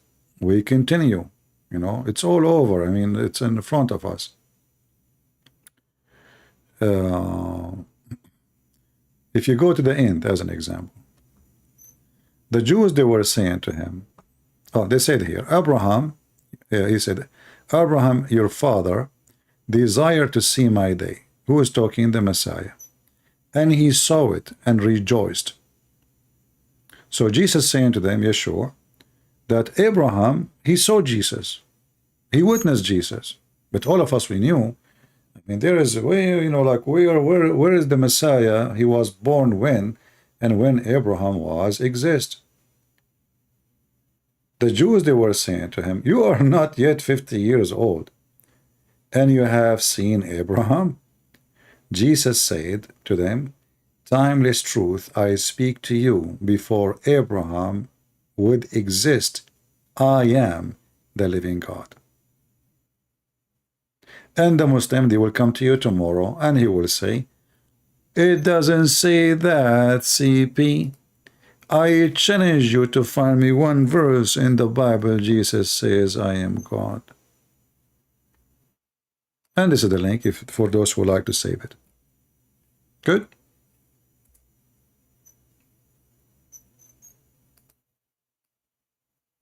And we can find tons and tons of verses and etc. Isn't it Jesus, when his disciples said to him, why you don't show us the Father? Who is the Father? Who is the Father? Father is God, right?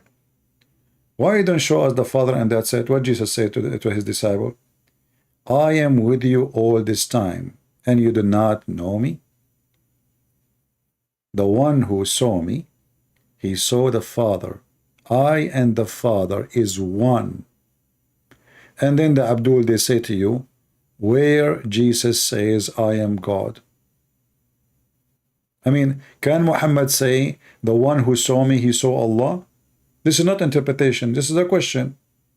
Can Muhammad say, the one who saw me, he saw Allah? The Muslim, they will say, no, this is kufr. Well, Jesus said that. He said, if you see him, you see God.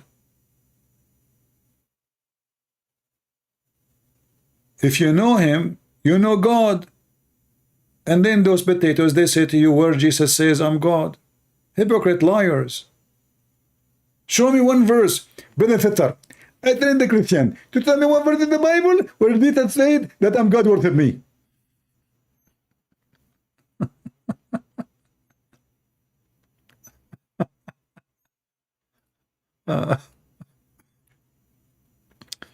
Isn't it this is funny?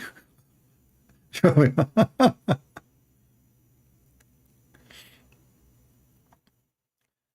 Hilarious, you know. The Muslims are finding like the Muslims are like a bunch of kids. They learn the commercial song and they keep repeating it, and by the time they think this is Quran, that this is God talking, you know, it's a commercial. One, he said, show me where Jesus says I'm God worship. So why the Jews do want to kill him? Because he said that he is a prophet. Actually, if you read the Quran, you will see how stupid the author of the Quran. According to the Quran, the Jews, they killed the Messiah, the messenger of Allah. The Jews, they say they killed the messenger of Allah. I mean, who dare, just to show you how stupid Muhammad is. Muhammad, he claimed that the Jews, they worship Allah, which is proven in the Quran to be not true. But anyway, we will go with him.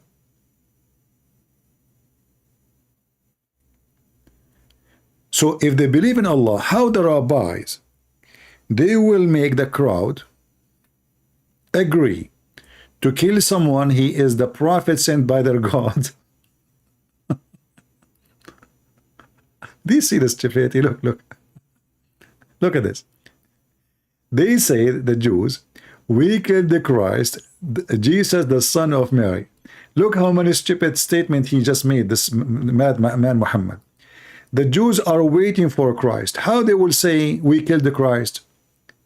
There's not a single Jew dare to say I will kill Christ, because they are waiting for Christ.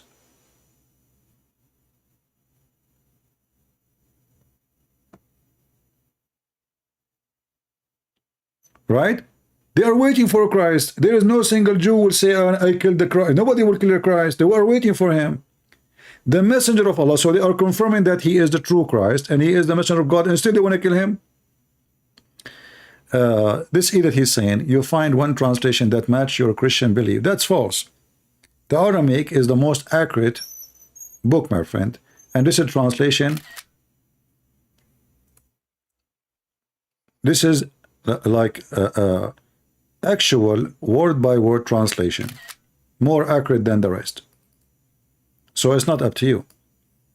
Same time, all translation doesn't matter. Each time they say the word I am is the same as you read in the Orthodox book, Orthodox Bible, not even the Christian Bible, the Orthodox Jews. You will see that I am present Yahweh. I am is Yahweh. So you are an idiot.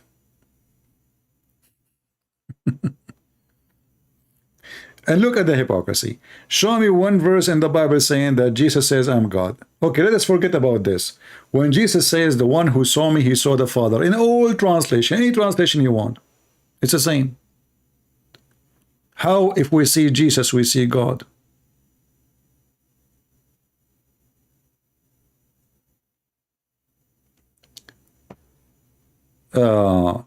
Sharifa Mikal saying, as part of the first pillar of Islam, the issue critical as Islamic claim that God of the Bible, Yahweh, and Allah is one the same, that we all therefore worship the same God. That is a false claim, because if we have the same God, then we should have same nature. The God of Islam is not a spirit, and he has no spirit. This is number one. So if the God of Muhammad is not a spirit, and our God is a spirit, so how we have the same God? Take a note. You can search right now in Prophet Google, peace be upon him, do Allah have a spirit, or is he a spirit? You will see all Muslims agree that Allah is not a spirit. If you go right away from the beginning of the book of Genesis, you will see the God of the Bible is speaking about his spirit. There was no creation yet, except God and his spirit. That's it. All right? Then, the second difference between our God, Yahweh, and their God broke the Ten Commandments, which God gave to Moses. So if we have the same God, we should respect the Ten Commandments. The God of Islam teach the opposite. He teach paganism, like kissing black stones. The God of Islam teach fornication. The Bible says you should not wish a woman of your brothers. Muhammad, he took even the wife of his own son, not only a brother. Muhammad have sex with the children. Muhammad, the Bible says that you shall not lie. Muhammad says you can lie in 3 cases. You shall not fornicate, you shall not kill. Muhammad, he is a killer. He killed people unjustly. So all the 10 Commandments coming from God in the Old Testament broken by Muhammad. Let us see here. We have our friend Mr. Basim want to talk to me.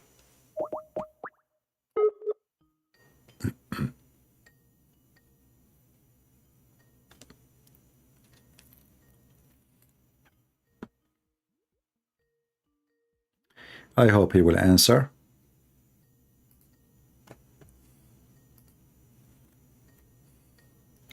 And not to forget to mention that the God of Islam, he promised them a lot of sex and zucchini and banana in heaven and bracelet. In the Bible, we don't have such a crap. Jesus said he and she, they will not get married. They will be the same as angels. So if we have the same God, then we should have the same heaven.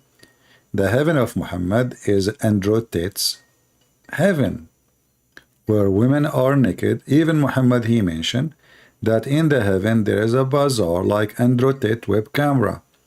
You go to the bazaar and there's images of men and women. And if you like an image of a man or a woman, which means homosexuality is approved in the heaven of Allah, you enter the picture and you if it. That is absolutely garbage, will never be approved in Christianity. And the word of the Messiah is so clear. They ask him about a woman, she have more than one husband. She will be with who? Who is her husband will be in heaven? The answer of the Messiah is so clear. He and she, which mean man and women, they will not get married. They will be the same as angels. So we have million reasons to believe that Allah is not the same God. And Muhammad, because he's a fraud, he copies some names to deceive you, like the Messiah, like Moses, like Abraham. But it's obvious Muhammad, he don't care about any of them, and that's why he is killing the Jews and killing the Christians. If he is a person, I mean, if somebody worship the same God as yours, why you want to kill him? Why you want to kill him? It doesn't make sense. Why you want to kill somebody worship your God? No, Muhammad, he don't worship. He never even, like if you ask the Muslims actually, Mr. Basim, I called you 3 times, twice now, you did not answer. If you ask any Muslim, where we can find the 10 Commandments in the Quran, they are gone. Okay, hold on. Where we can find the teaching of Moses in the Quran, 1 verse, and the rest are fairy tale stories. Where we can find the stories of Israel in the Quran, nothing, just stupid stories. Lying here, lying there. Muhammad, he sat between the Jews, he learned some stuff, and he is always making poo-poo. As you see here, he heard from some Christians that the Messiah, because he is God, it was just a flesh in the cross. God don't die. So some Christians, obviously, because they believe that the Messiah is God, not because he's not God, because he is God. Well, anyway, this is the flesh. So they killed the flesh. Muhammad, he took that, he make it as a Quran. He says it was a flesh appeared to them. But that is confirming that Jesus is God, not the opposite. For those who they say so, they are saying that because he is the Holy God, there is no way the Holy God will accept those people to do that. It was just a flesh. This is their theory or understanding. Muhammad, he took the theory and he put it in the Quran, but by doing that, he proved many things. He proved that the crucifixion was real. Why? It says that in front of you. It made appear to them. What does that mean? The body of Jesus was in the cross, but Jesus himself was not there. What does that mean? Jesus is God. The flesh is not, according to Muhammad. The flesh is in the cross. The true Christ is in heaven. So the stupid Muhammad, he copied what some people said to him. He adopted that and he put it in the Quran. And now the Muslims are in the limbo. Every one of them, he give you different interpretation for this verse. And the worst stupid interpretation they give you, they agree upon most of them, that Allah, he made someone look like Jesus, which means Allah is the one who deceived the Jews and he deceived the Christians, and he made the Christian think and the Jews that the Messiah was crucified by making someone look exactly like Jesus. Which means the stupid Muhammad again confirming the story in the gospel. Why? Because Jesus confirmed the crucifixion. The Jews and the Christians, they are very affirmed. They did not say maybe, they say we killed Christ. They didn't even say killed Christ. They said even in his first name, and he is the son of who? You will notice some Abdul, they say to you, oh, there was two Jesus in the cross. Which one of them? Maybe the one in the other one. Abdul, the answer for you is from your stupid Quran. The Quran says clearly, the Jews, they killed a specific person. He is the Christ. The other one is not a Christ. And he is the son of Mary. Let us call this guy again.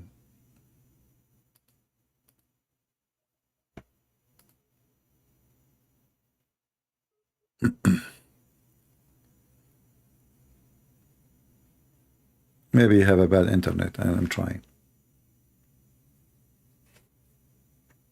And by the way, if you read the Quran, you will see how stupid Muhammad again, because you will notice that the Messiah in Islam is in heaven and Muhammad is dead under the ground. So how Muhammad is the most honorable man in history, and yet he is under our feet? And the Messiah is nobody compared to Muhammad, and yet he is in heaven. And why this stupid Allah waited 600 years to bring somebody never witnessed Jesus, never met Jesus, don't speak the language of Jesus, to tell us what happened to Jesus? Shouldn't Allah, he sent like second day, say, hey guys, this is a Christian disciple of Jesus, this is not him. So he waited until Christianity became established, and now the Christians supposedly being fooled. They made them believe that this is Jesus, but this is not a true Jesus. So now we have two Jesus, and Allah, he cloned someone look like Jesus. So now we have the clone Jesus and real Jesus. But which Jesus was in the cross? The Jews are, you know, they think they killed the true Jesus, but the true Jesus is not there. I mean, what a drama!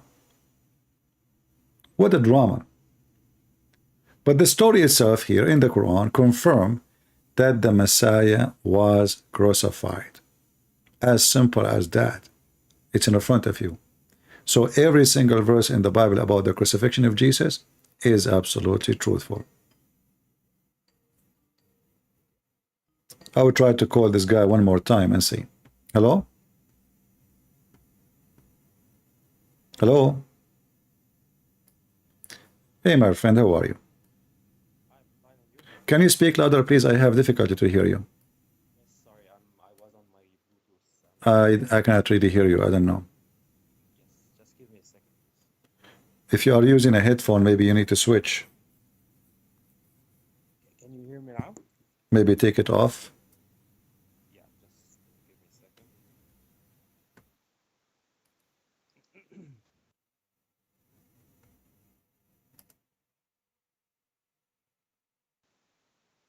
Is it better now? No, my friend, it's really bad. I hear you, but it's, I mean, with difficulty. Let me call you back. If you have a headphone, take it off, you know? No, I'm Huh? not on my, I am not on my headphone. Okay, let me see if I can increase the sound from my side here. Guys, do you hear him from your side? Is it okay for you? Can we continue with his sound level?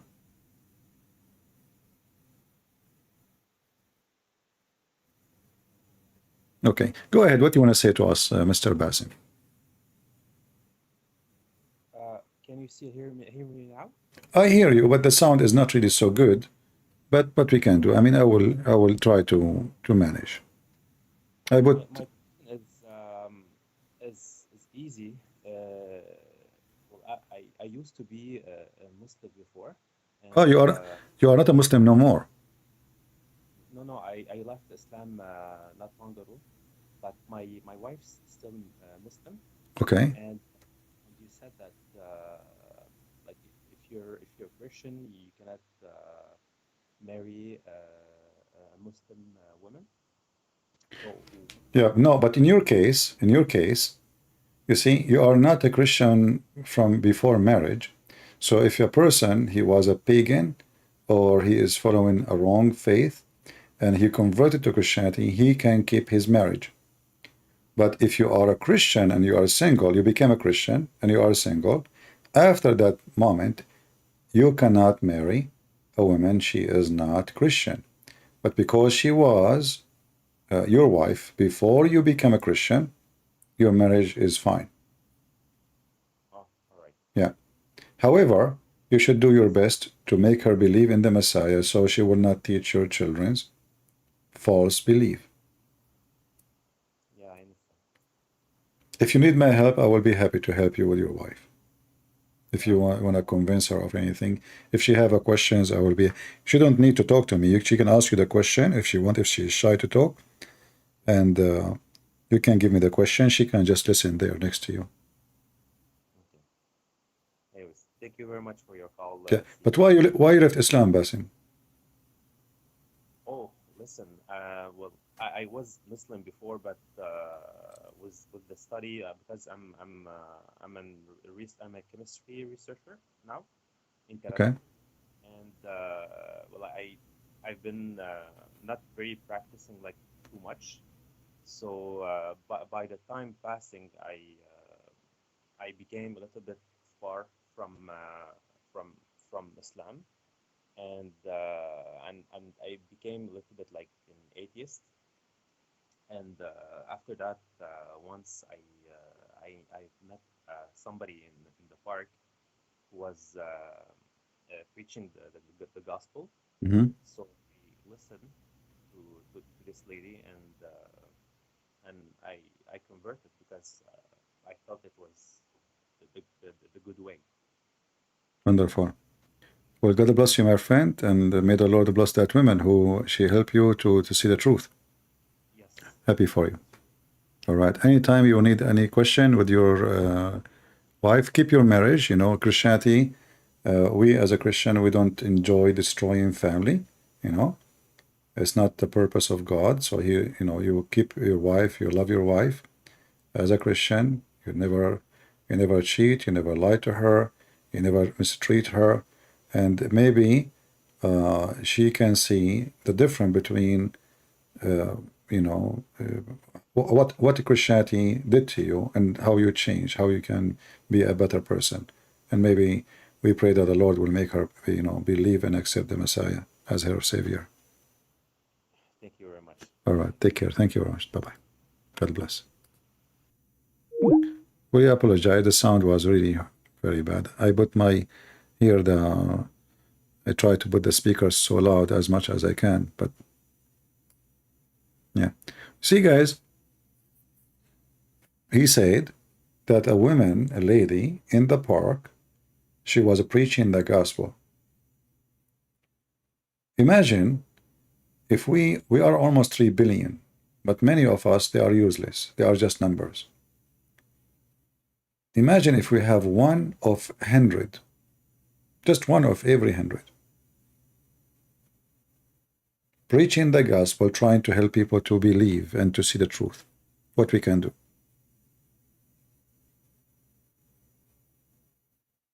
We can do miracles. And this woman, God bless her, whoever she is,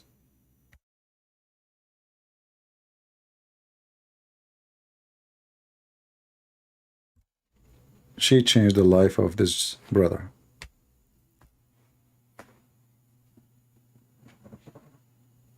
What a blessing to her.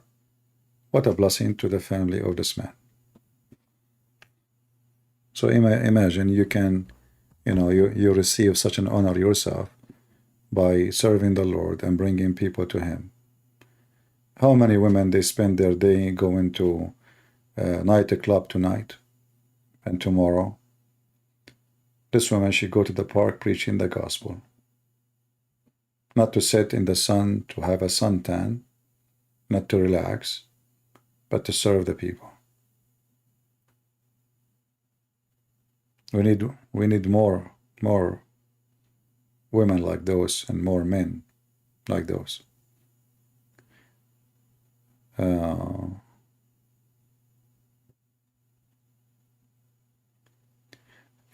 When Muslims, they come here and they say to us, show us where Jesus says I'm God. I mean, don't you find yourself, Muslims are very silly? So are you saying to me that all those Christians, they believe that Jesus is God, but Jesus never says so? I mean, this is really stupid of you.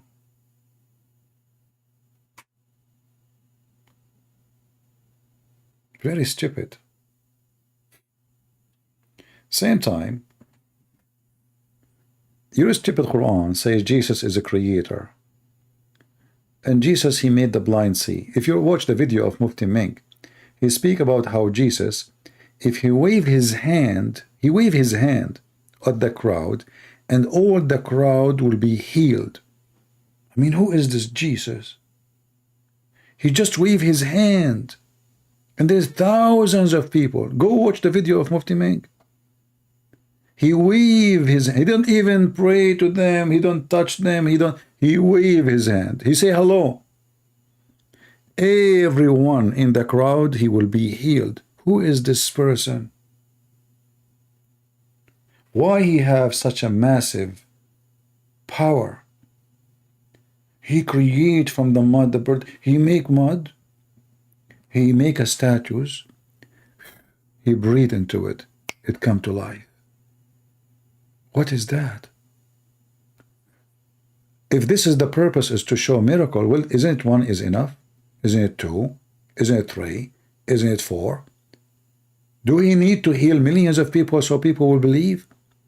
And then we find that Allah, he could not give one miracle to Muhammad. In the top of that, Muhammad, he claimed that Allah, he gave the miracle to Jesus. Is that Jesus? This is why I say Muhammad is an antichrist, devilish man, satanic. He want to strip the Messiah from all the miracle he did, claiming that Allah is the one who gave it to him. But as you know, Allah could not give Muhammad a single miracle. The Christians believe Jesus was God due to the miracles he performed through God. The crucifixion of Jesus' impresentation was a test of faith, but the Quran also states forgiveness to Christians. This is the most stupidest statement ever. Again, I think you have a specialty with stupidity, my friend. I'm not insulting you. Look what he said again. The purpose, keep coming.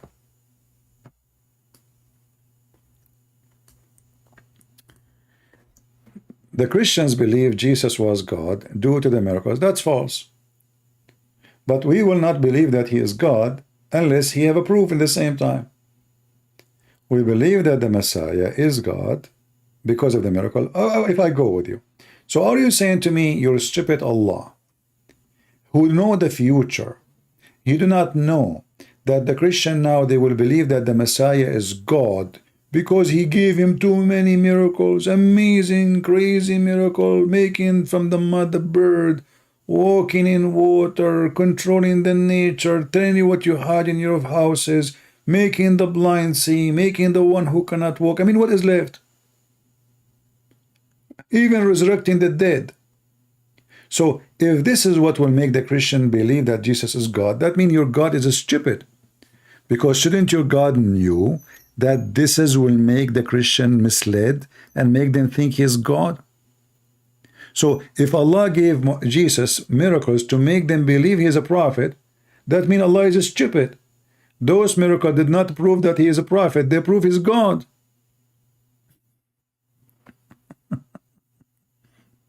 Is that correct, guys? This is your words. This is not my words. So you are saying to us, you're a stupid God. He gave Jesus so much power to the point Christians, they thought he is God because this is too much for a man. There's no prophet he can do what this. I mean, this is not normal. I mean, what is left? From a creator to a healer to somebody can raise people from death, someone he forgives sin, someone make the blind see, someone he can make the one who cannot walk. He waved his hand, he healed thousands of people. So this is to prove he's a prophet?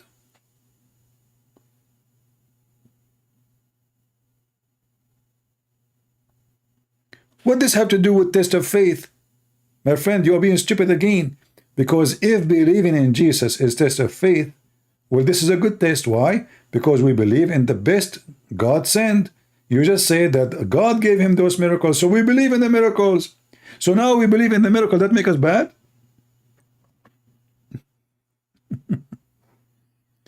That is a stupid, my friend. And how your prophet was tested by Allah. If you read what Muhammad said, he says by lies. I mean, look at the test. This is a test of faith. How Muhammad was tested? By lies. He was full of lies. How we are tested? God gave Jesus a lot of miracles. Do you see the stupidity?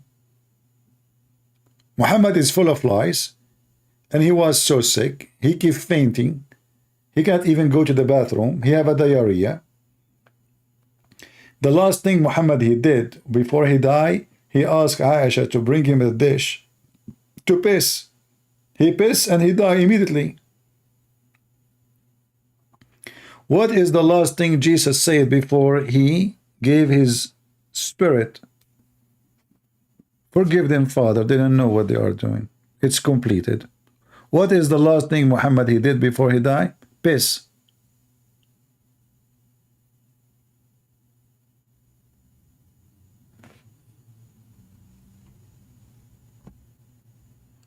Abdul, when you say Jesus, he preached himself one God, then you have to find me a source. And by the way, we believe in one God anyway. I mean, you are being stupid again. And again, I just showed you that the Israeli believed that David, he worshipped Christ in his spirit. Again, you are stupid. I mean, it's in this stupidity. You see, just to show you how stupid you are, isn't it your stupid Quran say that the Jews believe that Uzair is a son of Allah? So how the Israeli worship one God, and the stupid Quran says that the Jews, they believe in a son of Allah? I mean, who is stupid here? You or Muhammad or the Quran, or who is stupid? You see how confused those people? Just to lie, just to gain a point of an argument. When they want, the Jews, they believe in one God. When they want. When they want, no. The Jews believe that God have a son. When they want. This is your stupid Quran. Says that Uzair is a son of Allah. And by the way, who is this guy Uzair?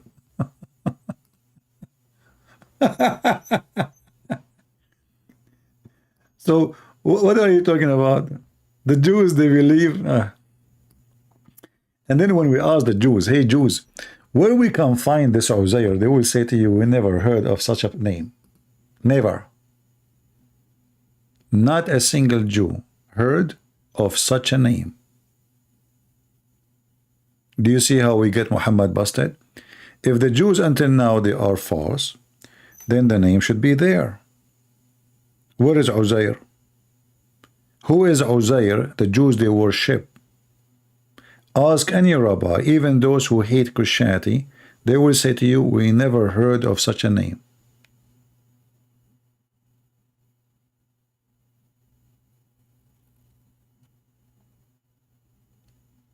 And I just say to you, Jesus says, the one who saw me, he saw the Father. You say, Jesus, he preached that is only you have one God. Right? Jesus preached that there's only one Father and he is his Son. Jesus preached that he will send the Holy Spirit. That is what Jesus preached. It's not up to you. And you know, the most important, let us say Christianity does not exist. Let us say the Christians are not there. I mean, don't you see how stupid your book? How in the world you accept such a stupid donkey religion? As an example, read this verse after it. It says that the Christians and the Jews, they took their priests and their monks as gods instead of Allah. Look at this false translation. I mean, this Yusuf Ali, in his time, there is no Google translation, but obviously his translation is horrible. Let us see Biktal. Read with me, Allah. They have taken as Lord, as God, beside Allah, their rabbi and their monks. And in the English it says, and the Messiah, son of Mary. In Arabic it doesn't say that. In Arabic it says, they took their monk and and their rabbi and their monk as gods instead of Allah and the Messiah, the son of Mary. I mean, do you see the stupid Quran? They took their monk and rabbi as gods instead of who? Allah and the Messiah. And then now the Muslims, they try to fix it. They say, no, no, no. In Arabic, you can move to the end, to the beginning, the grammar. Oh, they try everything. The Arabic is so clear. They took their monk and their God as their rabbi and their monk as gods instead of Allah and the Messiah. So instead of who? Instead of Allah and the Messiah. The Quran just confessed that Jesus is God and there is one God. Same time, if you ask the Muslims what this verse mean, they will say, well, those Christians, they start taking what their monks and their rabbis instead what God said. You should not take words from man. You should not take command from man. You should take command only from God. But this is what the Muslims they do. They took Muhammad as Lord beside Allah. So if Allah he says something in the Quran and Muhammad says something, what the Muslims they do? They take what Muhammad said, not what Allah said. Do you see the hypocrisy and the stupidity? Same time, you cannot find one single Christian or a Jew take his monk as God. We don't even follow them. We follow the scriptures. If one of us, he go out of the scriptures, we call him heretic. He will be kicked out of the church. It is you, Muhammadan, who follow Muhammad instead of your God. Your God in the Quran says you do muta. Muhammad, he says don't do muta. Which one the Muslim they follow? They follow Muhammad. If you say to me, Muhammad, he received command from Allah to forbid the muta, that will make more stupid story. Why? Why Allah allow it? And why Muhammad forbid it? And if Muhammad received from Allah, where is the verse? How Muhammad received command? Do he receive email? All the commands of Muhammad should come through the Quran. So the Quran have verses, and Muhammad say the opposite, and the Muslim, they practice this verse. They follow their monks and their rabbi. In this case, their monk and rabbi is one man, Muhammad. He replaced Allah. He is their God. In the Quran, it says you pray 3 times. In the Hadith, Muhammad says 5.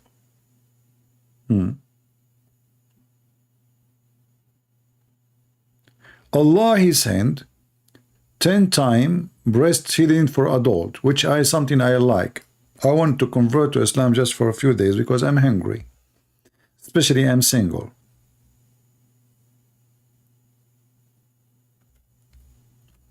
All right.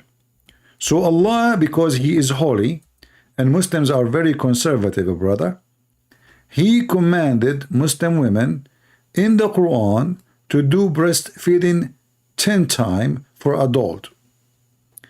If we ask the Muhammadan, what is even the purpose of this stupid verse if we cannot find it because the goat ate it? There is no purpose. I mean, what the heck is that? What is that? A woman, she is giving her breast to a stranger, and he have to suckle her, and he is adult man growing with beard.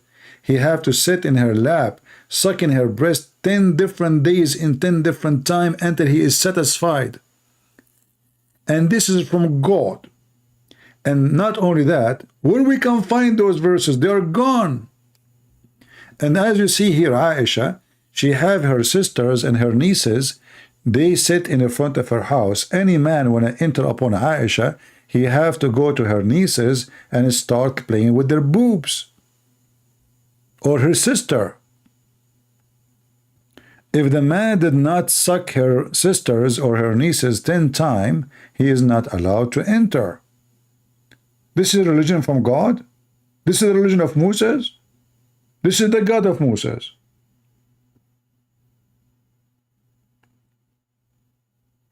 Here it says, Aisha, she said, from what is sent down to the Quran, 10 known suckling made marriage and lawful. Where we can find them? Where is the 10 suckling? And then it says, and then they were abrogated and they made them 5. Where we can find them the 5?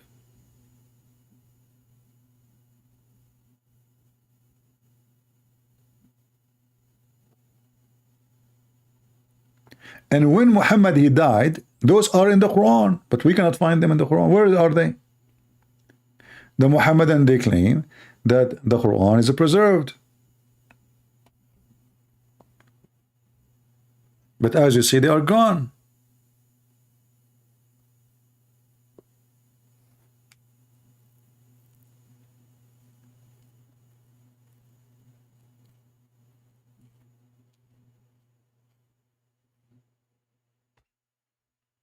Any Muhammadan? So all Islam is collapsing left and right. Okay, the Quran is brother. The Quran is the birth, and the Muslim read the Quran, and the Muslim they can read the Quran for you. Okay, Zach cannot recite the Quran. He cannot recite the Quran. Who can recite the Quran? Is the child who forced him since a very early age. They keep beating the hell of him until he memorized the Quran. You will not find one person. He is trying to learn the Quran after he became 12 or 14 or 15. He can recite the Quran. Why? You are a kid. When you are a kid, you remember. I remember commercials since I was 6 years old. They bring kids, they keep beating them until they memorize the Quran.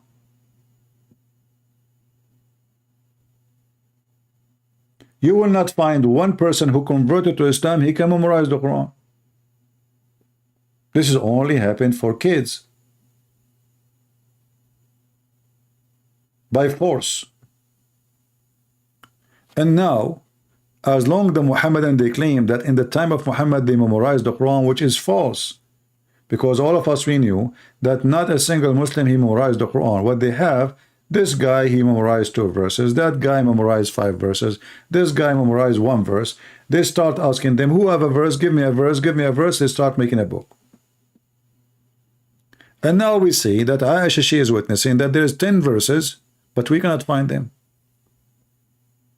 Where are they? And then they became 5. Where we can find them? Where we can find the 10 and where we can find the 5?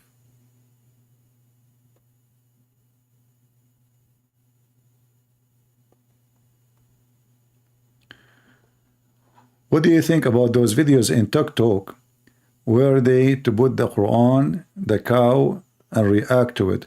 Okay, I will make a video like it. I will make the goat. You know, I have lately I met a nice goat. She's from it's he actually. I don't like to speak to female goats. You know, they give me headache. Female goats. You know, like they start asking questions like, "How old are you? Where you live?" You know those female goats. So I keep distance from them. So I met a male goat, and I'm going to record the male goat reaction when he see the Quran first time. Who want to see such a thing happening? Give me one if you like to see it. I don't know what we will call it. What do you think, guys, the reaction of the goat? I think the goat, she will start like going crazy all over the Quran, because you know the Quran is yummy. Whoa, man, you know, the goat will like, she will start kicking it, eating it, licking it, flipping it, you know. You can imagine how excited she will be. This is the word of Allah. She will put a holy in the belly. Reaction, I mean, as long as Muslims, they do those things, yeah, I think we have the right then to show them the real reaction, not the Photoshop one. You know, and this goat, by the way, is from a good family. I mean, she is from a noble family. She is from the family of Gotian. Gotian was the king of England. He is the grandfather of this king. You know, he's a pervert. But this goat is from better family.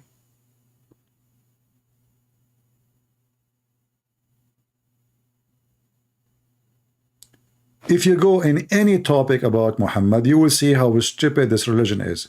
Even, look, what is the name of the book? Look what they say. The name of the book is the marriage. False. The name of the book is nikah. Nikah means the effing. Effing. They lie even about the words. Look how faithy this religion is. The book of nikah. Who is in the word when I use the word nikah to say marriage?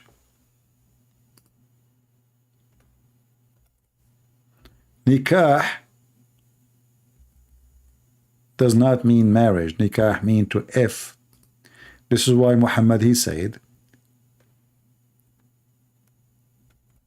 when your wife, she have her menstruation, he's trying to copy the Jews, but the Jews don't even touch them.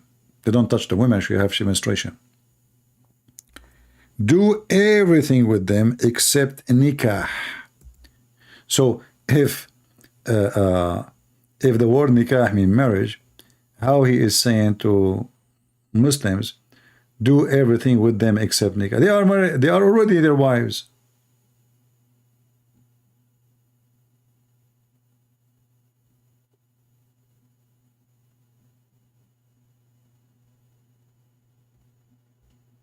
Do everything except nikah. They are already their wives. So what nikah then? Let me show you the hadith.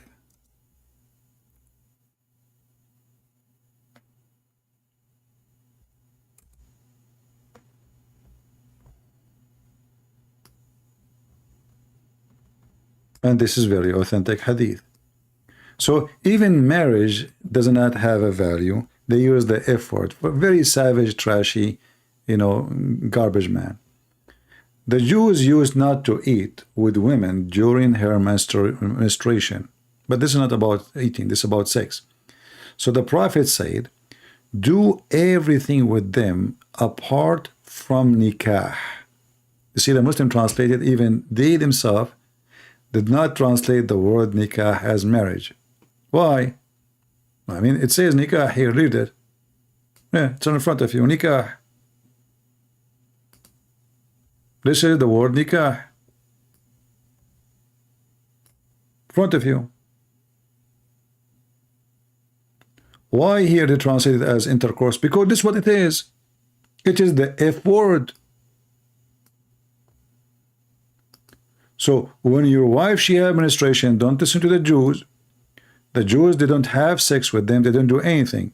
A Muslim man, he can touch, he can play. Muhammad, he used to order his wives to put a sheet between their legs, even when the blood is coming and flooding over his body. Still, he used to rub his penis between their legs. And this is all in their books.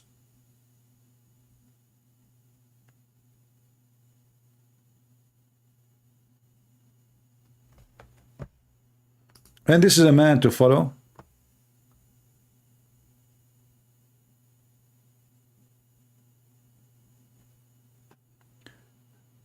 Nikah is a dirty word. Even Muhammad, he used the F word in some places. Like nikah is not a popular, you see, the Arabic is not one language. I mean, Arabic is not, because Arab are not one people, they are like many dialect and many, but the most popular one for the F, the street one, the one is used in the street. Even that one, Muhammad, he used her, the F word. So a man, he came to Muhammad and he said to him, maybe, perhaps you kissed or squeezed or looked. He replied, no, Messenger of Allah. He then said, you see the translation says, did you have intercourse with her? He did not say that to him. He said, did you F her? And this is the word in Arabic, aniktaha, aniktuha. Did you F her? Ask anyone in the street what this word. This is literally the street F word. Did you F her? Not intercourse. Very trashy, very filthy, very low class man. There's a million words he can use. He can say, did you sleep with her? Did you have intercourse with her? Did you lay down with her? Did you have sex with her? He did not. He said, did you F her?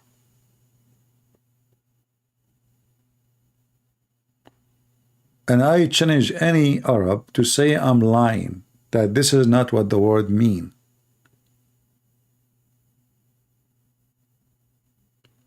This is who they follow.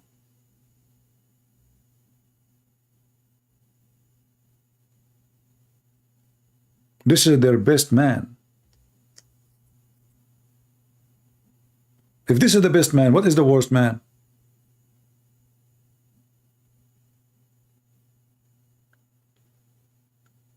Hey, people, want to ask you, like this time now, it's very late for me. It's 3 a.m. in the morning already.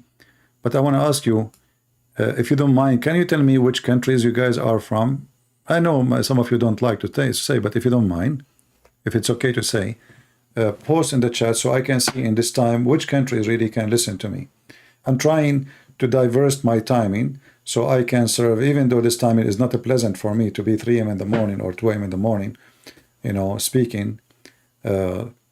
Just let me know, please, which country you are from, if you don't mind, so we can see how often we can come in certain time, or what time is best.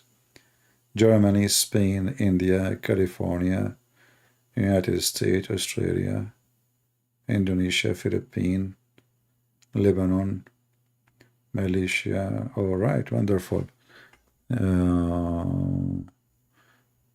Okay, Indonesia, Serbia, UK, Aussies, India.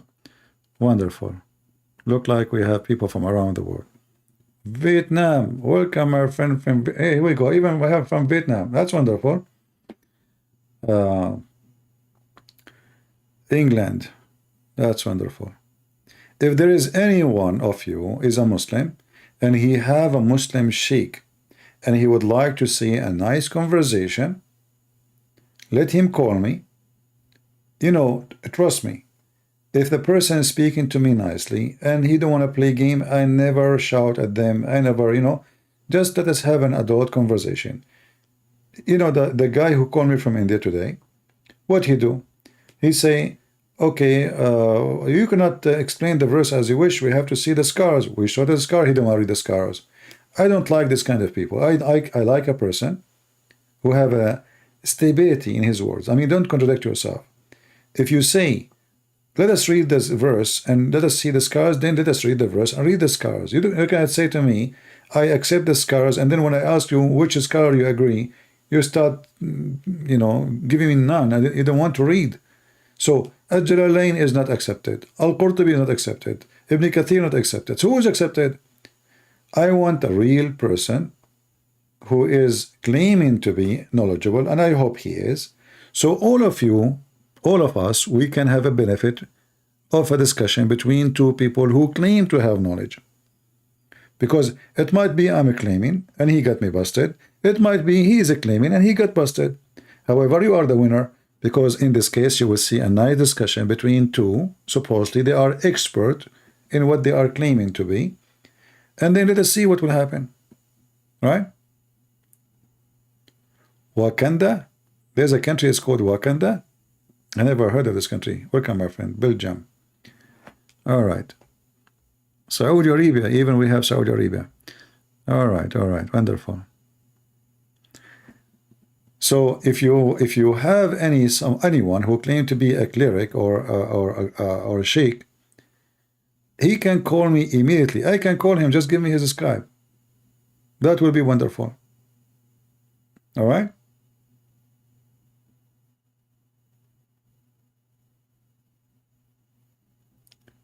Yeah, look like I made the people in the state and Canada stay very late. You know, it's 3 a.m. for them in the morning, and still they are here. New Zealand.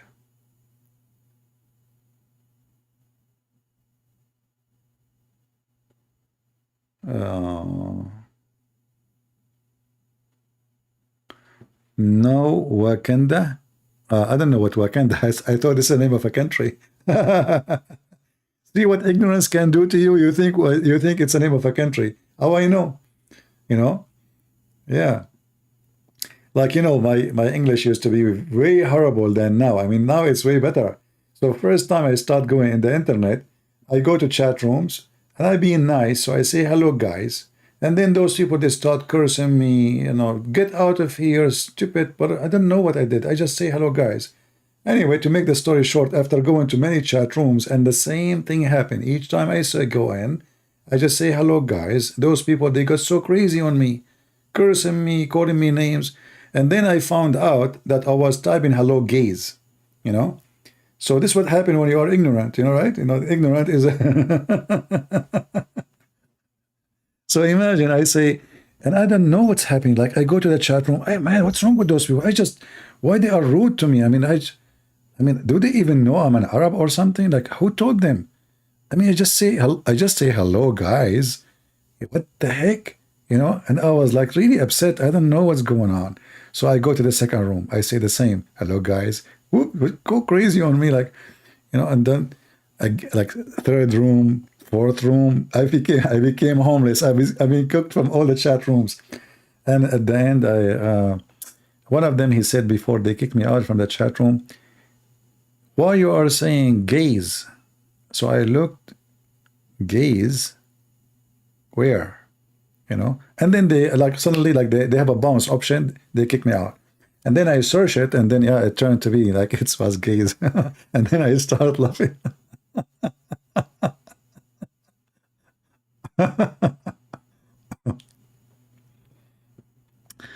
Anyway, see, there is something you should learn yourself, that when you are ignorant, say it, say you were ignorant. It's not a shame. You know, there's some people, they will be, because they are not self-confident, they don't want to show. Like one day I used like, man, how I do that? This is horrible.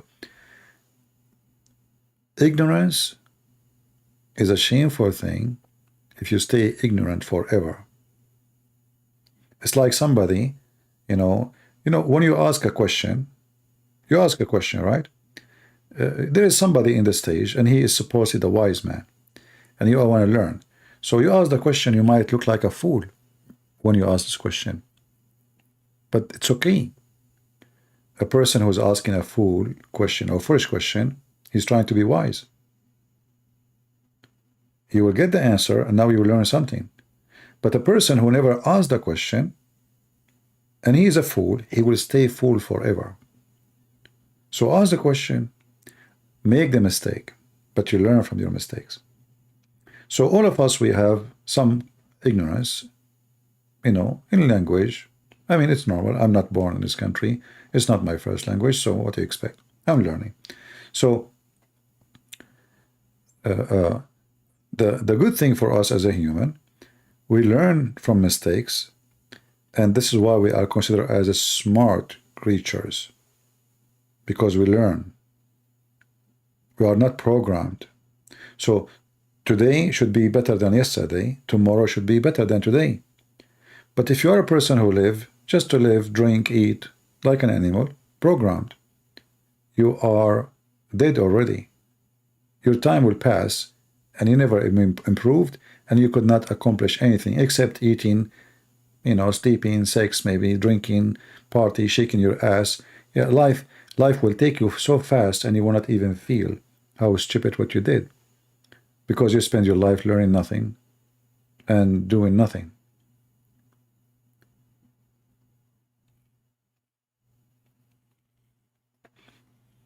And never feel down if people even laugh at you. I make jokes about myself, and you know, I just did actually, right?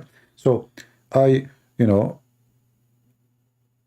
many people, because they are not feeling confident of themselves, they get hurt badly if anyone say anything negative about them. But if this negative is true, you should not feel bad. You should work to fix it. A person who say to me, what is my negative, is a good man or a good woman. A person who hide my negative is trying to hurt me. So never, you know, like feel down even when you are in a bad situation, because simply you know it's true. I mean, okay, I did something stupid. It's stupid. I laugh with them. I will laugh at myself too, if I did something, you know, not right or funny, or, you know, make fun of yourself. What's wrong with that? When you are confident, you know that in your heart, inside you, who you are, what kind of a person you are, if you are good or bad. And then how the whole world see you, who care? I make fun of myself, how I look like. How many times you heard me saying, if I look at the mirror, if I turn the camera for you, I will scare the hell of you, all of you. Why I say that? Many, if you say to them you don't look good, they will be so upset. That will be a disaster. I make fun of myself. Why? Because I don't care what people think. Who care? Who care if you see me handsome or not? Who care if you see me smart or not? Who care if you see me religious or not? What I care for is what I know about myself and what my Lord know about me. You have to be confident with yourself and not to try to buy the confidence of people, like people have confidence on me because I made them see me in the way they like me to be seen, not the way I am. So be yourself and make mistakes, no problem, but try always to fix it and learn from it. Don't be like a mule who, you know, go down in his knee and he never get up. You know, he like it there. The horse, he might fall down, but he stand up and he run again. Someone want to debate me? He can text me in Skype. I don't see anyone texting me. What I can do? There is no need for me to you to say you want to debate me. Just text me in Skype and you are welcome. I will call you.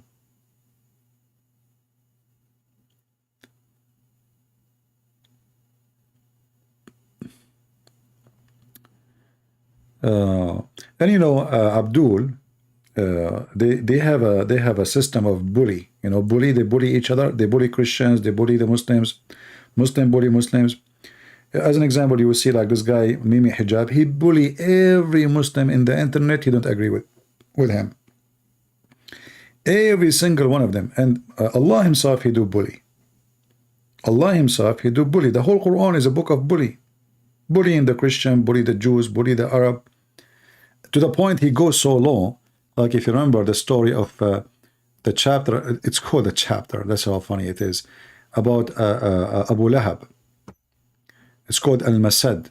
What is this chapter? Just bully. You know, the uncle of Muhammad don't believe in Islam, and he don't believe Muhammad is a prophet. He believes he's a false man. His sons married two of the Muhammad daughters, which is not his daughters, and now Allah decided to bully them. So look at this. The power of Abu Lahab will perish, and he will be perished. His wealth and gain will not exempt him, and he belonged flaming fire. His wife, therefore, she will be carrying wood, brother, okay? And she will have a rope around her neck. What is that? What is this? This is God?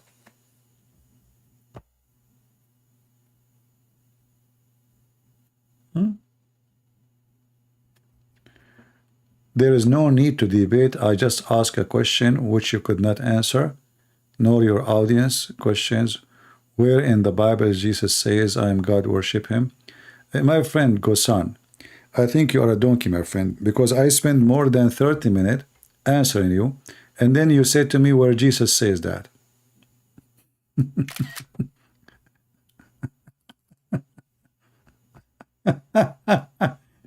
Guys, how many verses I quoted and how many verses I showed, and then this potato is saying, Christian Prince, there is no need to debate. I ask you a question where Jesus says, I am God, worship me, and you did not give me the answer. So what I was doing to you, potato? Isn't it this is the Bible say Jesus says, I am the living God, you idiot? So what I was reading for you? In one page alone, Jesus says, I am the living God 3 times. Just in one page in the Bible.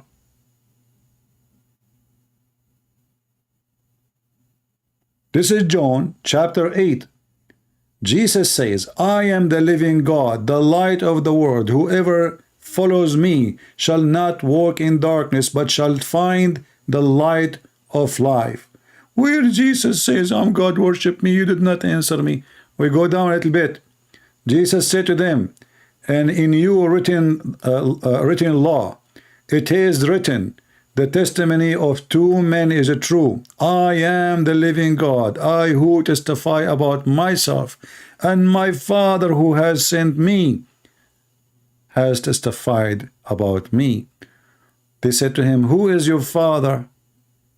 Yeshua, he answered them, you know not, neither my father, neither me, neither my father. If you had known me, you would have known the Father also. Where Jesus says, I'm God, worship me. Let us continue. Jesus said to them, I am from above, you are from below. Guys, where Jesus says, I'm God? Just this is one chapter, one page. You are from below. I am from above. Where Jesus coming from? He is from above, from heaven. You are from below. Hey, followers of Muhammad, you are under the shoes of Jesus like Muhammad. You are from this world. I am not from this world. Where Jesus saying that? In Bible, when I say that God, who you call as Father also, not Jesus, just get out of here. Just potato. We don't care even if you know that you are just being stupid, don't you? Just get out of here. So Jesus did not say, I'm God. You know, Christians, all of this. I am not from this world. You are from below. I am from above. Jesus is not saying he's God. Okay, Jesus is not from his world. Where he's from?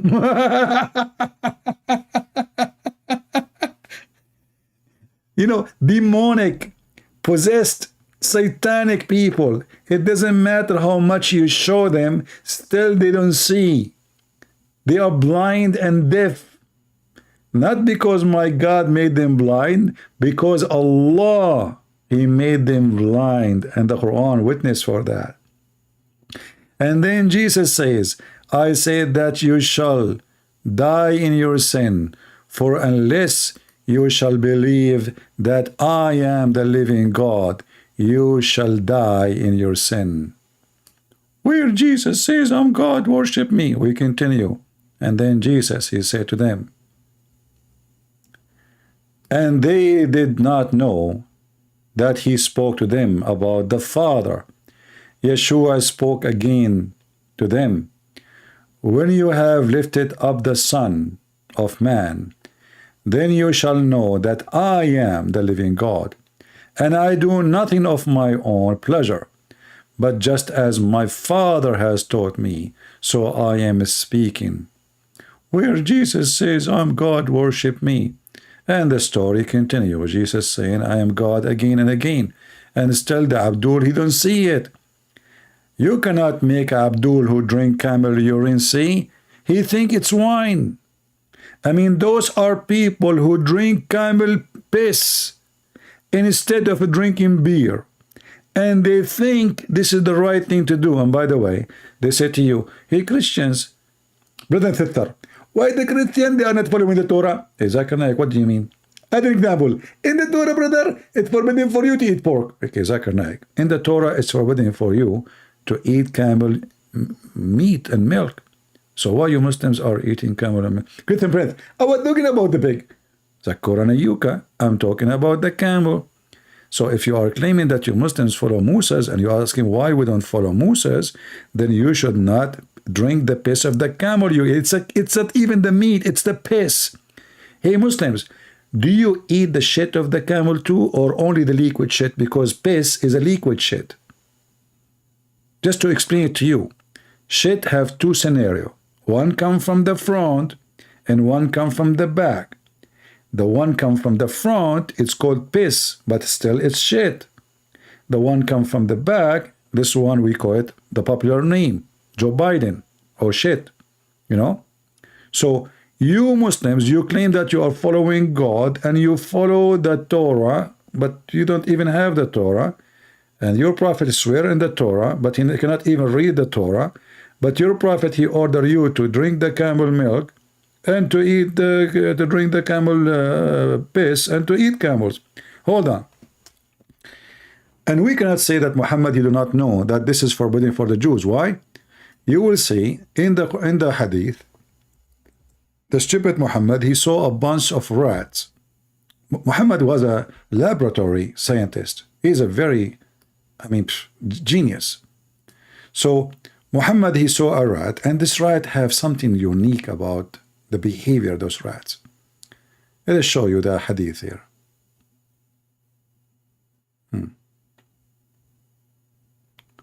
Where is the hadith? Where is the hadith? Read with me. So the observer Muhammad, PhD in laboratory scientific, academic study, he was watching the rat in his laboratory. So Muhammad, he put some milk, camel milk, in front of the rat. Read with me. The Prophet said, a group of Israelites were lost. Nobody knows what they did. But I do not see them except that they were cursed and changed into rats.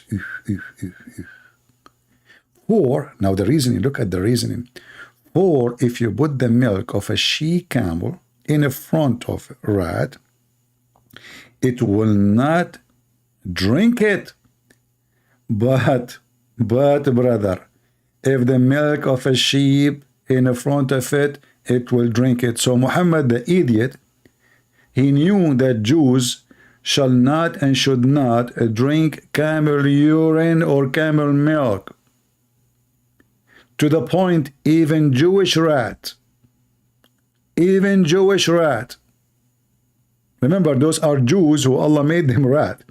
Look how bad they are. How bad they are, and still they are following the Torah. Why he is cursing them?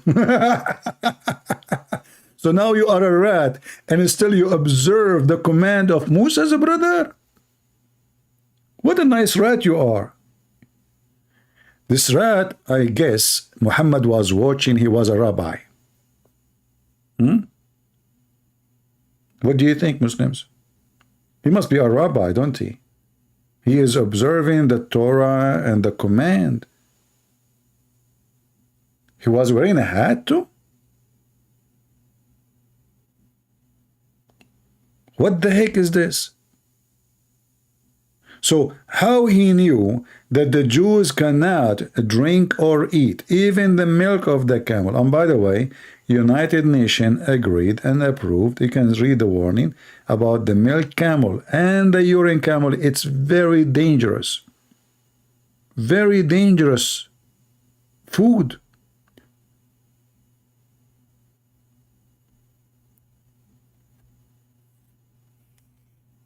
The Muslim, he don't see all this garbage in their books. But they come to you, says, when Jesus says, I'm God, worship me. My friend, when Jesus, even if he did not say, but he did, many times. But even if he did not, your God, Aka Muhammad, he said many times, worship me.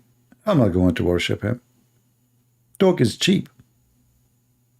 God is not just a word he say, worship me. You see, Moses did not worship God because he said, I'm God. He said to him, I am.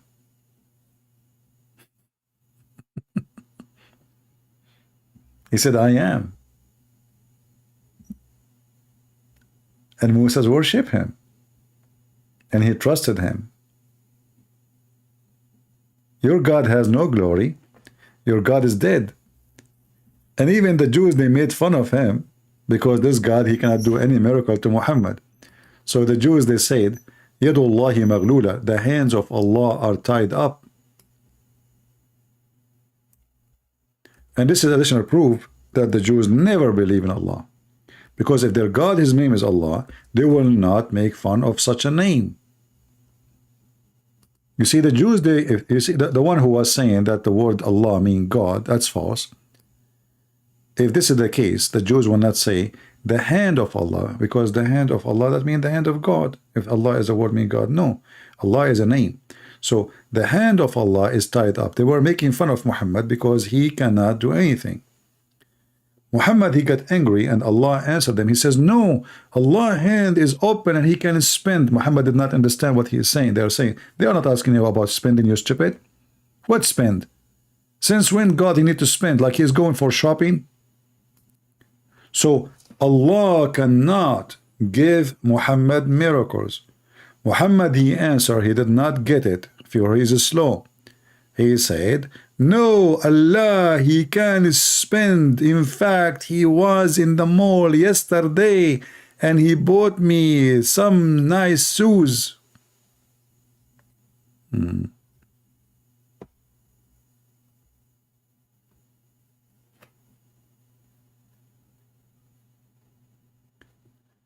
My friend, nobody can deceive anyone.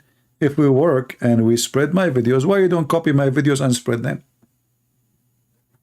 Muslim, they can deceive you only if you are ignorant. Okay, if you are ignorant, this is your fault. If your son is ignorant, it's your fault. So instead of complaining about this guy is deceiving many, what about you start yourself doing something? At least copy my videos. Like this video, can make 100 video from it. Make short videos. You can make 1,000 video from 3-4 hours videos of mine. We have many topics. We mention many things. People complain, but they don't want to do any work.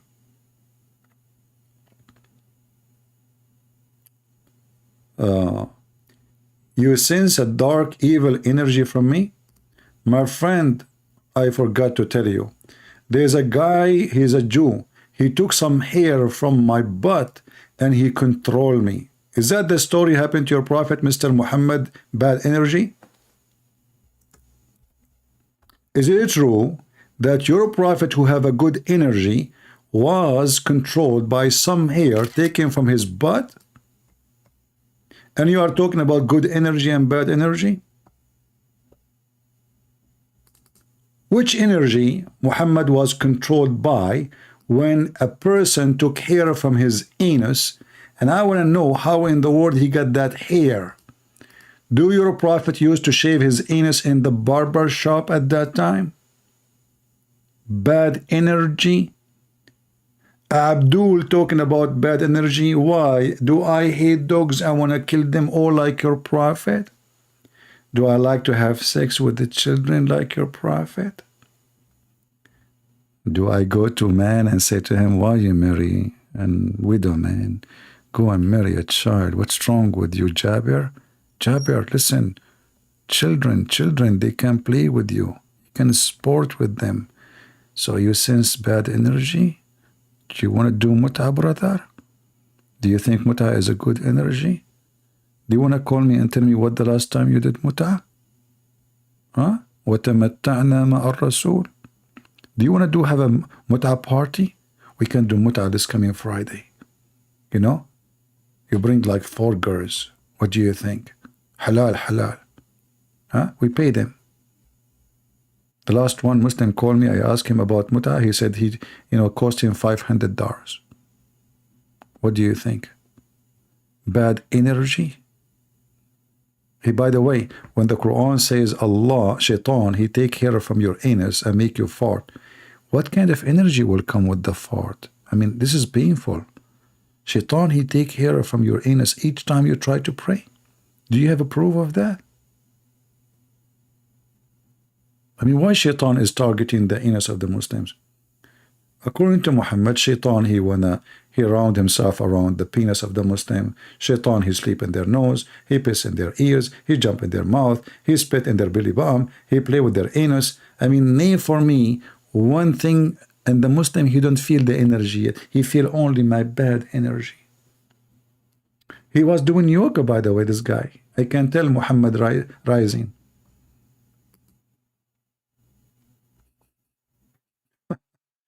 A Muslim talking about energy. Are you trying to bully me? I mean, from everybody in the world, you could not find somebody to bully except me? Are you joking? You know you are talking to who, don't you? You want to bully me. I mean, shouldn't you know that I'm the last one to be bullied? Potato. I feel your bad energy, brother. Yeah. Yeah. Hey, brother, as long you are talking about bad energy, your prophet, when he was squeezed by the angel, and then he was shivering, and he went to his wife, and he said to her, what's wrong with me? Do you think he felt the bad energy from the angel? Otherwise, why he said, what's wrong with me? Not only that, he said, where I am. He's at his home. He's in his house. His wife, she covered him by a blanket. He's shivering. His lips is not moving. And he said to his wife, where I am, what's wrong with me? So why somebody being squeezed by an angel, he feel like that? It must be a bad energy, or maybe it's a good energy. You tell me. You want to call me and correct me?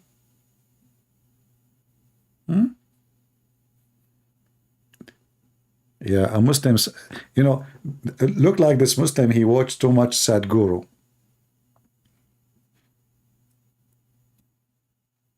And the most important thing about Sadhguru, that his name is Sad, and he want to teach you how to be happy.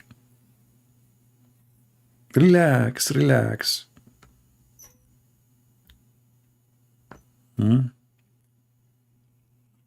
Sadhguru, Sad Muslim, Sad Muhammad.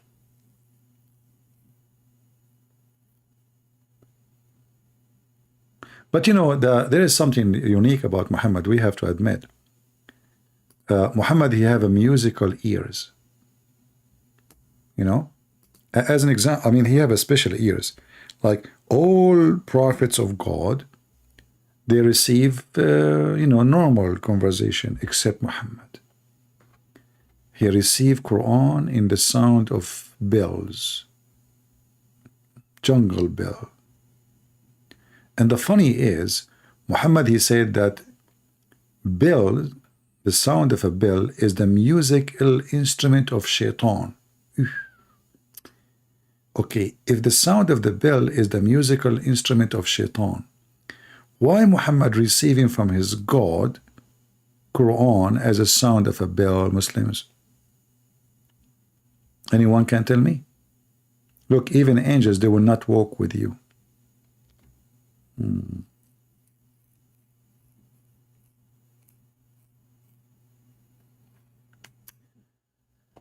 All right, I feel sorry for the Muslims, but don't try to bully me. You are no, you know, you try something. You know, you better know better than this. Bully doesn't work with me. The bully nation of Muhammad. Here Muhammad, he is mentioning that he received Quran in the sound of a bell. And you know, the first question come to my head, as long he received a sound of a bell, how he made it Quran in Arabic?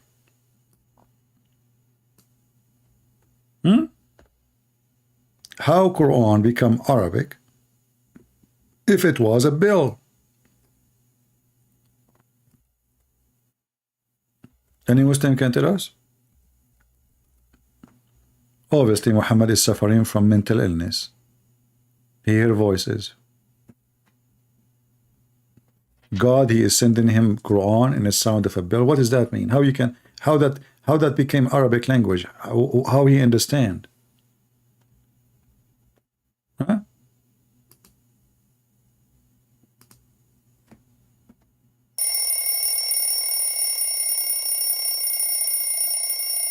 Okay, stop. Let me translate.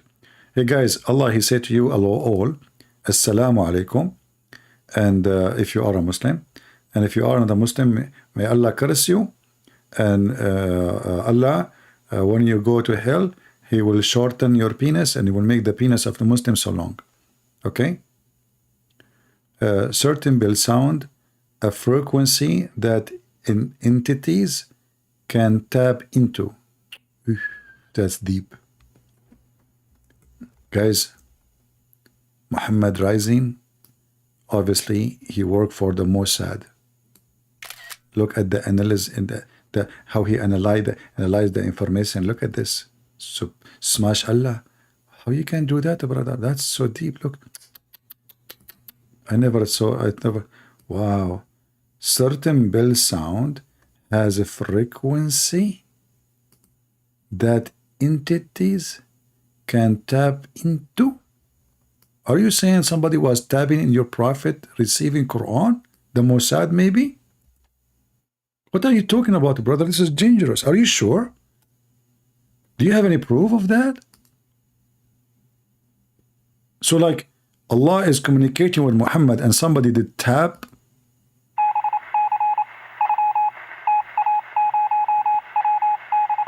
What the heck? Now we know why the Jews, they knew everything before even Muhammad he say it. Muhammad he received sound of a bell. The Jews, they are spying and they are listening. Jack Shalom, he was listening. I know Jack Shalom. I mean, this guy is crazy. You know? Yeah. So like, you know, like, okay, Jack Shalom, what, you know, Muhammad, he just now received the chapter. It says, any believing woman, she can offer herself to the prophet to if her. The Jews, they tried to stop it, but they could not because the frequency of Allah is so strong. Very strong. Mayday, Mayday. Prophet Muhammad, Mayday, do you hear me? What the heck is that, man? So now you fix it? You Muslims always, you try to fix it, you make it blind. You remind me, your prophet he used to put eyeliner 3 times a day because he's half a blind.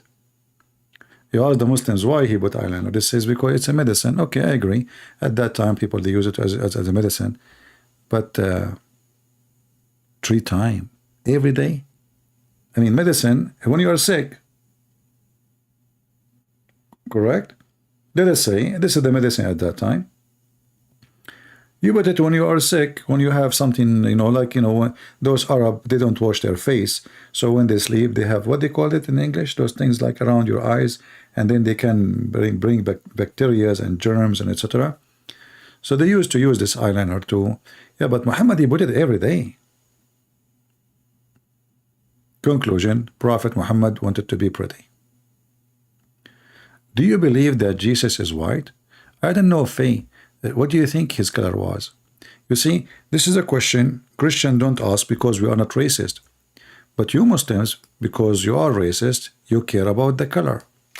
However, you idiot, Jesus is born between the Jews, and I believe the Jews are not born in Africa or in Sri Lanka.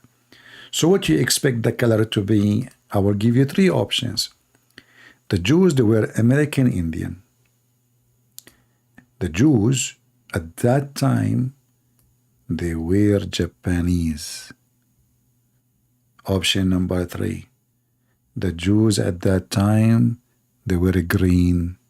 Which one you choose? I mean, where do those people come to me from? I mean, God, what I did, why?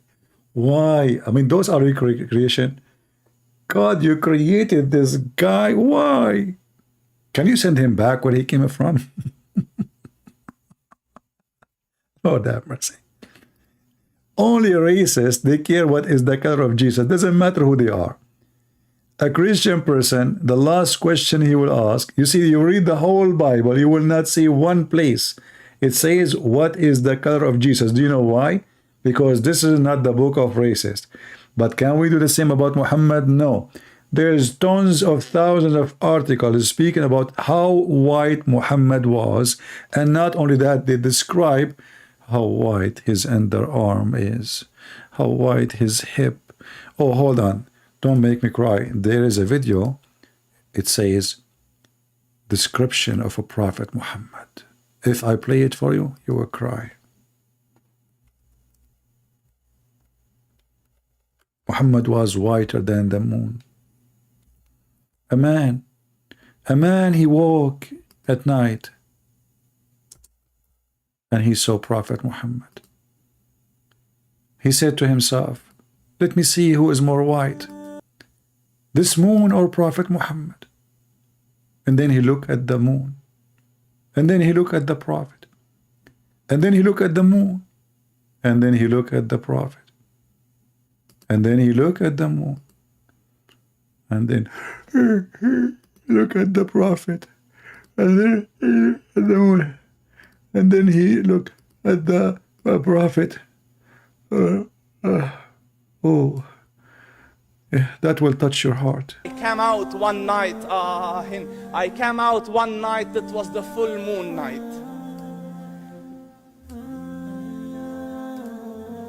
look how emotional. Look how emotional. The guy, he cannot talk, brother. I mean, look at this. Look at this. Like, what I can explain. I mean, he's so sexy, man. I cannot even describe. Are you kidding me? I'm out of words. He is so sexy. And you know what? You Muslims, and you talk about homosexual. I mean, are you talking about a man? Is like, what are you doing? You will never see Christians talking about how good-looking Jesus is, or how white he is. This is only those racist Arab. Who care? So the guy, he came out at night, and look at the music in the back. What the heck is that? Is that action? That will make it like holy, you know, like this is the business requirement, you know, this is a holy speech now. What they are saying in the background is, I thought the music is haram. So the guy, he went out at night. Yeah, what happened? Alex says, he says, I came out one night, I came out one night, it was the full moon night. The devil moon. And look. Did you see the flash in the video, guys? Hey, people, did you notice the flash in the video? Allah, he just appeared in the... Hold on, let me play it again. I mean, there's no way this is Photoshop or something. This is from the... This is Allah. Look how it's going to flash. Look. What the heck is that? I looked at the moon, and in the desert, understand... Flash. Moon is more an flash, awesome more. Sight. It is smooth. Yes, brother, more flash. It is radiant. Now, it's about Muhammad. See the light? We. This is not the police looking for a terrorist in the mosque. No. This is the Prophet of Allah. I mean, even his mother, when she gave birth to him, it says in the hadith, a light came from her vagina. And this is what it's called, the first vagina nuke. I'm telling you, vaginas are very dangerous. I mean, the light came out from Muhammad's vagina, reached all the way the palaces of Damascus. Can you explain to me how big the explosion is? And I challenge the Muslim to say, I'm lying. From her vagina, and nobody saw it in Mecca, and the light all the way went to Damascus. I mean, how many bombs is that? I mean, between Mecca and Damascus, there's at least, like, I think 1,000, maybe 300 kilometers, something like that. Maybe more, I'm not sure. The light went all the way. So if a bomb explode in Mecca, the light would go. I mean, that's impossible, man. That must be a very powerful vagina. But what do you expect? A vagina will give birth to Muhammad must be very powerful. Shiny, nuclear, proton and neutron hitting each other. Like the neutron. Muhammad, she's giving birth to him, and there's two neutron in the door. They hit each other, and the explosion happened, and the light came. This is physics, pure physics. Okay, continue, brother. What happened to Muhammad, the white man? It is clear, it is gentle compared to the scorching sun at which they are used to. So the moon was the epitome of beauty. So he says, I came out at a full moon night and I looked at the moon and I saw it, beautiful, handsome. So I said, let me go see if the moon is more handsome or my prophet is more handsome. Look at this. Unbelievable. Look at the test of a beauty. Muhammad is the dragon queen. What they call her, this guy, transgender guy, what they call him? Dragon what? You know, this weird person who wears a skirt is a man.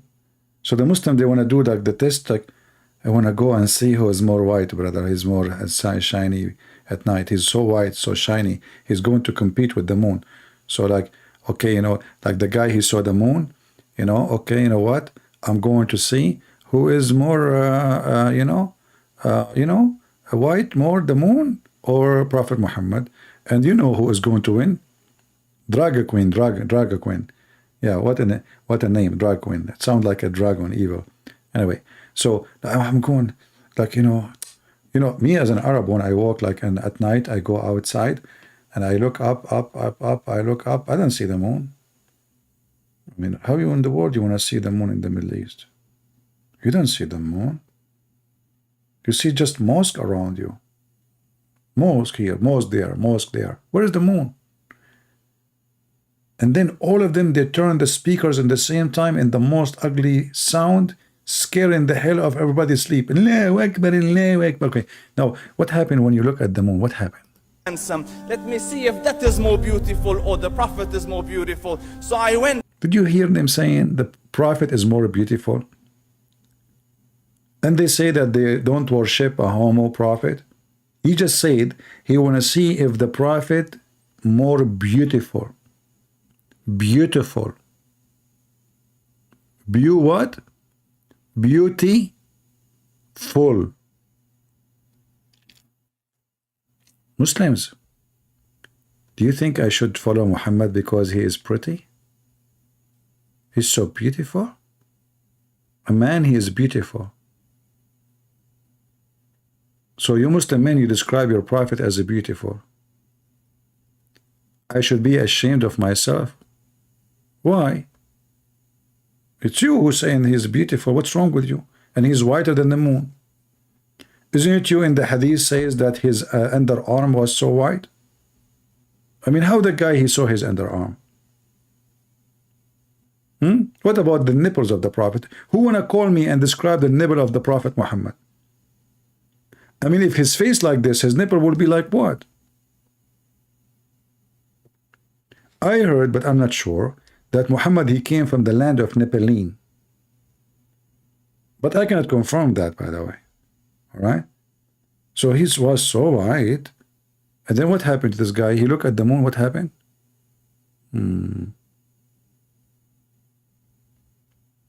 What the Bible says, Faye, are you stupid? I just answer you. There's nowhere in the Bible we speak about such a thing because it's not important. Jesus is our God, and it doesn't matter what his color is. If Jesus was African, I will follow him. If Jesus came as Asian, I will follow him. If Jesus came as white, I will follow him. Only foolish, racist, stupid people ask such a question. This is literally a foolish question. And I answered you already. You repeated. I said nowhere in the Bible is speaking about such a thing. And I told you why. And then you keep repeating.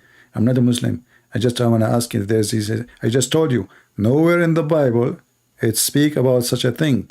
Because this is not important for us as a Christians. We are not racist. Only people who are racist, they will speak about a look and color. A racist person, he will see me as an Arab. He will not see me as a human. He will see me by what he thinks it's a race. Even Arab is not a race. A racist man, he is white, he will see a black man as a black. Not as a human like him, because he's racist. Same as a black man. He will see if he is racist, the black man is racist, then he will see the white man as a white man and he hate him. So if you are racist, you see colors.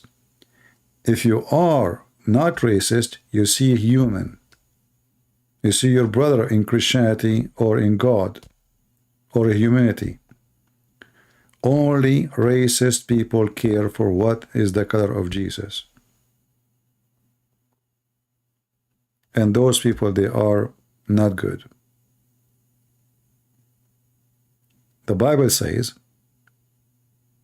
because of Jesus, there is no Greek, there is no Hebrew. The Greek, they used to think they are the highest. And the Hebrew are the same. They are chosen people of God. So there is no Greek, there is no Hebrew. Those are the two highest. With Jesus, no, there is no such a thing. And there is no free and there is no slave, for all is one in Jesus. The free and the slave in the front of Jesus is equal. So you are a black slave or white slave. You are free or not, still is the same. You are Greek or Hebrew, still the same. So the Greek is no better than the slave. The Roman is not better than a slave. The Hebrew is not better than the slave. And the slave is not better than any of them. For all of us, we are one. This is what the Bible teaches, and this is the value of a Christ. Anyone will go out of this line, he is no Christian.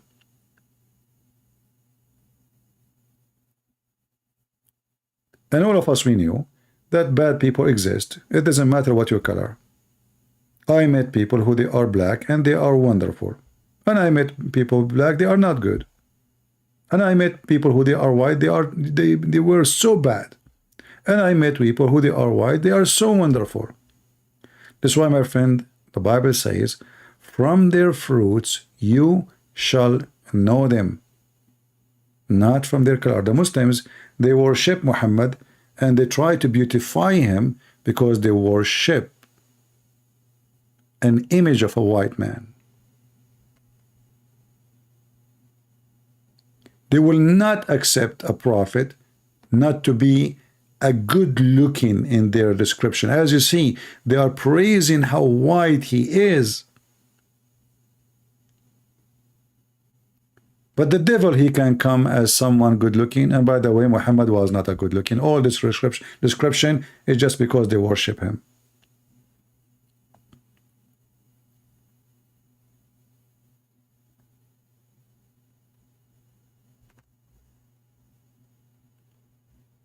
Who care about how white he is? And the guy, he start crying. He looked at the moon. At the moon, and I looked at his face, and I looked at the moon, and he said, Wallah, moon. And I looked at his face, and I looked at the moon, and I looked at his face, and moon, and I looked at his face, and I looked at the moon, and I looked at his face, moon, and I looked at his face, and I looked at the moon, and I looked at his face, and I looked at the moon, and he said, are you going to continue until tomorrow? What the heck is that? I want to see if he look as bad as he sound. I don't know, Yusuf. Your sisters in Islam, they keep sending me emails saying, I hate you, even if your voice is so sexy. So I'm not sure about you speaking about how bad in sound I am. Are you sure? So why your sister keeps sending me emails saying, I hate you, Christian Prince, even if your voice is so sexy? So you think I sound bad? Are you sure?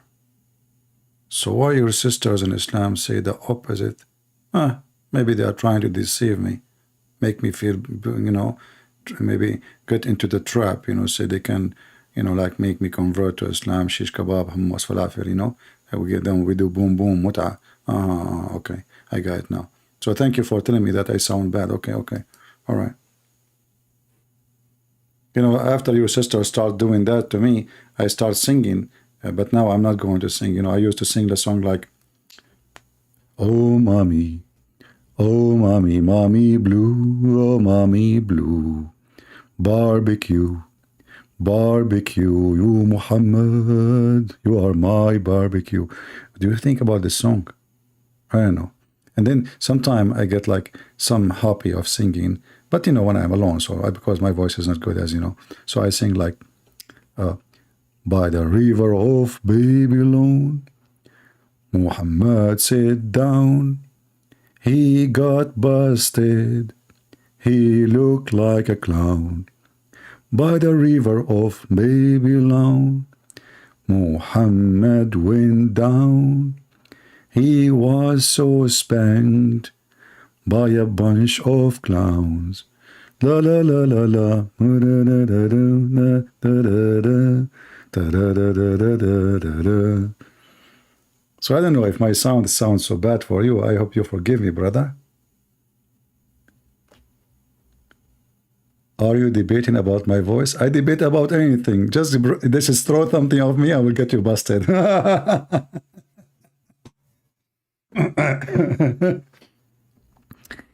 I mean, you want to see how I look like, see if I sound like I'm bad. My friend, don't you Muslim believe that the creation of Allah is beautiful anyway? Are you accusing your God Allah that he do not know how to create people? Man. What a potato. What a load of a crap. I was reciting the Quran. Shame on you. What's wrong with you? Isn't it Allah? Okay, let me recite the Quran for you in different. The Quran was sent in 7 letters. Listen. By the tower of Babylon, Harut sat down. He opened school for all Muslim clown to teach magic. He gave ajwa. Muslims they learn how to try for two town. Don't ask me what is the last word. Is just to like Muhammad with the ram. So isn't your God he sent two angels Harut and Marut in the Babylon tower? What's wrong with you? You're making fun of the Quran, call it crap? May Allah grab you. Maybe you can call me and tell me what's up with those two angels who opened Harry Potter school. You know what? Honestly, I like to learn how to do magic, especially if this magic is very good. I mean, Allah is a decent God. So he said to himself, those people are bored, you know? Everybody is happily married. So what I will do? Okay, I will send Harut and Marut. They are Armenian. From Armenia, brother. Okay, how I know they are Armenian? Their last name ends with the Babaljian. Okay, Harut and Marut. So Harut, brother, here we go. Harut and Marut, brother, they open a school. And the purpose of the school, which is sent by Allah, is to teach men how to do magic so they can cause separation and divorce between wife and husband. You know what? Those lawyers in America, if they can find what magic he is doing, they will pay you a lot. Especially those divorce lawyers. They will make everybody go on divorce and come to their office. So look at this good God, Allah. Allah is bored. I'm going to do something good for a human. What I would do. Okay, Harut, call Marut and come here. Yes, sir. Harut came. Where is Marut? He's coming, sir. He's eating falafel.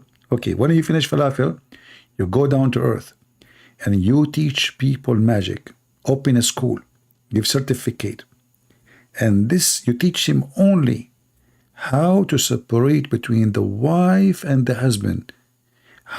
Teach the wife how she can throw high heel shoes at her husband when she is in the kitchen. And then the husband, he will get so angry from her and he will ask for divorce. What a magical religion, man. So God, look at the noble purpose, a plan of God. This is a godly plan. I mean, do you see how Allah, he loved the Muslim family? He sent the most two skilled angels in magic. Harut and Marut, and where he sent them? In the Tower of Babel. Which is normal, you know, because the tower is so high. It's the elevator of God. I mean, those angels, they cannot come down by the parachute. They need a Tower of Babel. Hey, Muslims, do you know why Allah, he chose Babel? What do you know? Huh?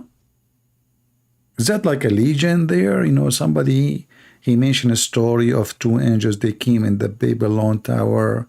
Muhammad, he copied it. He put it in the Quran as usual. Are you there, Muslims?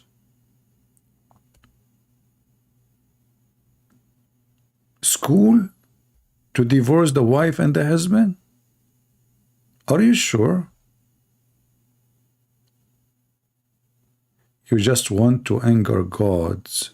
Gods? Yeah, how many gods you have? Chosen ones. Choose once. That's deep. You know, Muhammad, what if I do black magic for you now?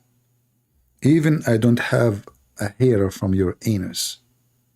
Do you know that I have the power to control you by magic? Okay, guys, let us make an experiment. Muhammad, if you are not afraid from the magic which I learned from the Tower of Babylon by Harut, peace be upon him, and Marut, peace be upon her, call me in Skype, and in the beginning you will feel you are being hepatized. Hepatized, what kind of English is that? Anyway, whatever the word is. Hepatize. So I will hepatize you first. You know, I will make you look at camel urine in a bottle, and I will shake it like left and right. You focus with your eyes, huh? Focus. Camel urine in the ball. Lift it, light, left, right, left, right, left. And then you will start noticing you are going to get across eyes. And then you will feel asleep. And then that's it. You are under my control. Using the magic of Harut and Marut. And then, brother, I will make you go to your bank account. You type your credit card and your password, and you send me all the camel urine in your bank account, brother. And I will tell you the verse in the Quran that the judgment day is near. It's almost in the corner. So you do not need money, and you send all your money. What do you think? I think we have a plan. How did Muhammad PBUH copy when he is illiterate? I do not need to read and write to copy what you just said, Abdul. You say to me, I copy it. I mean, people they say really silly stuff. Do I need to know how to write, how to read? The guy was not writing. The guy was saying. He was saying what he heard. So are you saying to me, your prophet, he was illiterate, even his ears?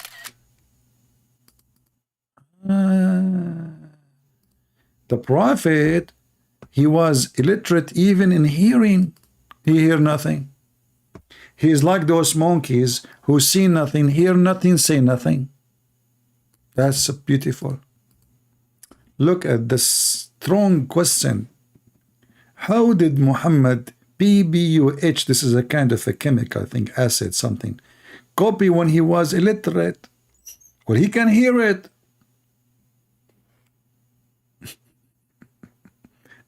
Same time, who is the stupid he said to you that Muhammad is illiterate?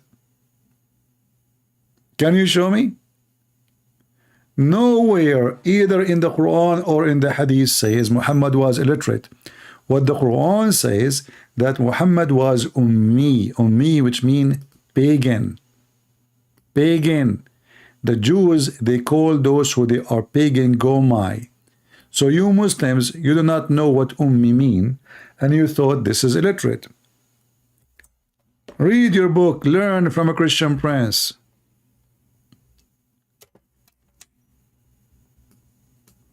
Ignorant people.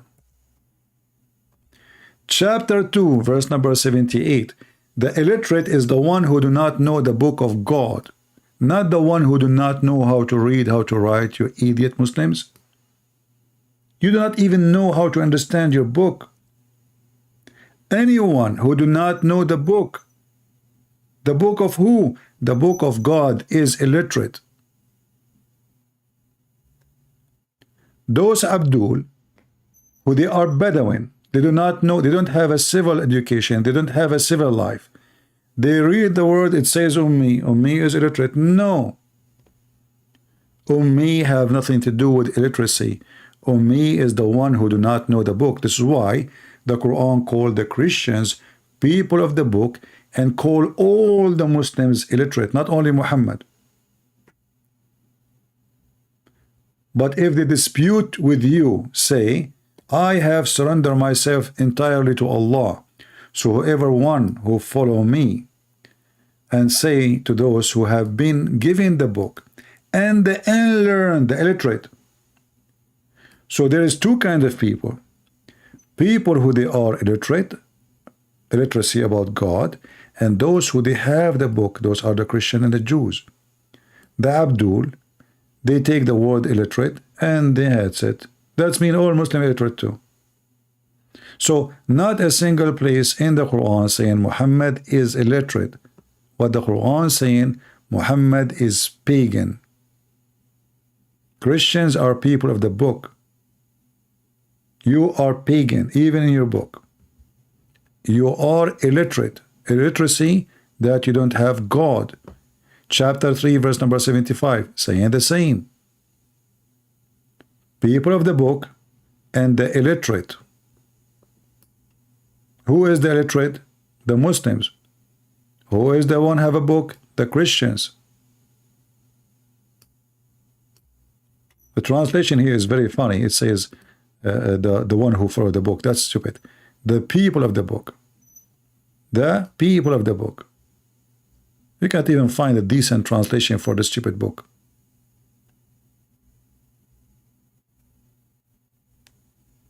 And even when Muhammad he was dying, he said, bring me a paper and a pen, which means ink, so I will write for you a book.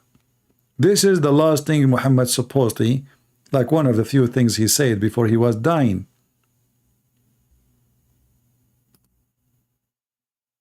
Give me a paper and a pen, and I will write for you something you will never be lost after. How Muhammad, why he's asking for paper and the pen when he is dying, and he will write if he is illiterate? And then Umar al-Khattab, he says, قَدْ هَجَرَ الرَّسُولِ. Hajar mean he lost his mind. He's making fun of him. And he said, you know, we have only the Quran, and that is enough. That is sufficient.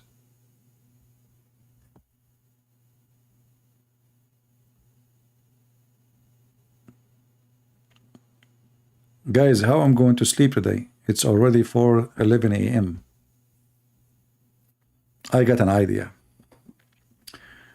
I think if I take one bottle or 1 cup of camel urine, and then 2 cups of ajwa, and then 3 nagla seed, I think that will fix all the problems in my life, especially the nagla seed. Main, you know, I will tell you, by the way, a secret. I used to be, I have a very tough disease. You know, I went to the doctor. He said to me that your heart, which is in the right side, we could not find it. We found only the one in the left side, and that made me feel really bad. So he said, but listen, I think there is a solution. Still you have hope. I said, please, doctor, what? He said, you eat nagla seed. I said, what is that? You are being racist now. What you are saying, nagla seed? Are you like, what's wrong with you? He said, no. You know, in Arabic they call it the black seed, you know, but in English we call it nagla seed. I said, oh, okay. So you did not avoid saying the black because you are racist, huh? You don't want to say that something good is coming from the black seed. Are you racist or what? He said, no. The Prophet Muhammad, he said that nagla seed have cure for any disease. He said, even my missing heart, which cannot be found in the right side. He said, even that. And listen, I took the nagla seed. I took only one. I swear by the shoes of Allah, and his ear, and his nose, and his toes, and his chin. And then, brother, a week after, I went to the hospital. They took like something called X-ray. X-ray? No, that's X-ray. Box-ray. No. Trax-ray. Anyway, as Prophet George Biden, he says, you know the thing, you know. Yeah, X-ray. Yeah, so they took X-ray and they found that I have a heart in the right side. It's there. It wasn't there, you know.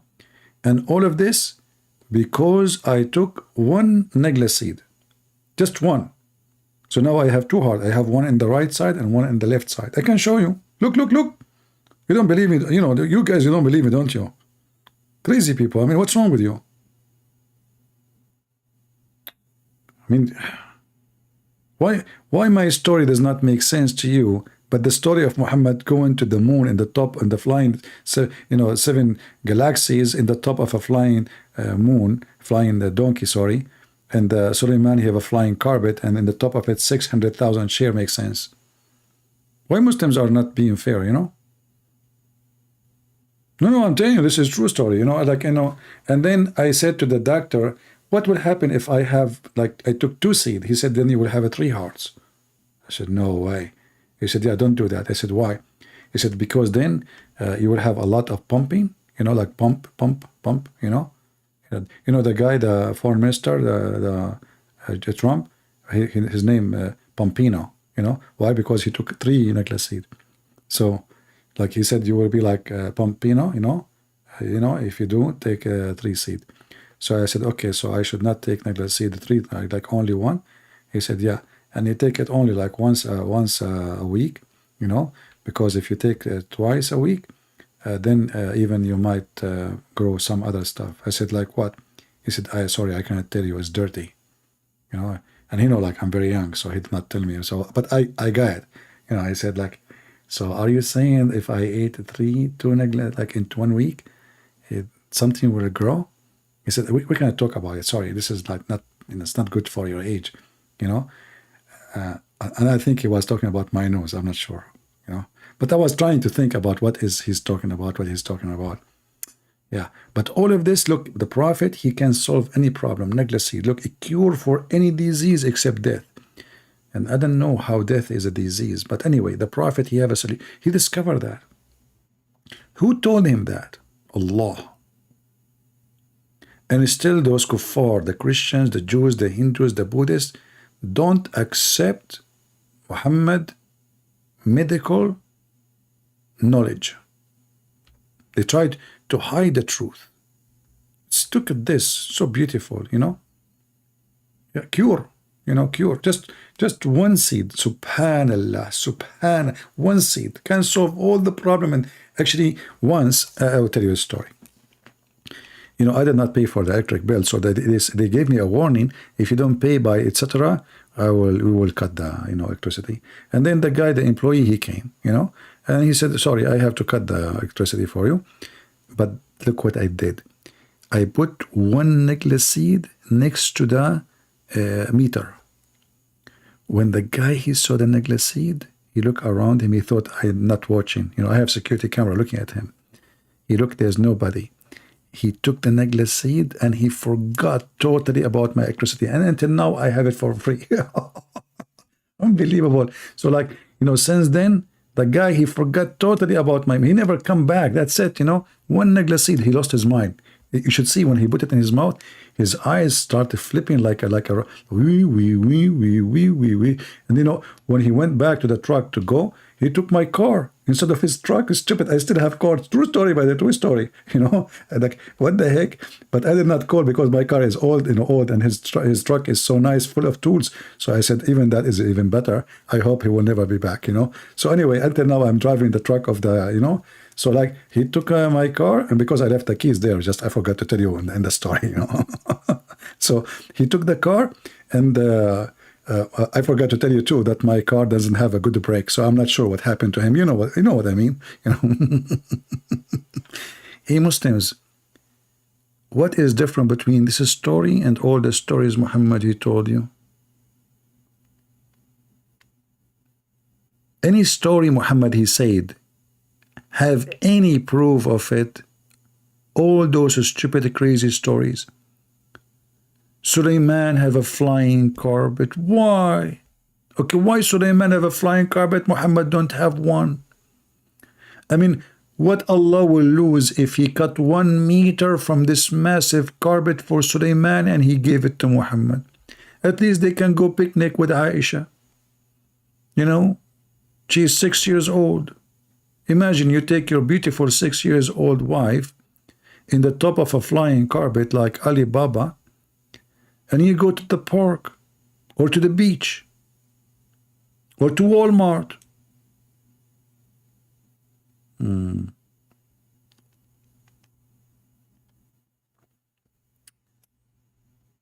True stories. If you read the story of the flying carpet, you will go crazy. Unbelievable. The army of Suleiman is something you cannot even imagine. Brother, the army of Suleiman contained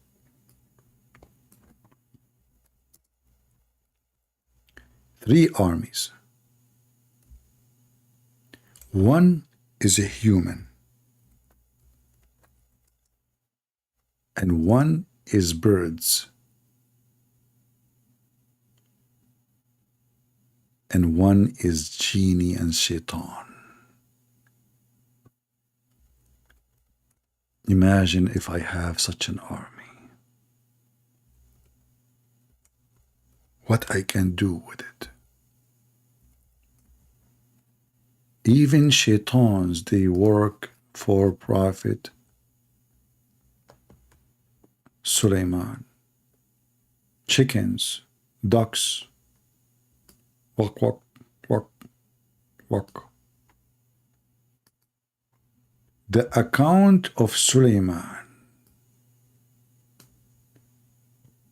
so beautiful.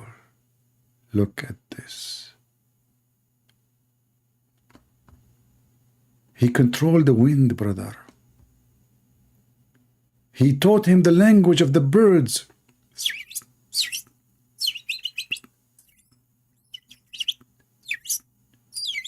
The bird was saying to me, Quran, I'm crying.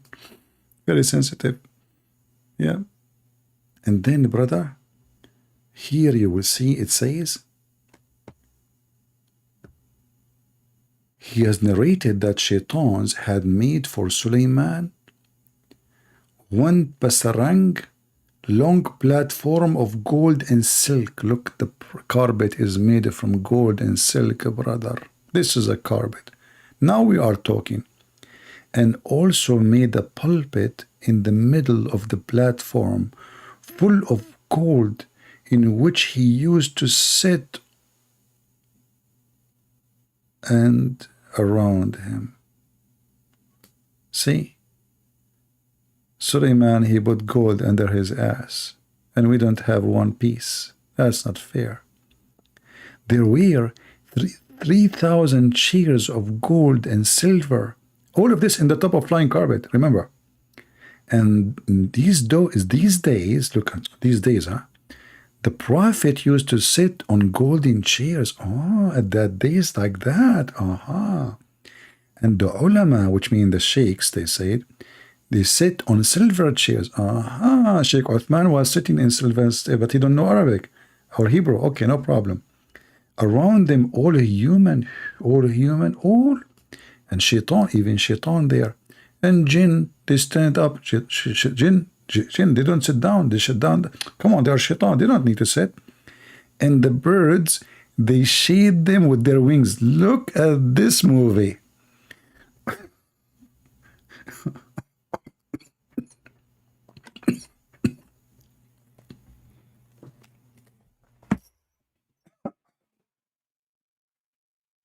Brother, who can beat that story? Look, it's perfect. He is sitting on gold. 3,000 chairs around him, all made of gold. And they sit in the scholars, the scholars, they sit in the silver. And the shaitans, they are standing. The birds are flying in the top of them, and they keep them under the shade. And don't forget the poo-poo as a blessing. The breeze, Sabah, carried it's according to capacity of this in the sky. For 1 month journey from the morning to the evening. Look how far the distance, man. Look at this. Here it says that Sulaiman kingdom, Allah gave Sulaiman a kingdom from the east to the west. And he ruled for 700 years, brother. Sulaiman, he ruled for 700 years and 7 days and 7 minutes and 7 seconds. All right? And 7 months. Look. What is the 7 days? Every man, only 700 years? I mean, don't you think this is too much? I mean, early? I mean, where are you going? Sulaiman, you are leaving after 7 years. Only? Come on, man. And then every man and jinn and Satan and devil and bird and wild animal, they were subservient to his command. Man, Sulaiman, he command the chicken. Chicken, come here. Walk. He command the rabbit. Rabbit, come here. Yes, come here. You know, where is the carrot? Who ate the carrot from the kitchen? Don't move your lips. I'm talking to you. Talk to me. I speak your language. He have control of all the creatures. And he been given the knowledge of everything. Suleiman army, look at this. Faye, I'm not getting tired about Islam. What's your problem, man? Get out of here, you idiot. You are like a bug. What is the color of Jesus? Aren't you tired talking about Islam? If I am not tired about Islam, why? I mean, while you are here, I mean, people are stupid, man. Don't get married. Your wife, she will leave you. Because you will say to her, aren't you tired being with me? And she will say to you, you're right, get out. Like Christian Prince, he bounced you and blocked you. Get out of here. And then Suleiman army was 100 parsang. This is like a long distance, 3,500 mile long. That's so short.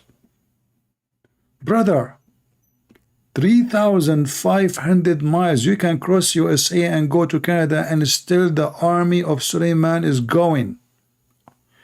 Only the army of Suleiman, this is just the long, not the how wide. 3,500 mile long. Can somebody convert 3,500 mile to kilometer? Hold on.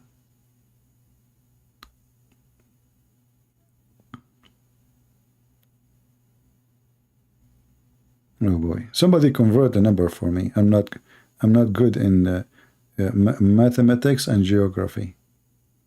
Search it in Google.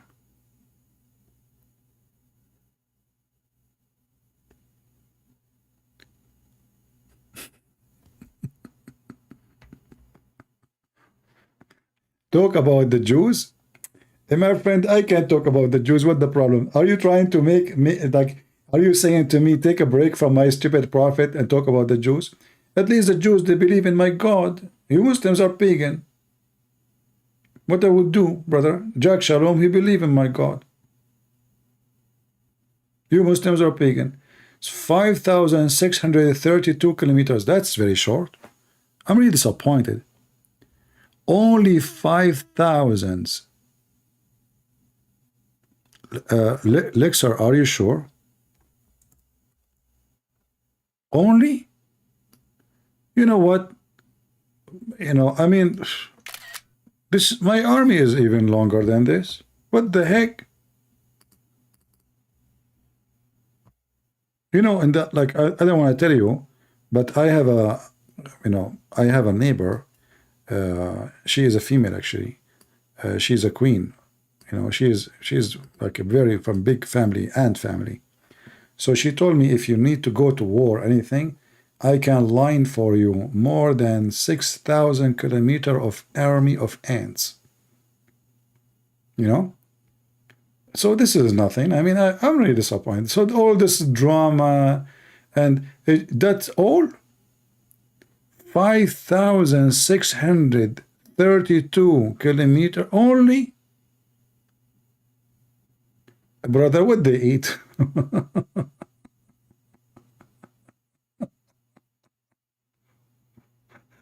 I mean, Muslim stories are true stories. Listen, show me a verse that Jesus says, I'm God.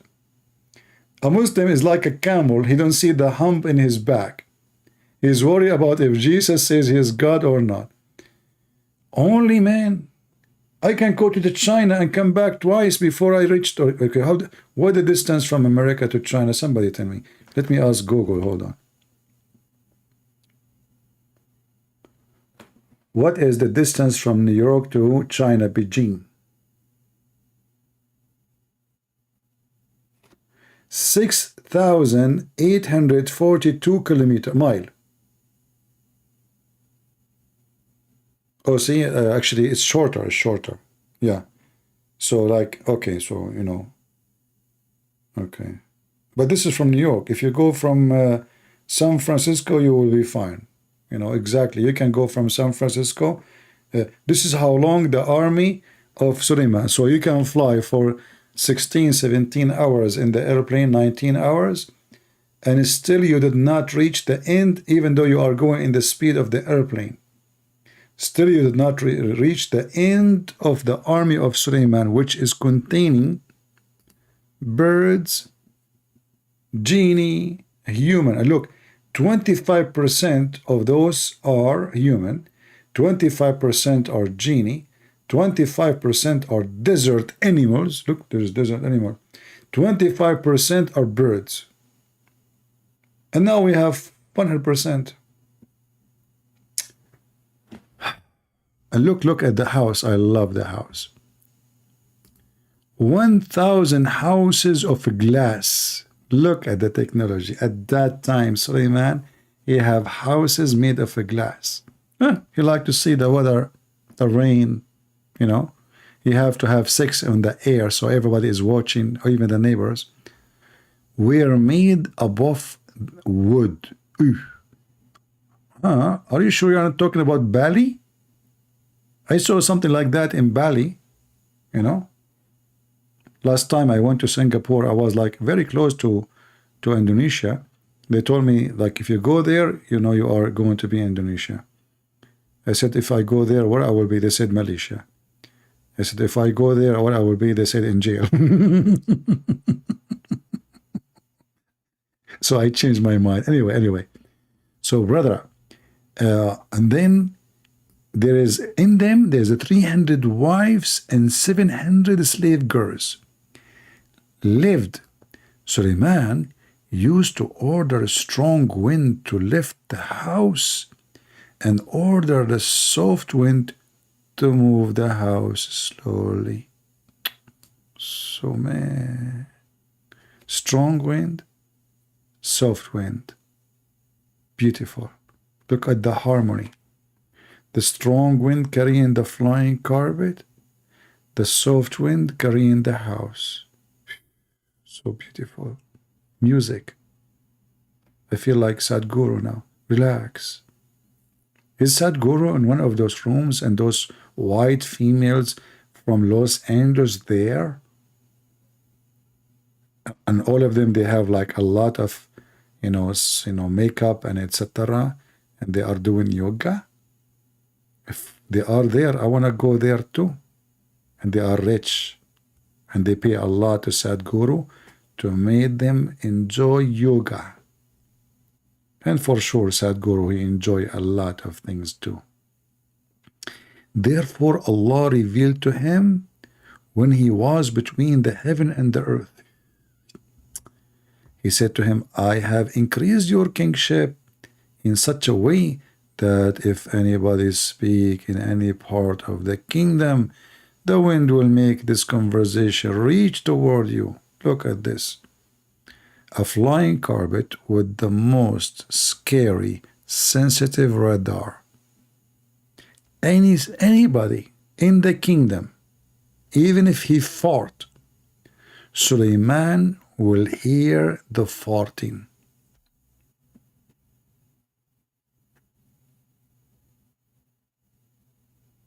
I hope that the Pentagon will not try to find what technology Allah was using.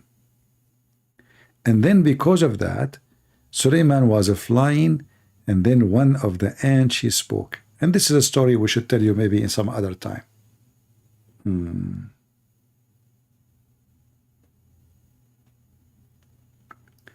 You said the Bible agrees in the Quran about the crucifixion. In the Quran, actually, but Jesus wasn't crucified. My friend, I said the stupid Muhammad, when he made that verse in the Quran, he admitted that the crucifixion of Jesus is something happened, because it says it made appear to them. So this is what people saw. And what people saw is the truth. When you go to the court, what he asks you, did you see the guy killing this guy? If you say I saw, that means this is true. If you say I did not see, it means it's a fiction. So when the stupid Quran says it was made to appear to them, so it confirmed what they saw. And what they saw, that Jesus was crucified. So the author of the Quran is a stupid idiot. Anyway, did we have a good time, guys? How many hours we are here? Only 6 hours and 21 minutes? No way. 6 hours and 38 minutes. I cannot leave that early. I thought it's already like 8 hours or something. Only 6 hours? That's not good. I know these days my videos are really short. I should, I don't know, I should make it long, really. I mean, short video. Who's going to watch short video? Yeah, maybe I will try to do some sport to get stronger and eat Nagla seeds so I can stay longer here, you know. For like now, I cannot really stay long, more than 8 hours, 10 hours, 12 hours, you know. But maybe if Allah, He gave me energy, I will be able to stay like, you know, maybe 20 hours, you know, few hours, short hours, long hours. And as you see, my Skype is open, and all those hours we have only one Abdul. He decided to call me. The rest, they don't even hear me, and they are not here.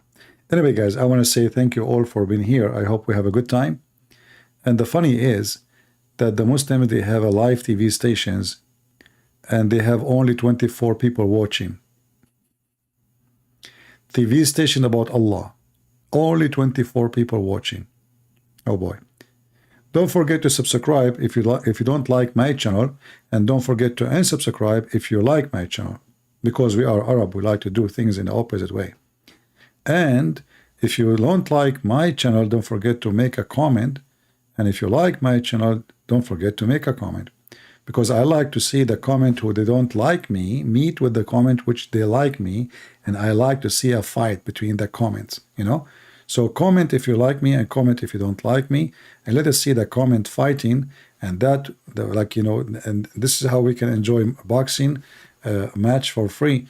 And just wait for the Muslims when they make a comment, they will say, I challenge you.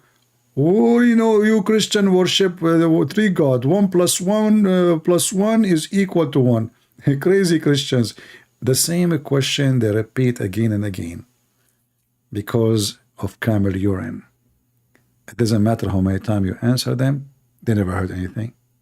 They will come tomorrow with the same question. And then we give them the same answer. And they come again with the same question. And in Christian Prince, he will give them the same spanking.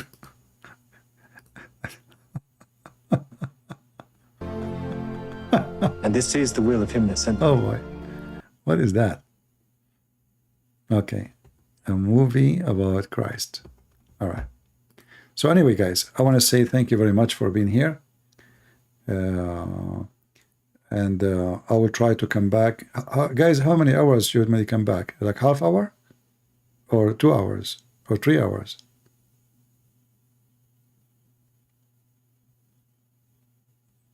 What do you think? You guys are not helping me. I see somebody saying 7 years. 7 years from now, you want to come back? Okay, no problem. That's easy. I forgot to tell you, I have a time machine. I bought it from Allah. So time goes for me so fast. 7 years, this is like 7 minutes. You know, I got you busted. By the way, if you make an appointment with an Arab person, if he say to you, I will meet you at 12, try to ask him which year. You know, like not which day, not which month.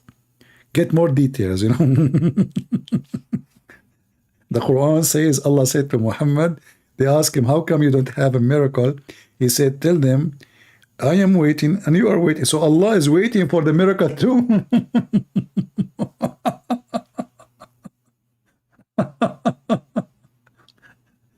So I don't want to give you an appointment because you will be very disappointed. I mean, English is very funny. Appointment, you will be disappointed. What? Okay, just let it go, man. English, By the way, we are the Arab, we are the first one who created English. But at our time, in the time of the Prophet, used to be called English, So the Prophet, when he met with the Harut and Marut, they told him a language, they told him a prophecy. This is a language will become number one in the world. He told him, what language? They said, you are illiterate. We cannot teach you for now. First, we have to teach you how to have sex with the children. For if you know how to do that, you will learn that language so easy. Muhammad, he went to school right away. He found the first girl in the school. She is 6 years old. He took her home. Boom, boom. He come back. He asked the angels, teach me now. Here we go. I just have sex with a 6 years old girl. The God, they said to him, no, you did not. You did not even pick up a girl. That was a female goat, young one. Muhammad, he was half blind, so he did not notice. But anyway, Muhammad, by time he was able to learn English, and he taught the whole world English. As an example, Shakespeare, the famous one, he is an Arab. His real name is Sheikh Isper. I'm telling you, Al-Qaddafi, he said that. Al-Qaddafi, the president of Libya, he said Sheikh Isper, his real name is Sheikh Isper. And even the word democracy is coming from Allah, Prophet Muhammad. Al-Qaddafi, he said, the origin of this word is democracy, which means bring the chairs. Wow. So even those are coming from Allah, Prophet. Unbelievable. So you notice here, the more you study Islam, brother, the more you see that you have no carpet underneath of you. It turned to be that your English is not English. You are a Hindu, even the red dot between your two eyes. That because the Prophet, he used to do practice targeting at the angel Jibreel. Israfil. So Israfil, the Prophet, he used to practice, targeting, and he put a red dot between his two eyes. And then Israfil, because he got dizzy, he fell down in India. And the Indian, they look at this guy. Oof, what is this in his forehead? They like it. They start copying and they start putting this red dot in forehead. Because Israfil, by the way, he was married. All right. So even the red dot of the Hindus is coming from Prophet Muhammad. I mean, anything around you, the source of it is coming from Prophet Muhammad. As an example, Korean, they eat kimchi. Where kimchi coming from? From Prophet Muhammad. He say Kim, she, Even the word Kim, Korea, everybody, his name is Kim. Everybody, even the president. The president, the driver, the guy in the airport, the falafel, everybody is Kim. So Muhammad, he went to Korea. He noticed everybody is there. His name is Kim. And, he said, okay, this is the food made by Kim. And it was a girl, so it's she. So he called it kimchi. And then the Korean, they copied the name from Prophet Muhammad, peace be upon him. And now became a very famous name. And they copy-paste, what a shame. They steal the copyright of Prophet Muhammad and they add it, Anyway, I can give you endless stories about what the word stole from Prophet Muhammad. Everything, like even toilet paper. It was not toilet paper, but this is a different story. I don't want you to hear about it at the end of the night. So anyone here do not believe any of the stories I just mentioned to you? If you don't believe in it, you have a problem. You need to see a shrink or a doctor. Honestly, you really have a problem. I mean, we have evidence for those things. All of those things, it's true. But, it's hard to convince the kuffar. Who is the one who discovered electricity? Prophet Muhammad. Like when they asked him about the chapter 13, verse 13, he said, the thunder is an angel. He's an angel. So Prophet Muhammad, he discovered that all the electricity in the world is coming from the angel. His name is Thunder, Rad. And they asked him, what about the fire belt we see? He said, this is a fire belt, or the fire we see. He says, this is a fire belt. He beat the cloud with it. So Prophet Muhammad discovered two elements in one class, electricity and beating the cloud. And today, I did beat you all with 7 hours speaking to you, and none of you felt bored. Did we? I hope so. I hope we did not feel bored. I want to say thank you all, and I wish to see you soon again. And I feel sorry for you Muslims. Your prophet, he cannot handle the truth. Santa Claus is real, and Allah is not. See ya.